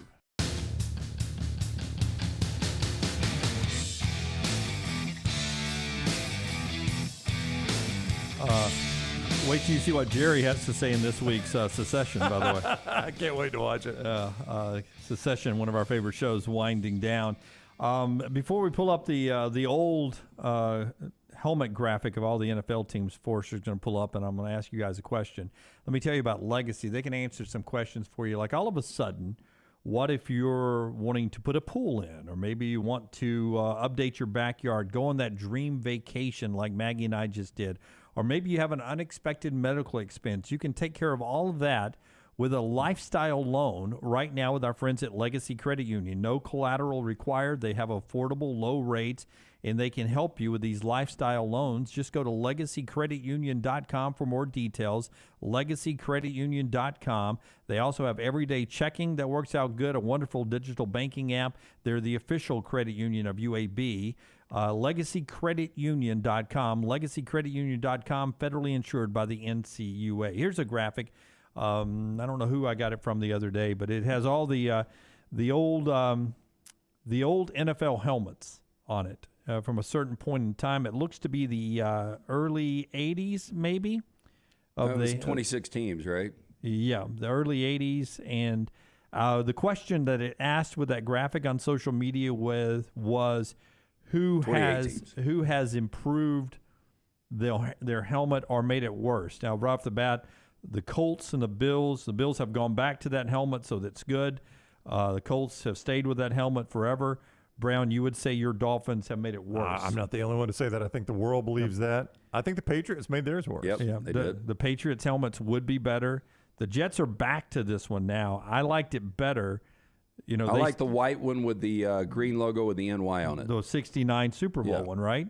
That's the one was better, but that was the retro one, and then it was this one, and then they went back to the retro one. Now they've gone back to this one to make it the retro. Here's the one that caused all the stir, Denver, because a lot of people want to go back to the bucking Bronco D. I never liked that. I like that one better. I like it as a throwback, but I never liked it, just as a kid. I just thought it was it's a D. I mean. It's a D with a Bronco. I know, but it's a D. I just don't know why you need the D on there. Chiefs and Raiders don't change. The Chargers are better, back to their throwbacks, not those dark blues. The Seahawks. No, I like that one better. Yeah, I like that old school Seahawks uniform. I don't, because it's too many silvers at that point. When you got the Cowboys, the Lions, and the Raiders. Well, that's not their fault. You're going to throw in the Seahawks silver? Yeah. Because they were the newest of the teams. I like the Seahawks. I like the new Seahawks better than that one. Bengals, that's better. That's not even the old Bengals. Remember, the old Bengals was the stencil Bengals. It had the Bengals on the side, which I did not like. I like this one better. Yeah, obviously the Oilers don't exist anymore. The Steelers have stayed the same. I do like the red helmet Falcons better. Yep, don't hate it. I do too. And I actually like them when the red jerseys and the silver breeches. I like them better. I know it's too much Georgia Bulldogs. The Rams have finally gone back and got it right. Yeah, that was a bad Rams helmet. Not really, though. I mean, the horn's different. That's a better horn. No, you're right, but I don't like that darker blue, Lance. I like the lighter blue. I kind of do too. The Saints haven't changed. Nope. The 49ers Nope. haven't changed. The Bears haven't changed. The Lions have tinkered with theirs a little bit, but they still are basically the same. Packers and the Vikings haven't changed. You guys can say all you want, but the Buccaneers are better with the helmets they have now. No, they are. I disagree. I like the flamboyant Buccaneer there. The happy Buccaneer? Yeah. Cowboys haven't really changed. That guy, that Buccaneer did musicals. Yeah. He did. They like to rearrange the furniture. We're tanking for Caleb, tanking for Caleb, tanking for Caleb. If everything was a musical.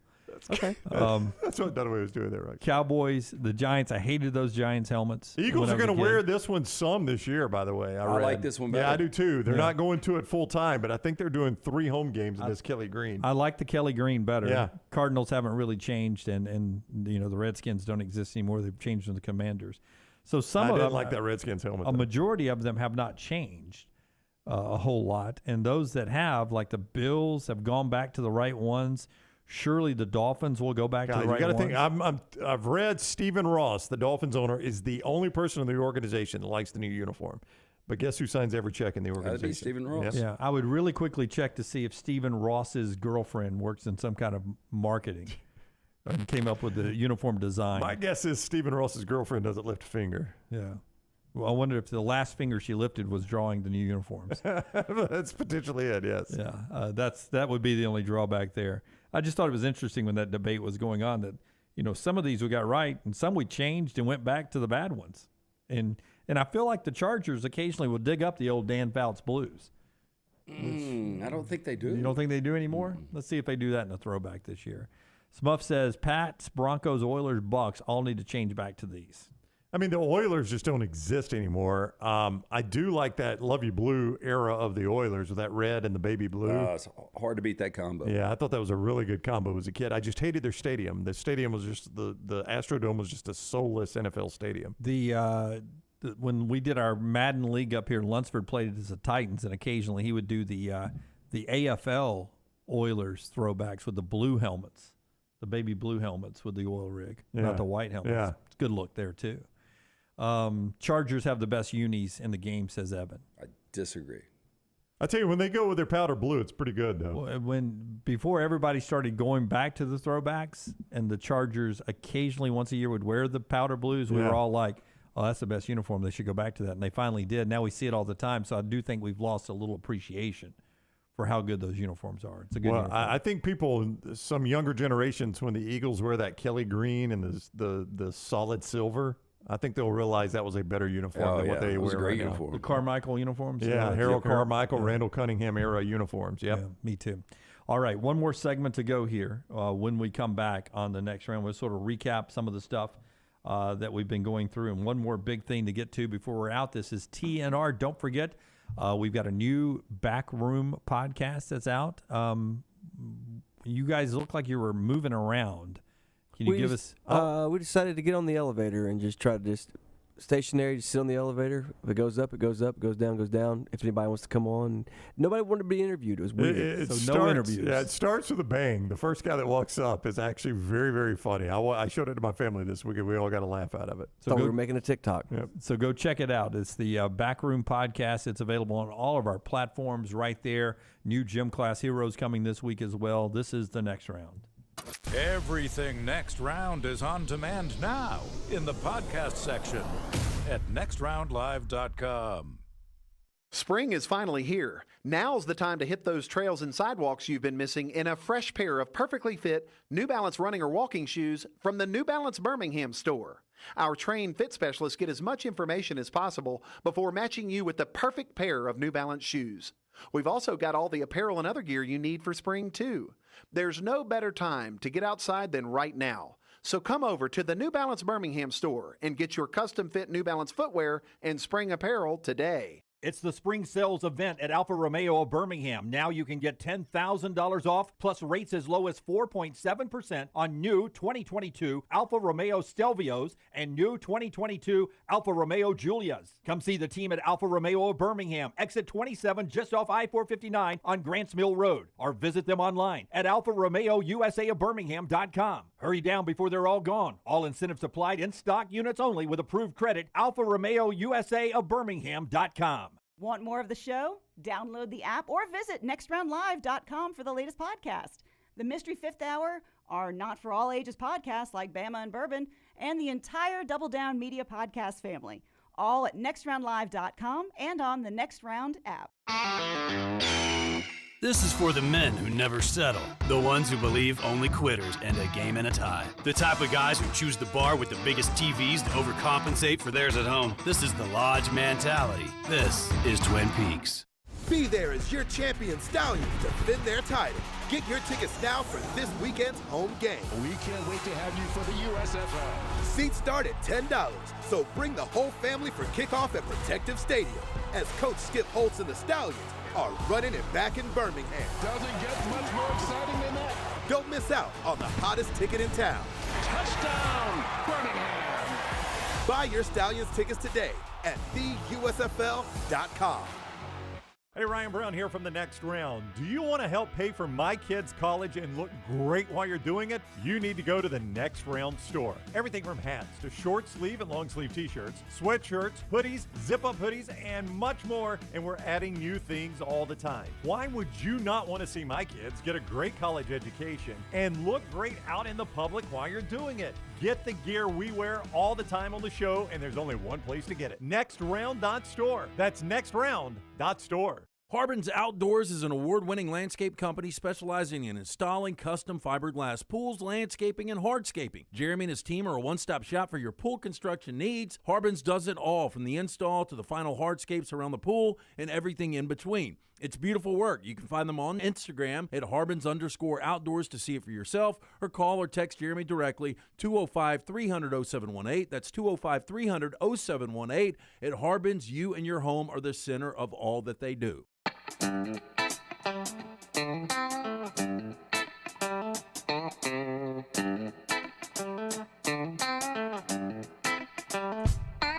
Back with you on the next round. MyBookie.ag finally, giving us our last big thing today. MyBookie.ag to get you into these playoff games tonight. Couple NBA games. Hockey's been crazy. Florida's up 3-0 on Toronto, the 8th seed that eliminated the great Bruins.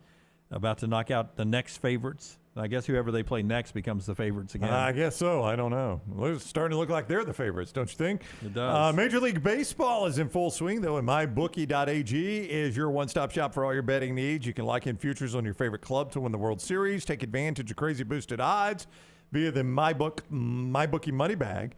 They make it simple for you to sign up and play. You bet, you win, they pay. You bet, you win, they pay.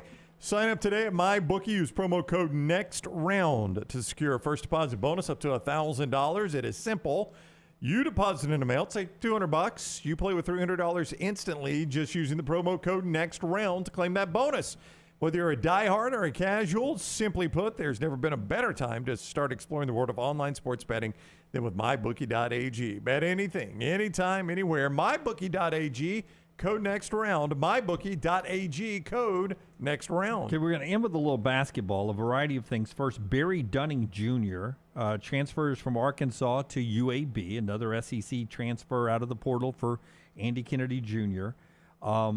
Former five-star forward Matthew Cleveland leaves Florida State and goes to Miami to play with Larinaga. That's a big pickup. Former Oak Mountain player Will Shaver, who left North Carolina, was going to go to Belmont. He's decided not to go to Belmont, so he's still out there in the portal. And then there's Bronny James, who made his commitment over the weekend to USC. So he's going to be playing 1.7 miles from the USC arena to what used to be Staples, where his dad plays. And Crypto.com arena now done away. This feels one of the cathedrals of basketball. Listen, I understand Bronny James is getting better, and he's still a top 100 recruit. But if you're bringing in Bronny James and he doesn't start, if he's coming off your bench, it seems like it could be a problem for Andy Enfield.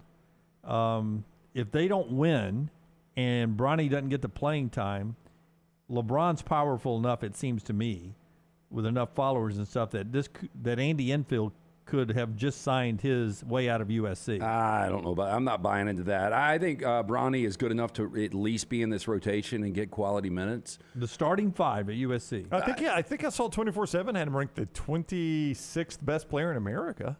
I mean, that's pretty good. I think some of that does have to do with the name, but from what I've heard, he is getting better. He's a more accurate shooter than he was. Obviously, he doesn't have LeBron's size, but when you look at what Andy Enfeld's been able to do at USC, I mean, they were in Elite Eight just 3 years ago. So they've been to 3 straight tournaments. Isaiah Collier, who I think is a bigger recruit than Bronny, is part of this recruiting class. They got one good player back from last year. But the people I were reading this weekend were making it sound like Bronny James was not guaranteed to be a starter, would be coming off the bench, and if that would sit well with Bronny James and or his dad. Well, his dad was visible at a lot of his games, but a lot of those games I think were like summer league games when the Lakers weren't playing. But with him playing there in L.A. and LeBron being in L.A., there's a chance his dad will be pretty visible at a lot of those Trojans games. So it is going to be weird if his dad is at the game and Bronny's not getting a ton of playing time. That is going to be kind of a weird look because there will always be cameras on LeBron. Most famous player, football or basketball, in college that had a famous dad, NFL or NBA player. Peyton Manning. Yeah, I mean Archie was not a Hall of Famer, I don't think, right? But but that seemed to have come a little bit before, the days where Lamar Ball. Yeah, the balls. I'm just trying to think. I mean, Barry Bonds at Arizona State was really good. Yeah, and his dad Bobby. But even in the 90s when Peyton was there, that was before the pros really started to influence who the coaches were, and that was sort of the early days of when Michael Jordan could pick his coaches, and now everybody seems like they do. And this doesn't get in the same discussion as the James, LeBron and Bronny or the Mannings, but Howie Long was he was a kind of an unknown player at Villanova, but a really good player for the L.A. Raiders. And Chris Long was a really good college player at Virginia. No, Chris Long was a really good NFL player. He was. The problem was he got drafted by the Rams. Yeah. And it was during the Rams' terrible years. And then when he went to the Patriots, he won a Super Bowl. When he went to the Eagles, he won a Super Bowl. Yeah, but he was a good player at Virginia. I'm just saying. Oh, yeah. He was the number 2 overall. Yeah. In fact, Howie was not as big a college player as his son was. Not at all, because he played at Villanova. I mean, he was an off-the-beaten-path guy. When Howie was on the show a couple of weeks ago, he told us the story of having to run the 40-yard dash. He had to start next to Raleigh Massimino's office in a hallway just so they could get 40 yards to run. I mean, that was how bad a program he played in. That's worth going back and listening to our interview with Howie Long, wherever you get your podcast with the show here. So that'll be interesting. Real quick answer. The Omaha newspaper asked this over the weekend. They're talking about Creighton. Would you rather have your team make it to the Elite Eight or win their conference championship, regular season conference championship? Elite Eight, yeah. So that was in the Omaha paper where That's Creighton a weird question they're asking. Well, Creighton made it to the Elite Eight, but they didn't win their conference. That's an easy answer. Yeah, I don't even think twice about that. But knowing that you can't go to the Final Four, you're going to end your season in the Elite Eight. Would you rather be a champion? Yeah, I guess you think of it that way. If I'm a conference champion, everything's still in front of me, or I know my season ends at the Elite Eight. I mean, you're at least a champion. You're going to hang a banner as Alabama, SEC champion. Oh, sure. They'll hang the banner. SEC and SEC tournament. Yeah, Elite Eight. Going to that, because that's basically a championship game to win a region to go to a Final Four. But you're going to lose it. Okay. So you'd still rather be there. Was an interesting debate. And they got their poll question up wherever you get your Omaha newspapers online. What's Katie Couric up to today? There's an epidemic in America on loneliness. That's what was loneliness. Yeah, we're lonelier now than we've ever been in the history of this country, according to scientists. An epidemic, she calls it, and it's all because. But it's so easy to connect. Of our phones. It's so easy to connect. It's also easy to disconnect. It's made us lonely. Like if you've got kids, they know now when they're not part of the in-group or not at a party or anything. We're back with you tomorrow at 9 a.m. Central Time. Don't be lonely. Stay with us. 9 a.m. Central Time. Until next time, God bless you and God bless America.